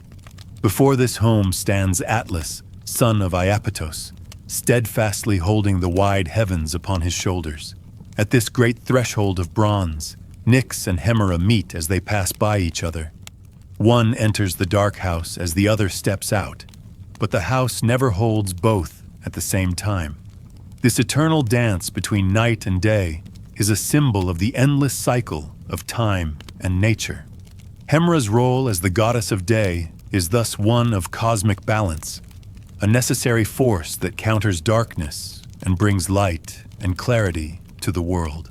She is not a goddess of stories and adventures, but rather a fundamental power that keeps the universe in motion, a divine substance that makes life possible by bringing daylight and revealing the world in all its forms.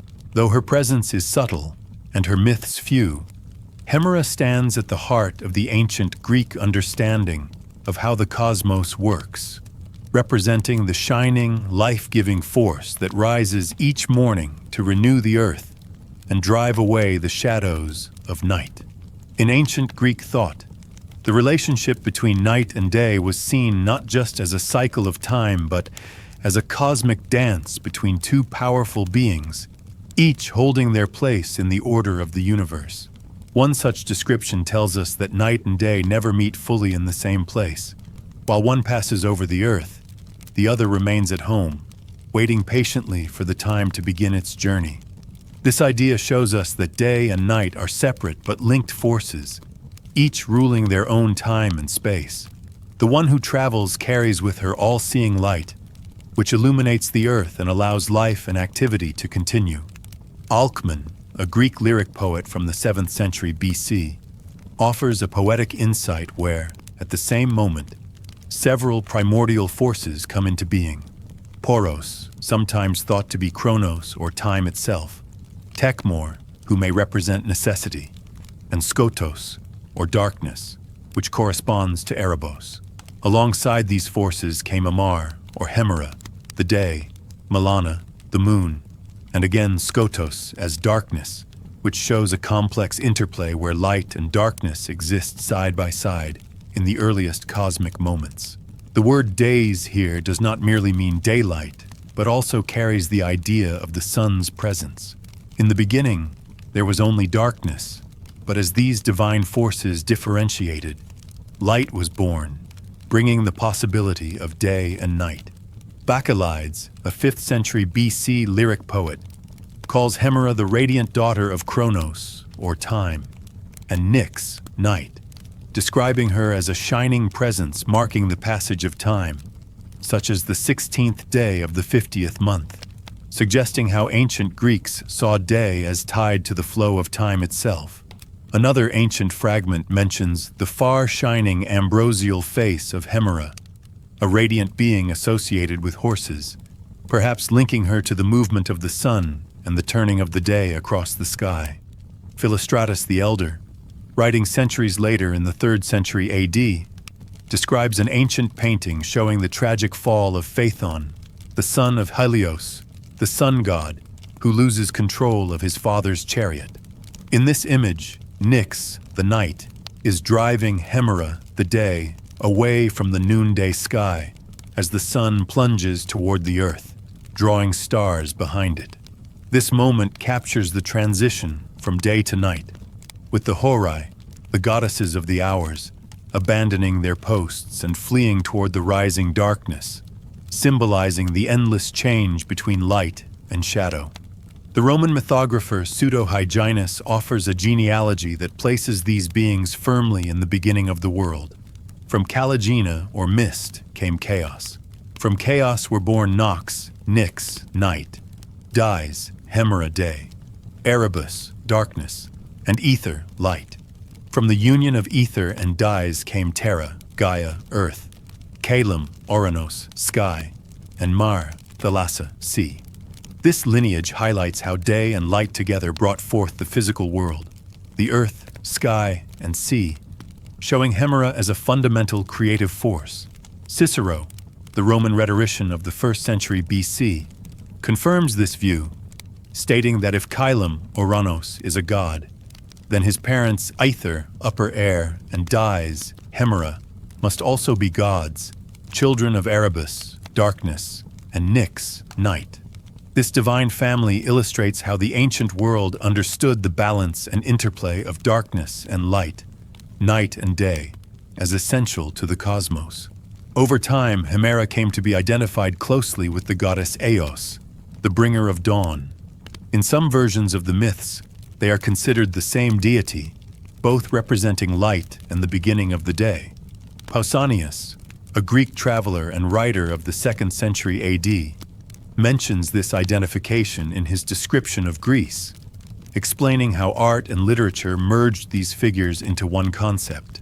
This blending shows how the ancient Greeks saw the natural progression of night into dawn, and then full day as a continuous unfolding of light, with Hemera's presence essential to the coming of morning and the renewal of life. Thus, Hemera, as the personification of day, stands as a crucial figure in the cosmic order, embodying the light that chases away darkness, the force that drives the rhythm of time, and the mother of the world itself. Her story, though not filled with dramatic adventures, is woven deeply into the fabric of ancient Greek understanding of the universe, reminding us that day and night are eternal partners in the dance of existence, each necessary and powerful in their own right. In ancient Greek art and literature, Hemera, the goddess of the day, is shown in various stories and images connected with beauty, love, and sorrow, often intertwined with other gods and heroes. Pausanias, the Greek traveler and writer from the 2nd century AD, describes images in Athens where Hemera is depicted carrying away Kephalos, also called Cephalus, who was said to be in love with her. This scene reveals a connection between the goddess of day and the mortal or heroic figures of myth, showing how the daylight itself was imagined as a powerful and sometimes overwhelming force that could sweep away those it favored or loved.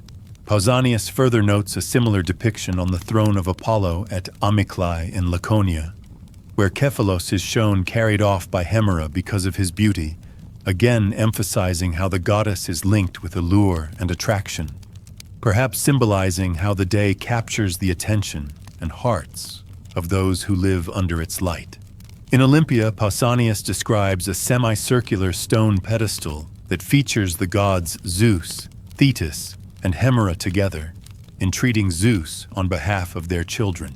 This image places Hemera among the great divine figures as an intercessor, involved in the affairs of heroes such as Achilles and Memnon, who are represented on the edges of the pedestal as combatants. This suggests that Hemera's role extended beyond just the coming of light. She was also part of the divine world, influencing mortal fate and heroic struggles.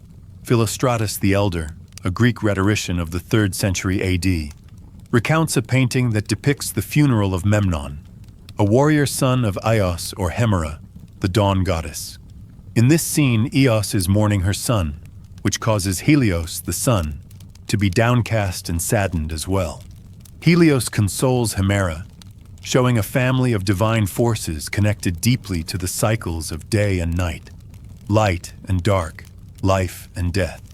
In this telling, the names Eos and Hemera are used interchangeably, reflecting how over time these figures of dawn and day merged in the imagination and stories of the Greeks. Callistratus, writing in the 4th century AD, describes a statue of Memnon made of Ethiopian stone, which was said to become vocal and express emotion.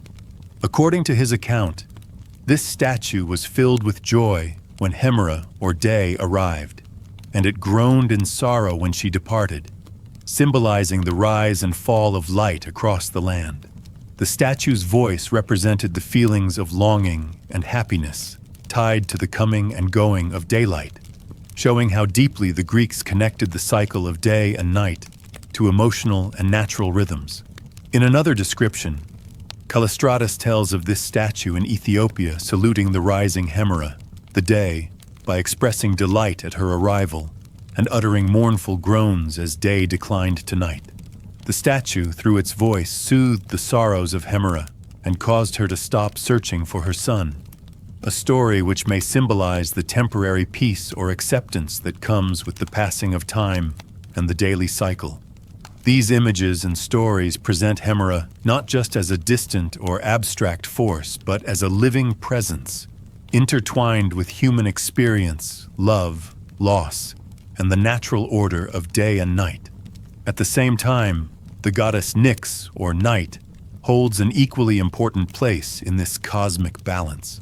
Like Hemera, Nyx is represented in ancient art, such as on an Athenian black figure Lakithos from the 5th century BC, where she appears as a powerful goddess of the night.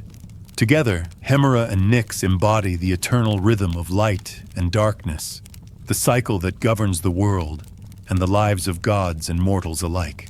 This interplay between day and night, between Hemera and Nyx, reveals the ancient Greek understanding of the universe as a place of constant movement and change, where light chases darkness and darkness returns again, each one necessary to the other's existence. In this eternal dance, the figures of Hemera and Nyx remind us of the natural world's harmony, the passage of time, and the emotions tied to the rising and setting of the sun, as well as the human stories connected to these powerful forces of light and shadow. Nyx. Nyx was the ancient goddess of the night, one of the very first beings to emerge at the dawn of creation. Known as a primordial god, or protogenos, she was born from chaos, which means chaos or the void, often understood as the empty air or the original gap from which all things sprang. Nyx's nature was deeply tied to the darkness that covers the world when the sun goes down, and she was often seen as the very essence of night itself, a veil of dark mist drawn across the sky to hide the shining light of Aether, the bright and glowing blue of the heavens.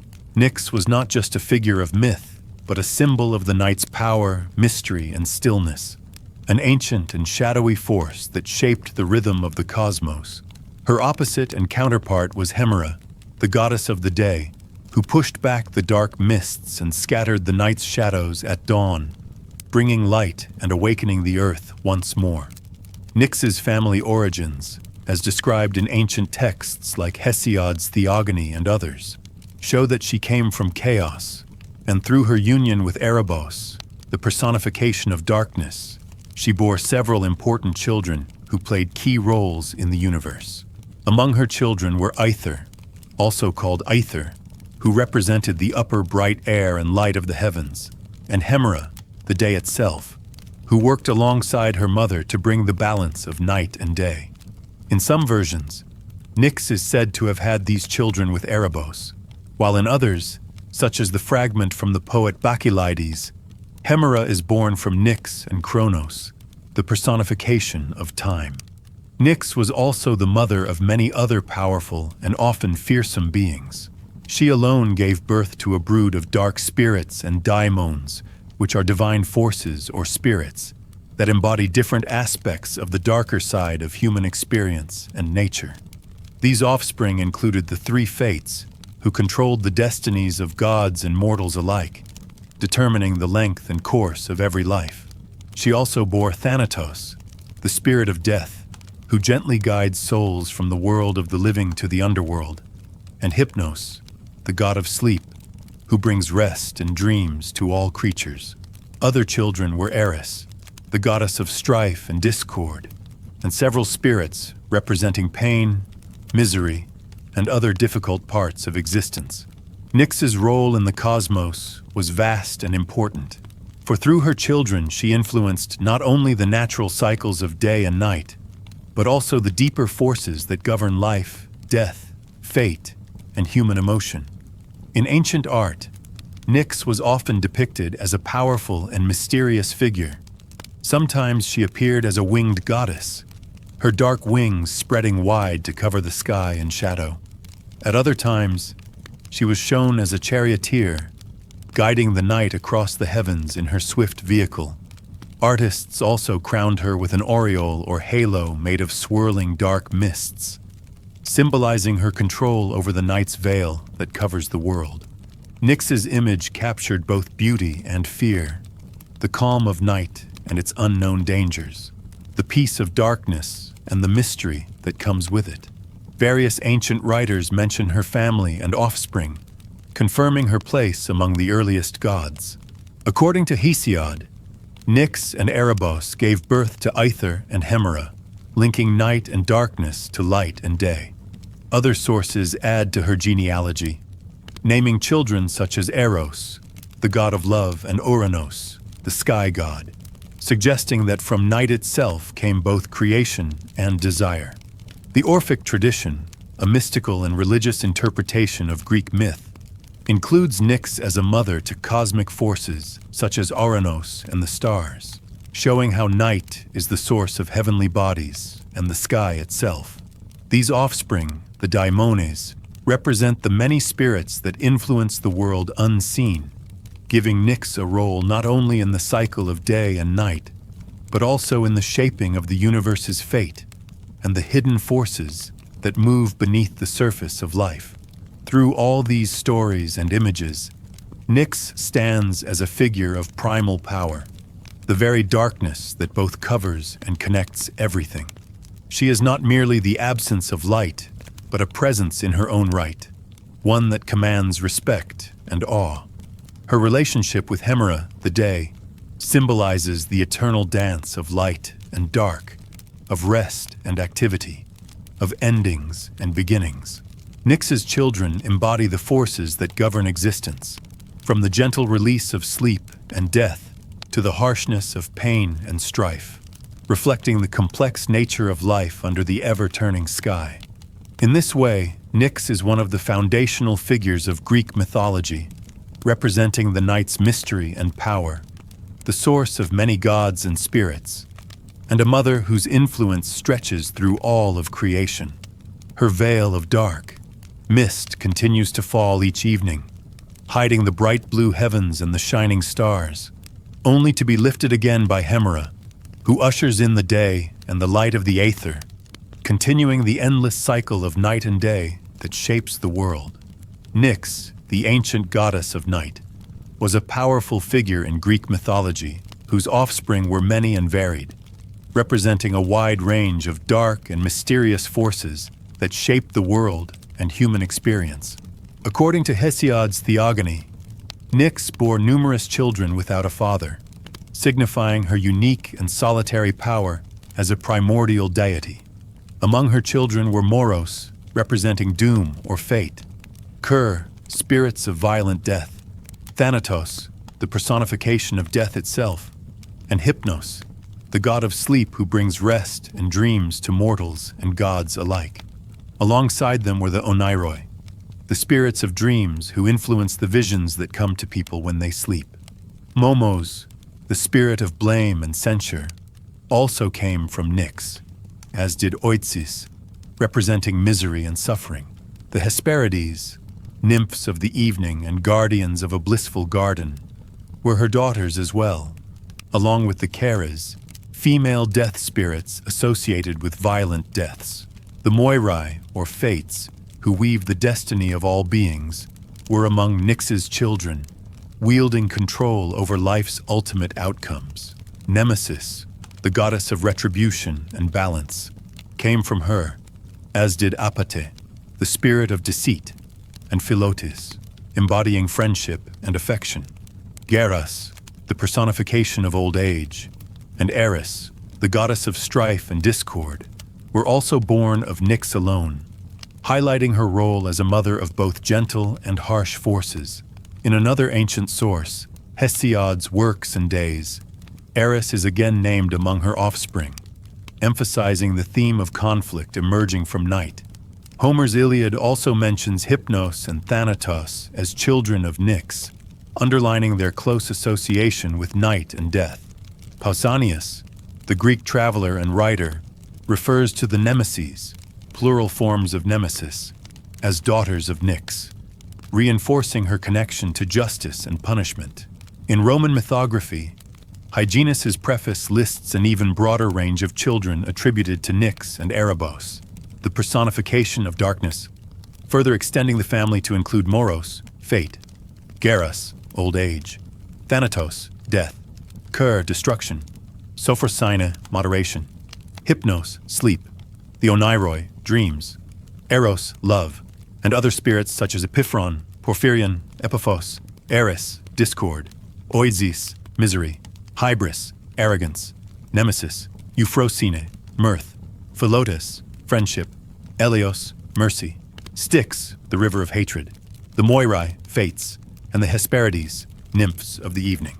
Cicero's De Natura Deorum also presents a long list of Nyx's offspring with Erebos, which includes Eros, love; Dolos, trickery; Deimos, terror; Ponos, hardship; Nemesis, retribution; Moros, fate; Geras, old age; Thanatos, death; Keres, death spirits; Oisis, misery; Momos, blame; Philotas, affection; Apate, deceit; and others like the Moirai, fates; the Hesperides; and the Oneiroi, dreams.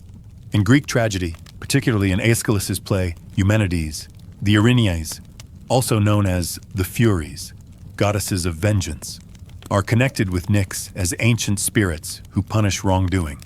The Moirai, or fates, who determine the destiny of gods and men, also feature prominently in Greek literature, with some traditions naming Chronos, or time, as their father. The wide array of offspring attributed to Nyx illustrates her importance in myth as the source of many forces that govern fate, death, sleep, dreams, strife, and justice. She was seen as a powerful and sometimes terrifying figure, one whose presence affected gods and humans alike. Homer describes Nyx as a force even Zeus feared, showing her strength and influence in the divine world. Night, or Nyx, is one of the very first beings created in the ancient cosmogonies, highlighting her role as a primordial deity whose powers extend beyond the simple passage of time from day to night. She embodies the darkness that covers the world and gives birth to forces that shape life and death, fate and destiny, joy and suffering. Through her many children, whether they are the spirits of doom and death, the bringers of sleep and dreams, or the agents of justice and discord, Nyx's influence permeates the cosmos. She is the mother of both peaceful and fearful spirits, balancing the unseen forces that govern the universe. Her presence marks the boundaries between light and dark, life and death, calm and chaos. Nyx's legacy in myth is vast, making her one of the most important figures in the ancient Greek understanding of the world's beginnings and the mysteries that lie within the night. In the beginning, before anything else existed, there was chaos, a great empty space or gap that held the potential for all things to come. From this vast emptiness emerged the first primordial beings, among them Nyx, the goddess of night, who was also the sister of Erebus, the personification of darkness. Together, Nyx and Erebus became the parents of Aether, the bright upper air that fills the sky with light, and Hemera, the personification of day, who brings the world from darkness into brightness. This early cosmogony is described by Hesiod in his Theogony, where the sequence of creation begins with chaos, then Gaia, the earth, who spreads wide beneath the heavens, and Tartarus, the deep pit beneath the earth, alongside Eros, the god of love who stirs desire in gods and mortals alike. Nyx, born from chaos, is a fundamental force, embodying the night itself, the dark veil that covers the earth and sky when the sun retreats. She is not only the mother of Aether and Hemera, but also the mother of many powerful and mysterious beings, often born without any partner. These include Moros, the force of doom or fate that leads all to their destined end. The Keres, spirits of violent death who hover over battlefields. Thanatos, the gentle but inevitable god of death. Hypnos, who brings sleep and rest to the weary. And the Oneiroi, the spirits of dreams who weave visions into the minds of sleeping mortals. Nyx also bore Momos, the spirit of blame and censure, who points out faults and mistakes. Oises, who embodies misery and suffering. And the Hesperides, nymphs who guard the golden light of evening, and the precious fruits in their sacred garden. Among her daughters were the Moirae, or Fates, who control the thread of life for every being, deciding the time of birth and death and the fate that none can escape. Nemesis, the goddess of retribution who balances justice and punishes hubris, is also among Nyx's offspring. Other beings associated with deceit, affection, old age, strife, and discord all trace their lineage back to Nyx, highlighting her role as the source of many forces that shape the world's moral and natural order. Later poets often portrayed Nyx as a winged goddess, sometimes shown riding a chariot cloaked in darkness, moving silently across the sky with stars accompanying her course, symbolizing the passage of night across the world. Euripides describes her as a powerful figure who commands respect and fear, even among the gods, and she is sometimes depicted crowned with a halo of mist or shadows. Her home is said to lie in the depths of Hades, the shadowy underworld realm where souls go after death, further connecting her to the mysteries of darkness and the unknown. A famous statue of Nyx, created by the sculptor Rauecus, once stood at Ephesus, a testament to her importance in ancient worship and culture. On the chest of Cypselus, a richly decorated wooden chest, Nyx was shown carrying the gods of sleep and death in her arms as small children, symbolizing her role as their mother and protector. The Orphic tradition, another ancient source of Greek myth, offers a slightly different genealogy, naming Nyx as the daughter of Eros, the primordial god of love, placing her within a cosmic cycle of creation that blends darkness and desire. In this view, Nyx still remains a primeval force, giving birth to the bright day and the upper air of Aether, marking her as a mother of opposites, darkness and light, night and day, sleep and awakening.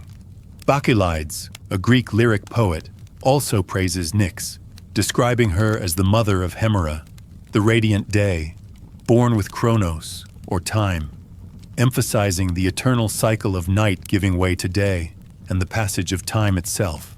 Aristophanes, in his comedic play Birds, echoes this cosmogony by presenting the earliest beings as Chaos, Nyx, Erebus, and Tartarus, all forming the foundations of the universe before the earth and sky took shape. Nyx's presence at the beginning of everything highlights her vital role in Greek mythology as a primordial deity who not only embodies the night, but also gives birth to many essential aspects of existence. She is both a symbol of darkness and mystery, and a mother who brings forth forces that govern fate, death, sleep, dreams, justice, and strife. Through Nyx and her offspring, the ancient Greeks explained the balance and cycle of life and death, light and dark, order and chaos, which continue to shape the world and human experience. Her enduring presence in myth reveals a deep respect for the power of night and darkness, not just as absence of light, but as an active and creative force woven into the very fabric of the cosmos from its earliest moments. At the very beginning, before earth, air, or heaven had any form or presence, there was only the vast emptiness and the dark forces of night and darkness.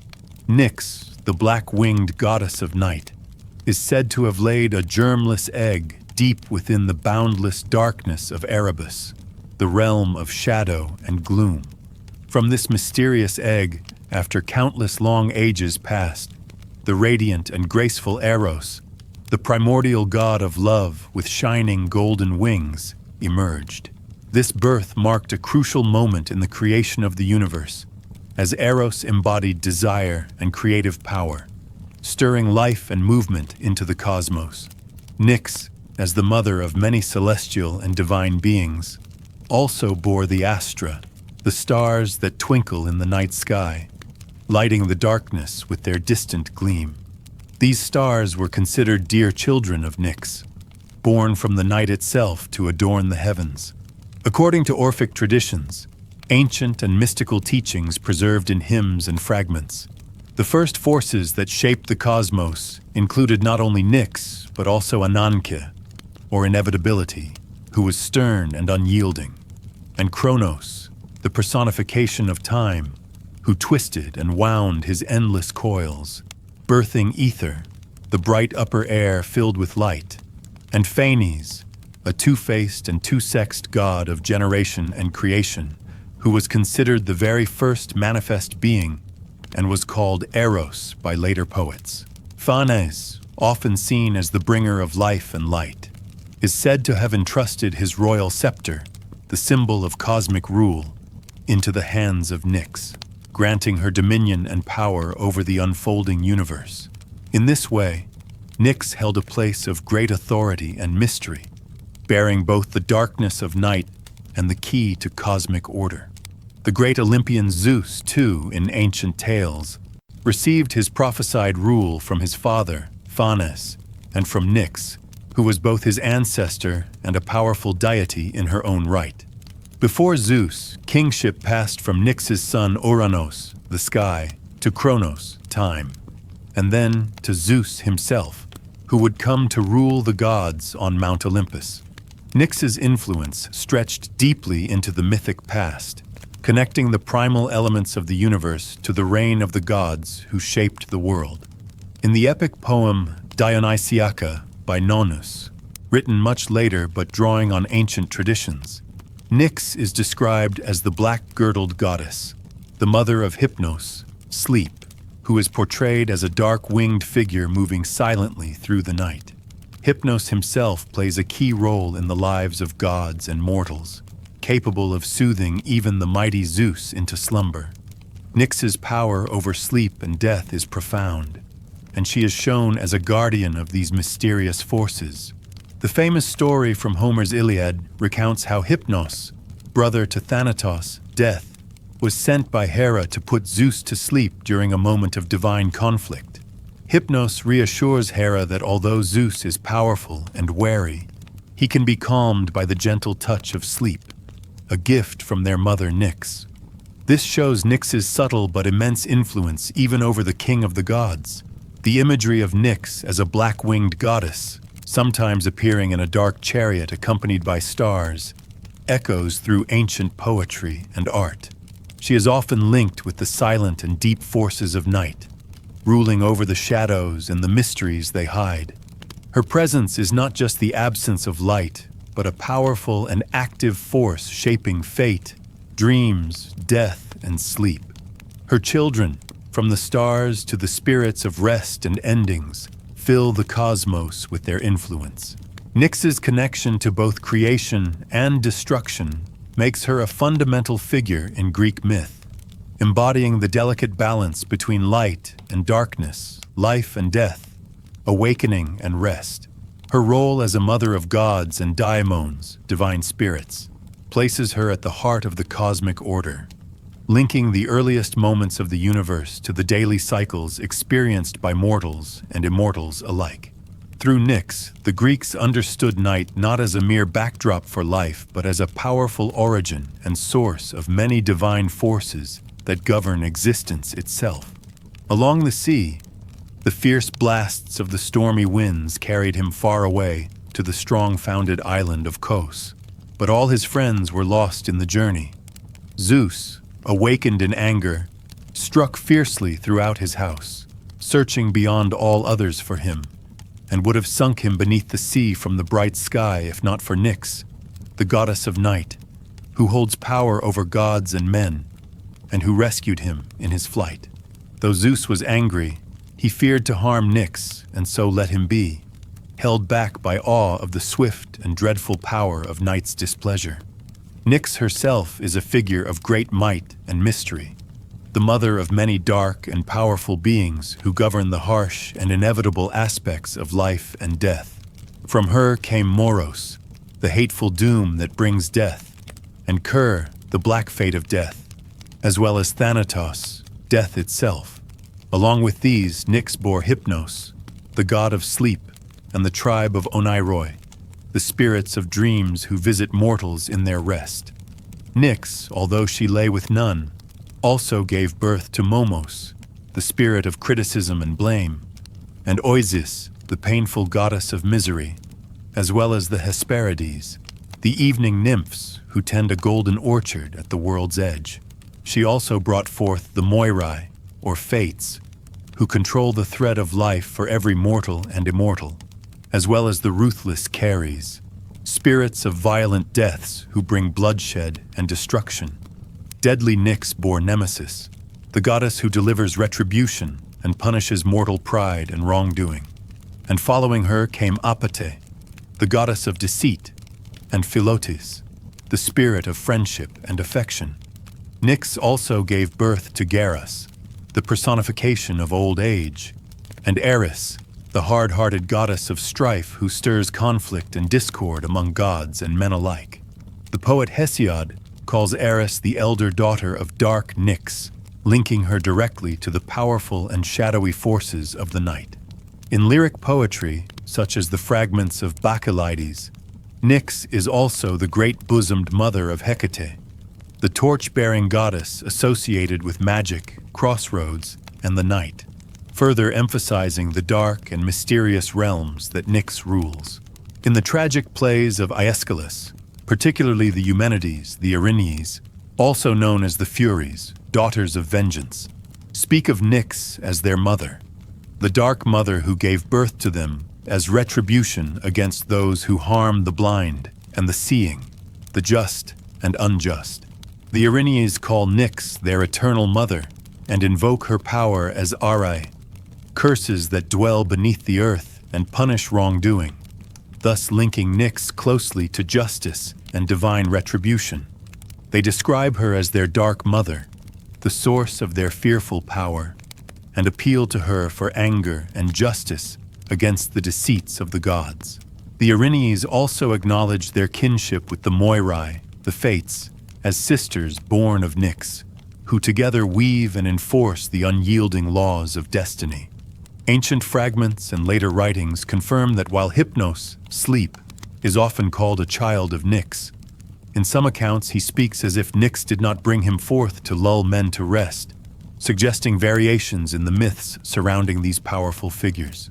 Nyx's role is vast and deep, as she embodies the night itself, the dark and silent time when many unseen forces come to life.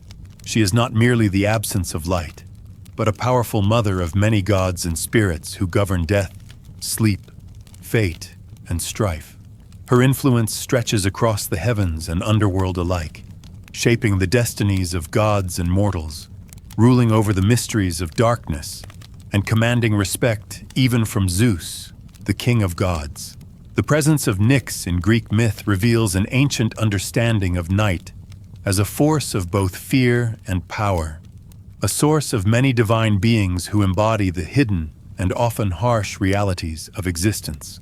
Through her children, the bringers of doom, sleep, dreams, misery, strife, and justice, Nyx shapes the world in profound ways, reminding all that the darkness holds as much significance as the light in the great balance of life.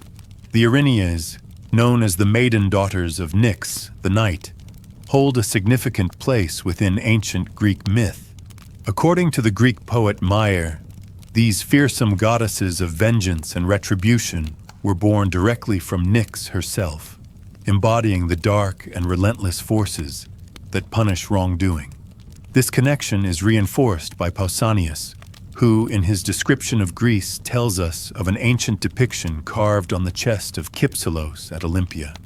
There, a woman is shown holding two children, one white and asleep on her right arm, and the other black, and also appearing to sleep on her left, their feet pointing in opposite directions. These figures are identified, even without the inscription, as Thanatos, death, and Hypnos, sleep, with Nyx as their nurse and protector. This image powerfully illustrates Nyx's role as the mother and guardian of death and sleep, linking her intimately to these inevitable parts of human experience.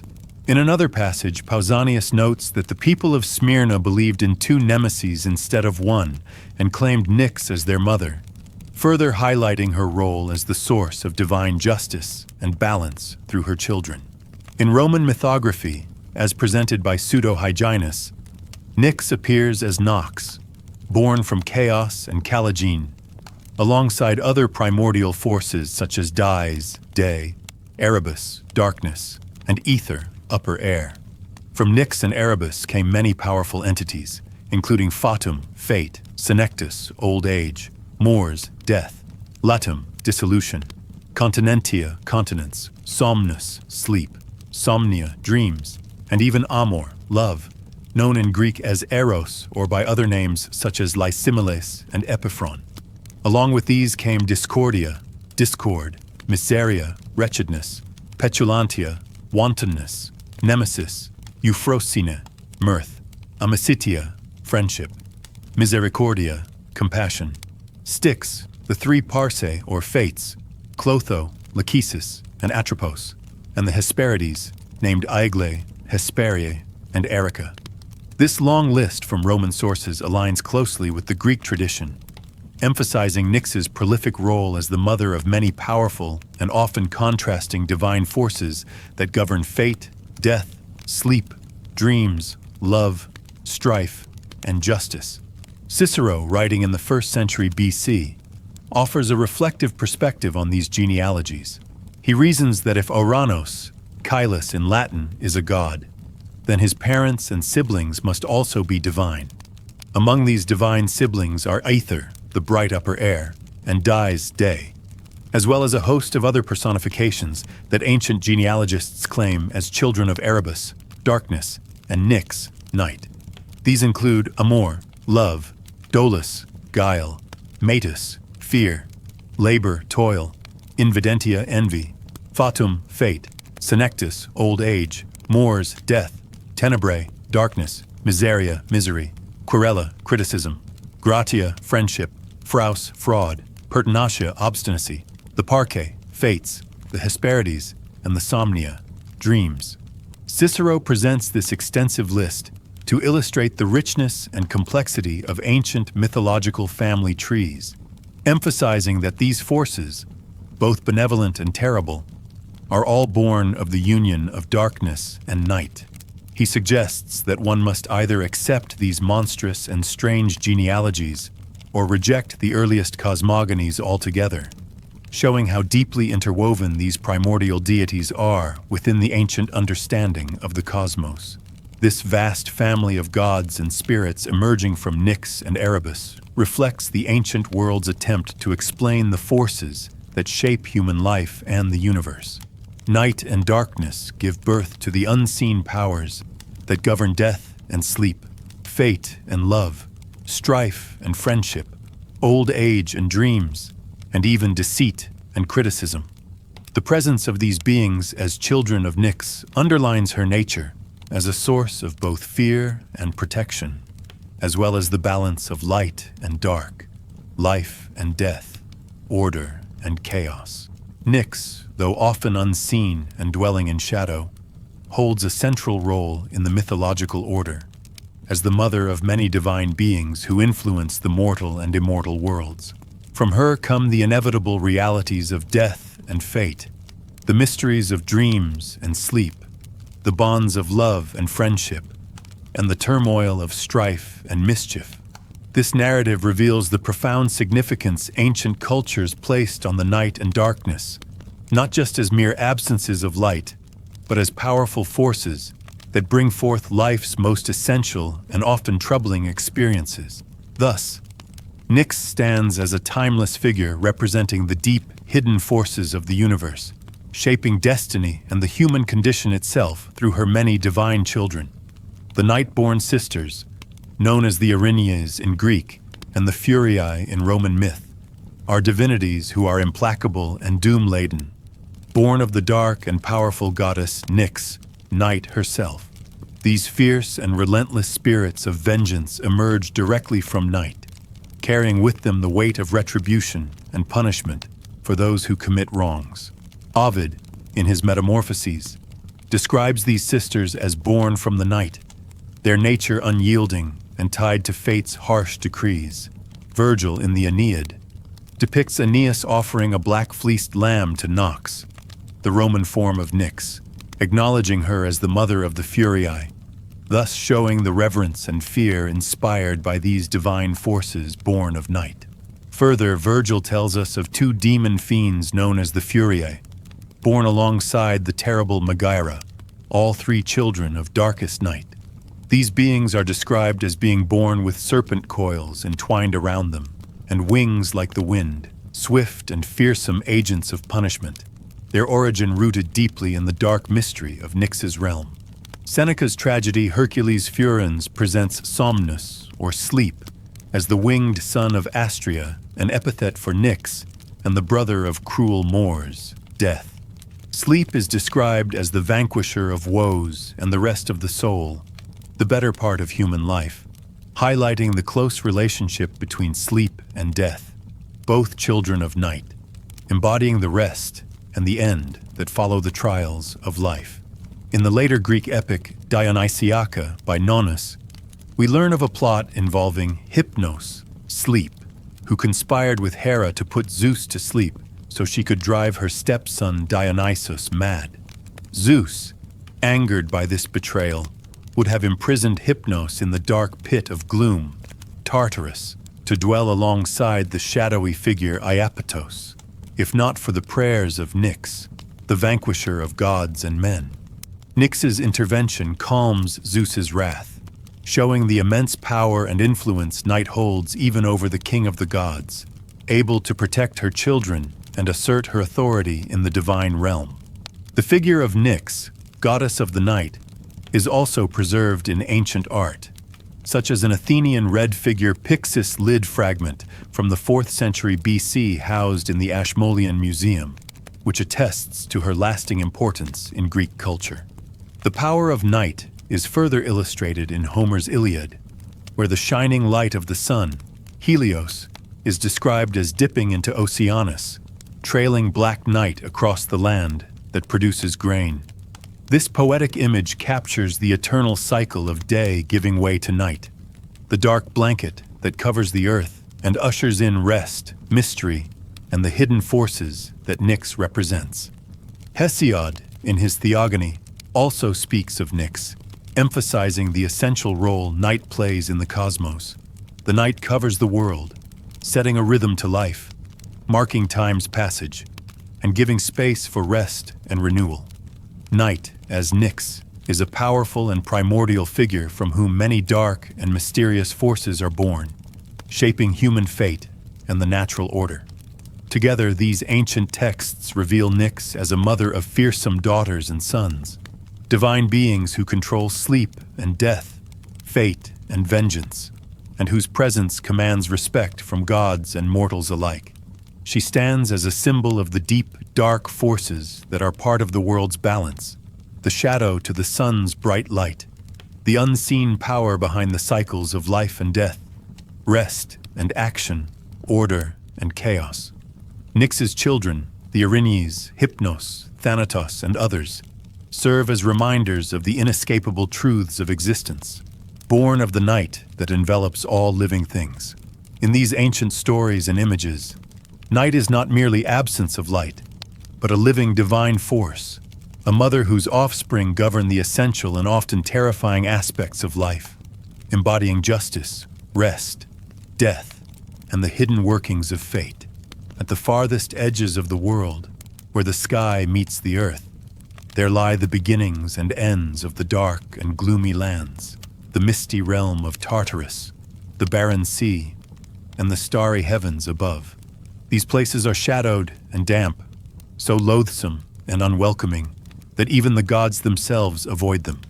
There stands the fearful and terrible home of murky Nyx, the goddess of night, wrapped tightly in dark clouds that never part, guarding the mysterious and solemn powers she holds. Before her home stands Atlas, the son of Iapetos, who bears the heavy weight of the wide sky upon his unyielding head and tireless hands. Near this great threshold of bronze, the two eternal figures Nyx, the night, and Hemera, the day, meet briefly as they pass each other's paths. When one is leaving the house of the heavens to journey across the earth, the other waits inside. Never do they stay both at once within the house, for the order of the world demands that one gives way to the other. The one who steps outside holds the bright, all-seeing light that shines upon the earth, while the other remains wrapped in the silence and shadow of the home, holding in her arms her children Hypnos, sleep, and Thanatos, death, who are twin brothers and powerful gods born of night.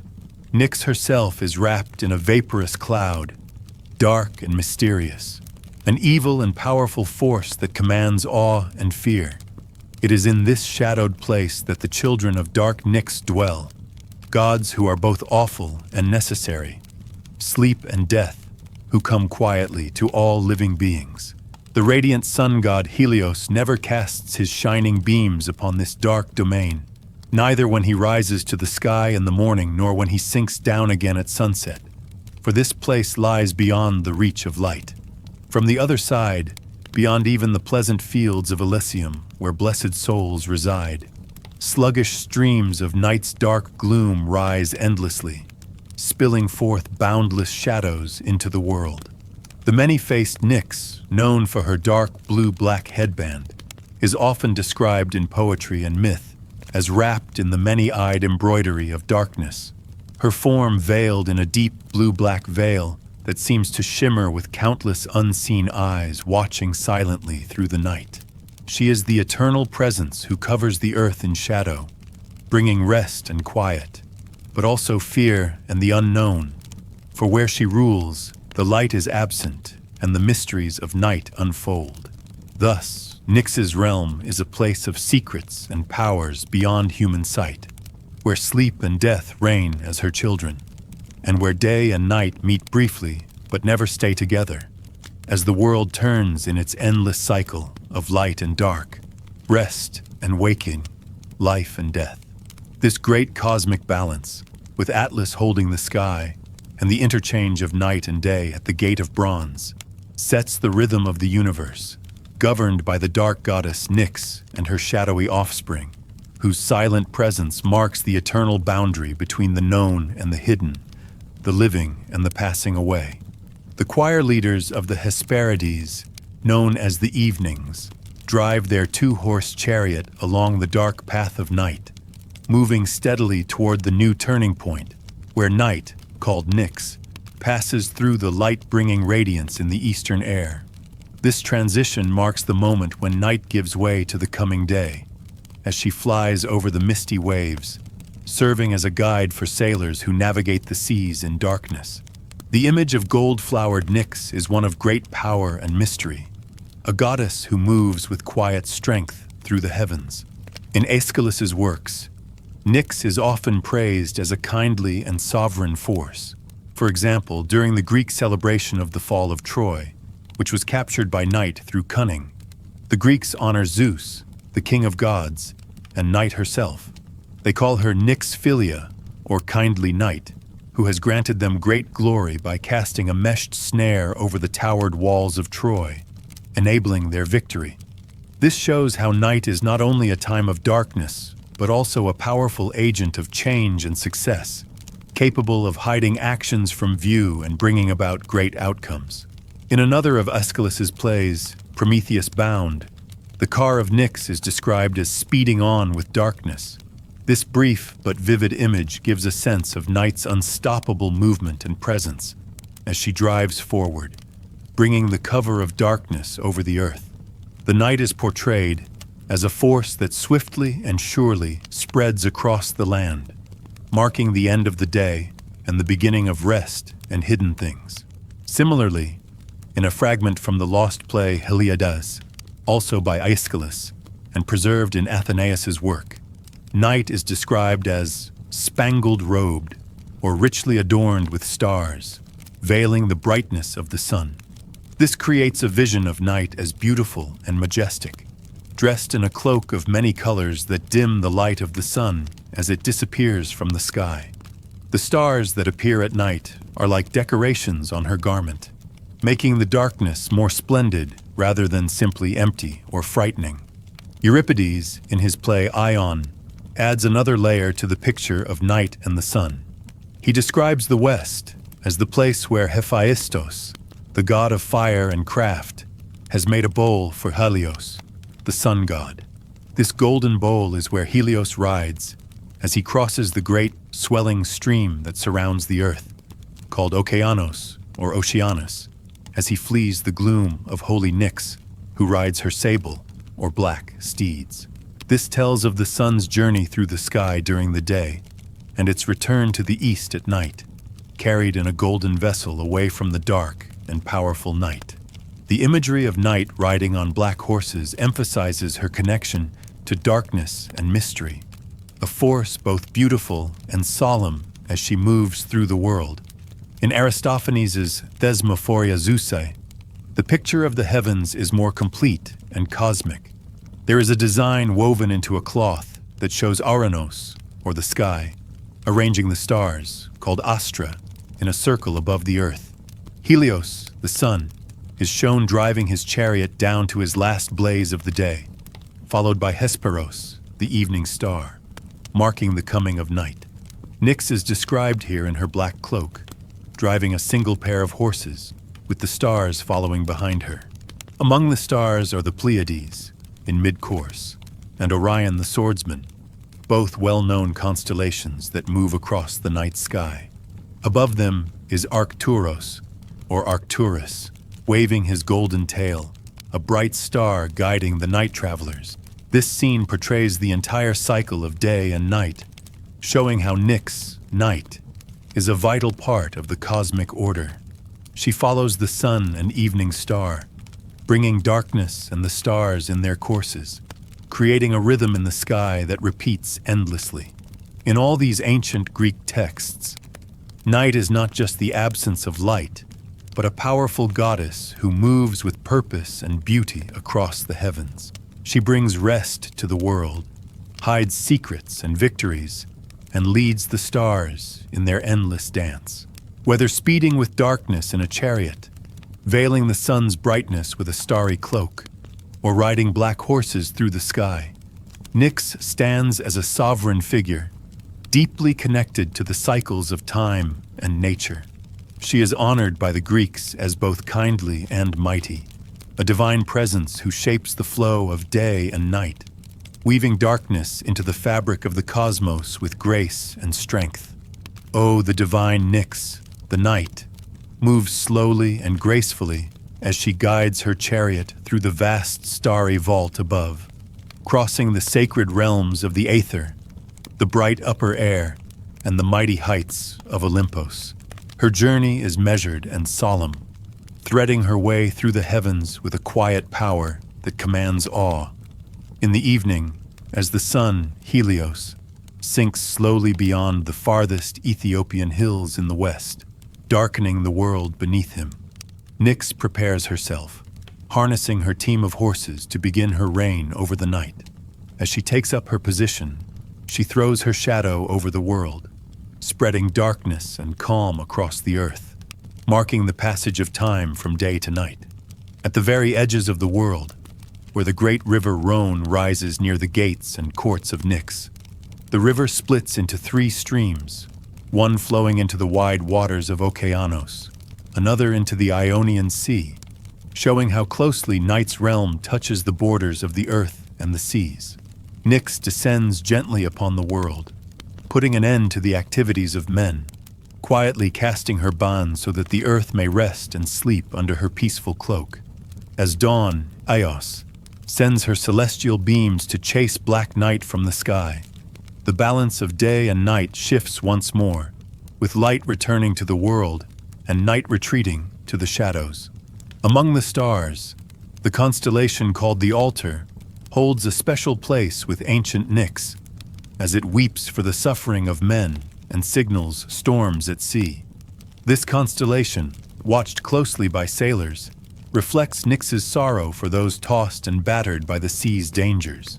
When this sign appears in the sky, especially if surrounded by clouds yet shining clearly, it warns of storms driven by the autumn wind. Nyx herself kindles these signs of storm and danger, showing her care for toiling sailors and the forces of nature that challenge them.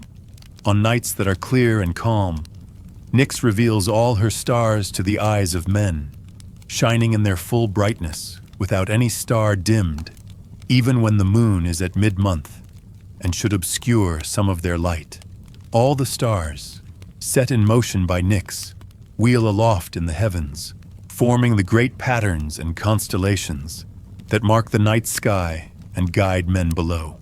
This power of night to gather and lead the stars is a sign of her dominion over the dark hours, a time when the heavens speak in silence and light flickers against the vast blackness.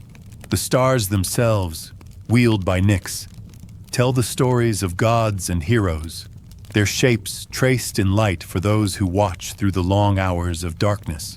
Thus, Nyx rules the night with steady hands, her chariot moving slowly but surely through the celestial realms, bringing rest to the world, marking the edges of day and night, touching the rivers and seas, watching over those who travel by land and water, and filling the sky with stars that glow with her divine presence. Her gentle descent invites sleep and silence. Her signs warn the mariners, and her stars guide all through the night, making her one of the most powerful and mysterious forces in the cosmos, forever weaving darkness and light in an endless dance across the heavens. As Eos, the dawn, cried in sorrow over the death of her son Memnon, her immortal tears flowed endlessly like a river overflowing its banks, soaking the dark earth around his fallen body. In this moment of deep anguish, Nyx, the night, grieved alongside her daughter, sharing in the pain of loss. The heavens responded to this sorrow by drawing a veil of mist and cloud across the stars, a gentle covering born from love and compassion for Erigeneia, the Lady of Light. As the sun plunged down into the vast stream of Okeanos, the great river that encircles the world, Nyx, dressed in sable black robes, rose and floated across the wide firmament, bringing her precious gift of sleep to the sorrowing mortals below. She spread darkness across the land, giving weary men and women release from their toil and granting rest to their aching bodies and minds. From broad Okeanos, night rose once more, flooding all the earth with darkness and freeing mankind from the labors of the day, her presence a soothing balm after hard work. Yet, as dawn rose again, the golden-throned Ios pushed back the kindly Nyx, sending her retreating into Erebos, the place of netherworld darkness, a shadowy realm where she would wait until the sun had passed and night could return. From Okeanos, the bright Ios ascended to the heavens, while Nyx sank down into chaos, the great void of chaos, making way for the new day and the light of the sun. This cycle of rising and sinking between night and dawn is captured in ancient art, such as a black figure Lekythos from Athens, which shows the eternal struggle and balance between darkness and light. In one vivid scene, the passion of Phaethon, the son of Helios, the sun, leads him to reckless daring as he attempts to drive his father's chariot across the sky. Unable to keep a firm rein, Phaethon falls from the heavens into the river Eridanos. As he falls, Nyx is seen driving Hemera, the day, from the noonday sky, making way for the darkness to return. The sun's burning orb plunges toward the earth, trailing after it the stars, the Astera, which begin their journey across the night sky. The Horai, the hours who keep the gates of the day, abandon their posts in haste and flee toward the rising gloom of night, signaling the end of daylight and the return of darkness. Another powerful image comes from a painting depicting the funeral of Memnon, where the deities of the sky, called daimones meteoroi, watch over the mournful scene. Eos, the dawn, grieving over her son's death, causes even Helios, the sun, to be downcast with sadness. In this time of sorrow, she calls upon Nyx, night, to come prematurely and cover the battlefield, so that she might steal away her son safely, with the consent of Zeus. And so, Memnon is taken from the sight of mortal men, removed quietly at the edge of the painting, hidden beneath the cloak of night. Through these stories and images, Nyx appears as a figure of deep compassion and strength. She shares in the pain of loss, bringing rest and sleep to those who suffer, and wielding her power over darkness with care and purpose. Her presence is intertwined with the cycles of day and night, the rising and setting of the sun, and the shifting of light and shadow that governs the lives of gods and mortals alike. Whether in the flowing tears of a mourning mother, the descent of the sun into the great river Okeanos, the swift retreat before the dawn, or the secret theft of a fallen hero's soul, Nyx stands as a guardian of the night, a gentle but mighty force who embraces sorrow, brings peace, and holds the stars within her vast, dark domain. In the ancient stories and images of the gods, Nyx, the night, is often shown not just as darkness itself, but as a figure in human form, watching over events with a quiet power and presence. In one ancient Greek painting, the infant Heracles wrestles with serpents sent to harm him, and nearby, Nyx is represented as holding a torch, shedding a gentle light upon herself so that the child's brave struggle does not go unseen. This light is not bright like the sun, but a soft, watchful glow that honors the courage of the child in the stillness of night. The Orphic hymns call Nyx the parent goddess and the source of sweet rest, the one from whom both gods and men first came into being. She is described as the blessed Kypris, known also as Aphrodite, adorned with starry light and dwelling in the deep silence of ebony night, a time when dreams and ease attend her dusky path. Nyx is the friend of mirth, dissolving worries and calming anxious thoughts, riding the earth on dark horses that carry her across the skies. She is goddess of shadows and illusions, her power gently dividing day from night by fate's decree, sending light to the deepest parts of the underworld, far away from mortal eyes. This force of night is wrapped in the adamantine bonds of necessity, a power that nothing can resist. Nyx is present to all who call on her with prayers, a beloved and respected goddess who offers friendly aid, helping to chase away the fears that twilight's dark shadows can bring. In the Roman poet Ovid's tales, night, called Nox, is described as reaching the far western shore of the world, the land of the Hesperides, where she departs from the sky just as dawn breaks and day begins anew.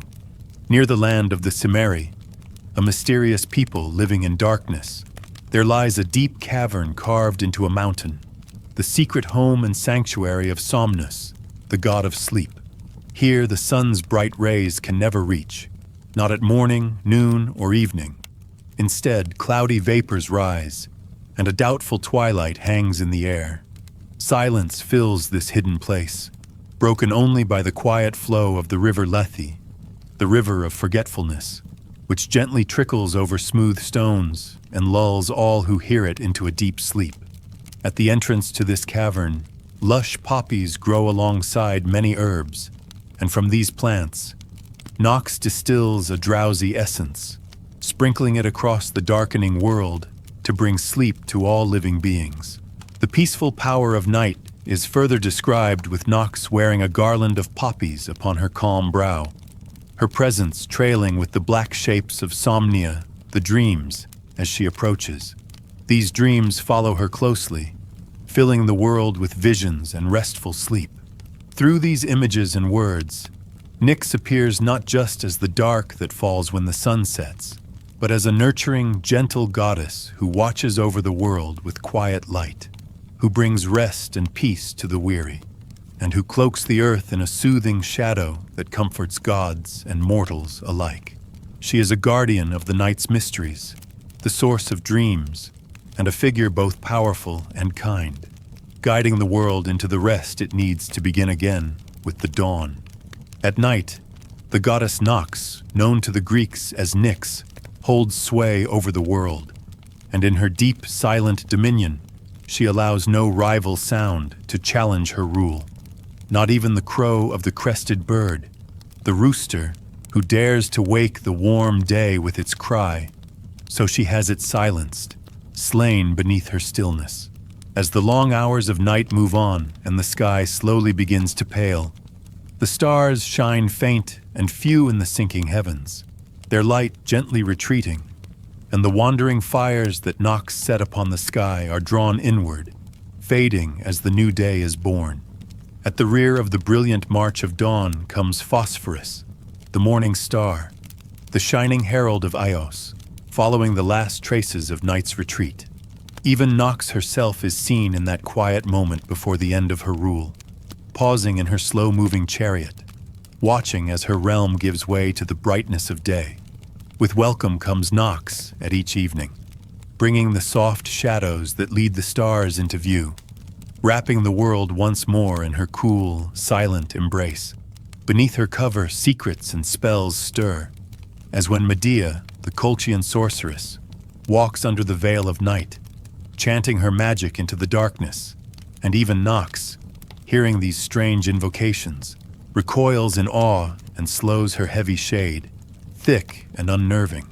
There are times when the very presence of dark forces unsettles even the sun, and when one of the dread Erinyes rises from Hades, day, equated with shining Helios, feels her terrible presence, and Nox quickly casts her pitch-black cloud before his brilliant chariot, startling his shining steeds, cutting off his light. Sleep, or Sopor, the gentle god who so often walks with Nyx, is shown driving her horses, guiding the chariot of night across the sky, bringing rest not just to humans but to all that breathes. When Nox begins her passage, she throws a dewy covering over the light of the sun, spreading her shadow wide over the earth, and in this time, peace settles in. Beneath her cloak, the world eases into quiet. Under her western reign, as she returns from her completed course, the stars begin to set, and the moment arrives when great Tethys, goddess of the sea, urges forth Hyperion the sun from the eastern waters, urging the light to rise once more. But until then, Nox reigns, and during her time all that lives is touched by her influence. When she comes, she soothes the minds of men, easing their thoughts and giving their bodies to rest. The wild beasts that wander through forests and plains also find stillness as Nox lays her gentle control upon them. Overhead, she wraps the sky in her dusky covering, a dark and quiet comfort that stretches from horizon to horizon. To all, her presence brings calm, not just the quiet of sleep, but the kind of stillness that makes the world pause, the kind of silence that allows dreams to bloom and the cares of waking life to slip away. This is Nox, the night, who rides behind the stars, who hides the sun, who walks alongside sleep and dream, who quiets the wind, who listens to magic, who rules the space between sunset and dawn with a power that is quiet, deep, and constant. O Nox, the great goddess of night, who stretches her dark cloak over the weary earth and sky, who grants relief to the tired and brings calm to the restless. She comes when the sun has run its long course across the heavens, casting her soft and silent presence over all things, allowing the stars to begin their glowing paths across the sky. She is the giver of gentle sleep and the restorer of minds worn down by toil, a kind and noble force who watches over both gods and mortals alike until the bright sun rises once again to stir faint hearts with new hope and light. To her, houses and cities offer their worship as the year turns in its never-ending circle, and in her name, black bulls of fine form are brought as sacrifices, given in reverence, their pure entrails burned by the fire of Vulcanus, whose flames consume them while new milk flows in the sacred rites, a stream of offering to the night who watches all. Nyx, the gentle end of day, is the one who comes after the chariot of the sun has finished its burning journey, and as his brightness fades, she quietly lifts herself up from the earth into the sky, like a dark flame rising, and wraps the heavens in her star-covered robe, each gleaming point a witness to her coming. With her presence, she brings the release from effort and opens the gates of dreams, two great doors through which pass visions and shadowy images, the soft travelers of the night. In her stillness, the silent goddess marks the time of longing and hidden desire, and even the great Zeus turns his gaze to her to count the hours, waiting for the soft fall of Hesperos, the evening star, asking when the golden dawn will retreat and jealous Eos will step aside, for it is under the watchful torch of Nyx that he wishes to visit the one he loves. So she is called to lift her torch and light the path not only for lovers, but for all who move in the secret hours, for wanderers and dreamers and gods alike. And so Nyx, in silence, veils the western sky with the rich black of her own color, deep and still. And over the heavens she spreads her starry cloak, drawing lines across the night with quiet brilliance, shaping the night with a soft hand and marking the world with peace. In this time when she reigns, all is calmed, and the weight of the day is lifted. The breath of the world slows, and the mind is stilled. It is her moment, the sacred time of the dark, not as an end, but as a passage, a time to rest and to dream, to forget the burning sun, and to dwell in quiet and shadow. She is the queen of that hush that falls on fields and oceans, the mistress of the glowing stars, and of the deep, slow hours. She is the one who ends the day not with finality, but with care, a gentle turning of the world from noise to quiet, from light to calm. She is night, and her name is worshipped in the hush of sacrifice, in the soft beat of dreams, and in the slow rhythm of stars moving through the sky. Quiet Nyx, the great night, covered the whole earth in her dark veil, her soft shadow falling over all things, silent and deep, as the light faded away and the world entered into her stillness, under her darkness, when the moon Luna shone in her full brightness across the sky. Medea, the witch, moved alone through the silence of midnight. She walked her wandering path under the stars, untouched by the world around her. And when all was quiet, she lifted her arms to the heavens, turning herself 3 times, and then 3 times she poured water over her hair, and 3 times she let out a long, mournful cry. Then she knelt on the cold, hard ground and spoke her words to the hidden forces. She called out to Nyx, mother of mysteries, who rules over the unseen world, and to the golden stars that light her path, and to Hecate, who shows herself in 3 forms, and to Earth, the bringer of herbs with secret powers, and to all the gods of the night, asking for their help. She called on them to give strength to her spells, to shake the earth and bring the dead out of their graves. And she lifted her voice even to Luna, the bright moon, demanding she withdraw, even as the beating of bronze gongs tried to calm her. She said that even her own grandfather, the sun Helios, grew dim under the strength of her enchantments, and even the dawn itself, Aurora, turned pale before her poison's reach. And elsewhere, in another time, the witch Circe worked her magic too, spreading dark powders and foul herbs in a circle, their smoke rising into the night. She called out to Nox again, and to the gods who move only in the dark, and she cried to Hecate with a long and wailing voice. Then the ground itself groaned, the woods pulled away in fear, and pale colors ran through the grass. Drops of blood stained the earth, stones moaned and howled, dogs barked wildly into the night, black snakes poured out of the soil, and ghostly shadows floated through the air in silence, drawn by the power of the dark rites.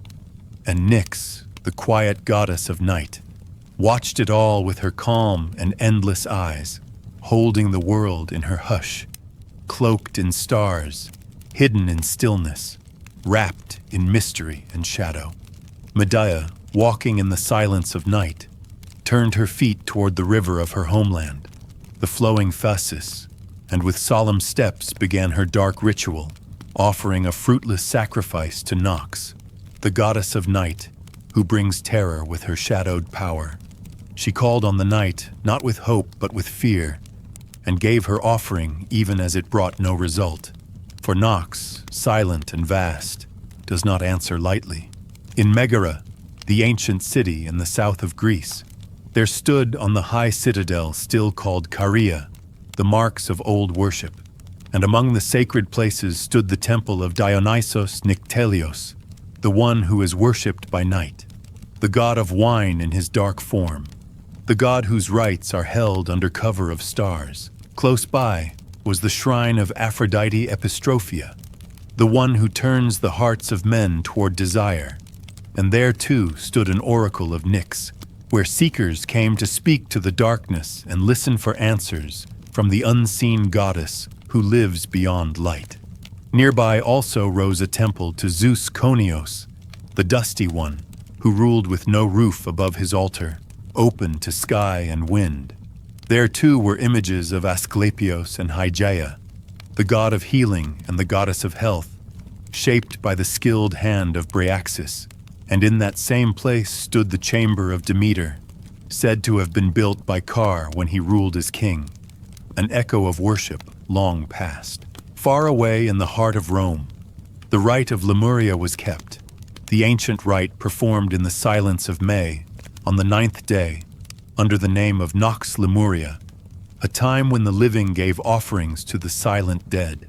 It was Nox who ruled those hours, as the rites passed in stillness, and the gifts were made for the speechless shades who lingered. In yet another place and in another time, there rose the voice of one who honored Nox with words of devotion, calling her the one whose shadow brings rest, whose cloak covers all, who is worshipped through the turning years. The voice promised that always, as the cycle of the year returned, the house would give her honor and hold her high. It would bring her sacrifice, not just any, but black bulls of special beauty, chosen and offered to her as to the gods of the deep, the chthonic powers who dwell in the hidden places. And the fire of Vulcanus would burn the sacred parts of the animals, the fire touching the entrails, and the stream of new milk poured over them, all done for the sake of the night goddess who watches in silence and does not forget those who remember her.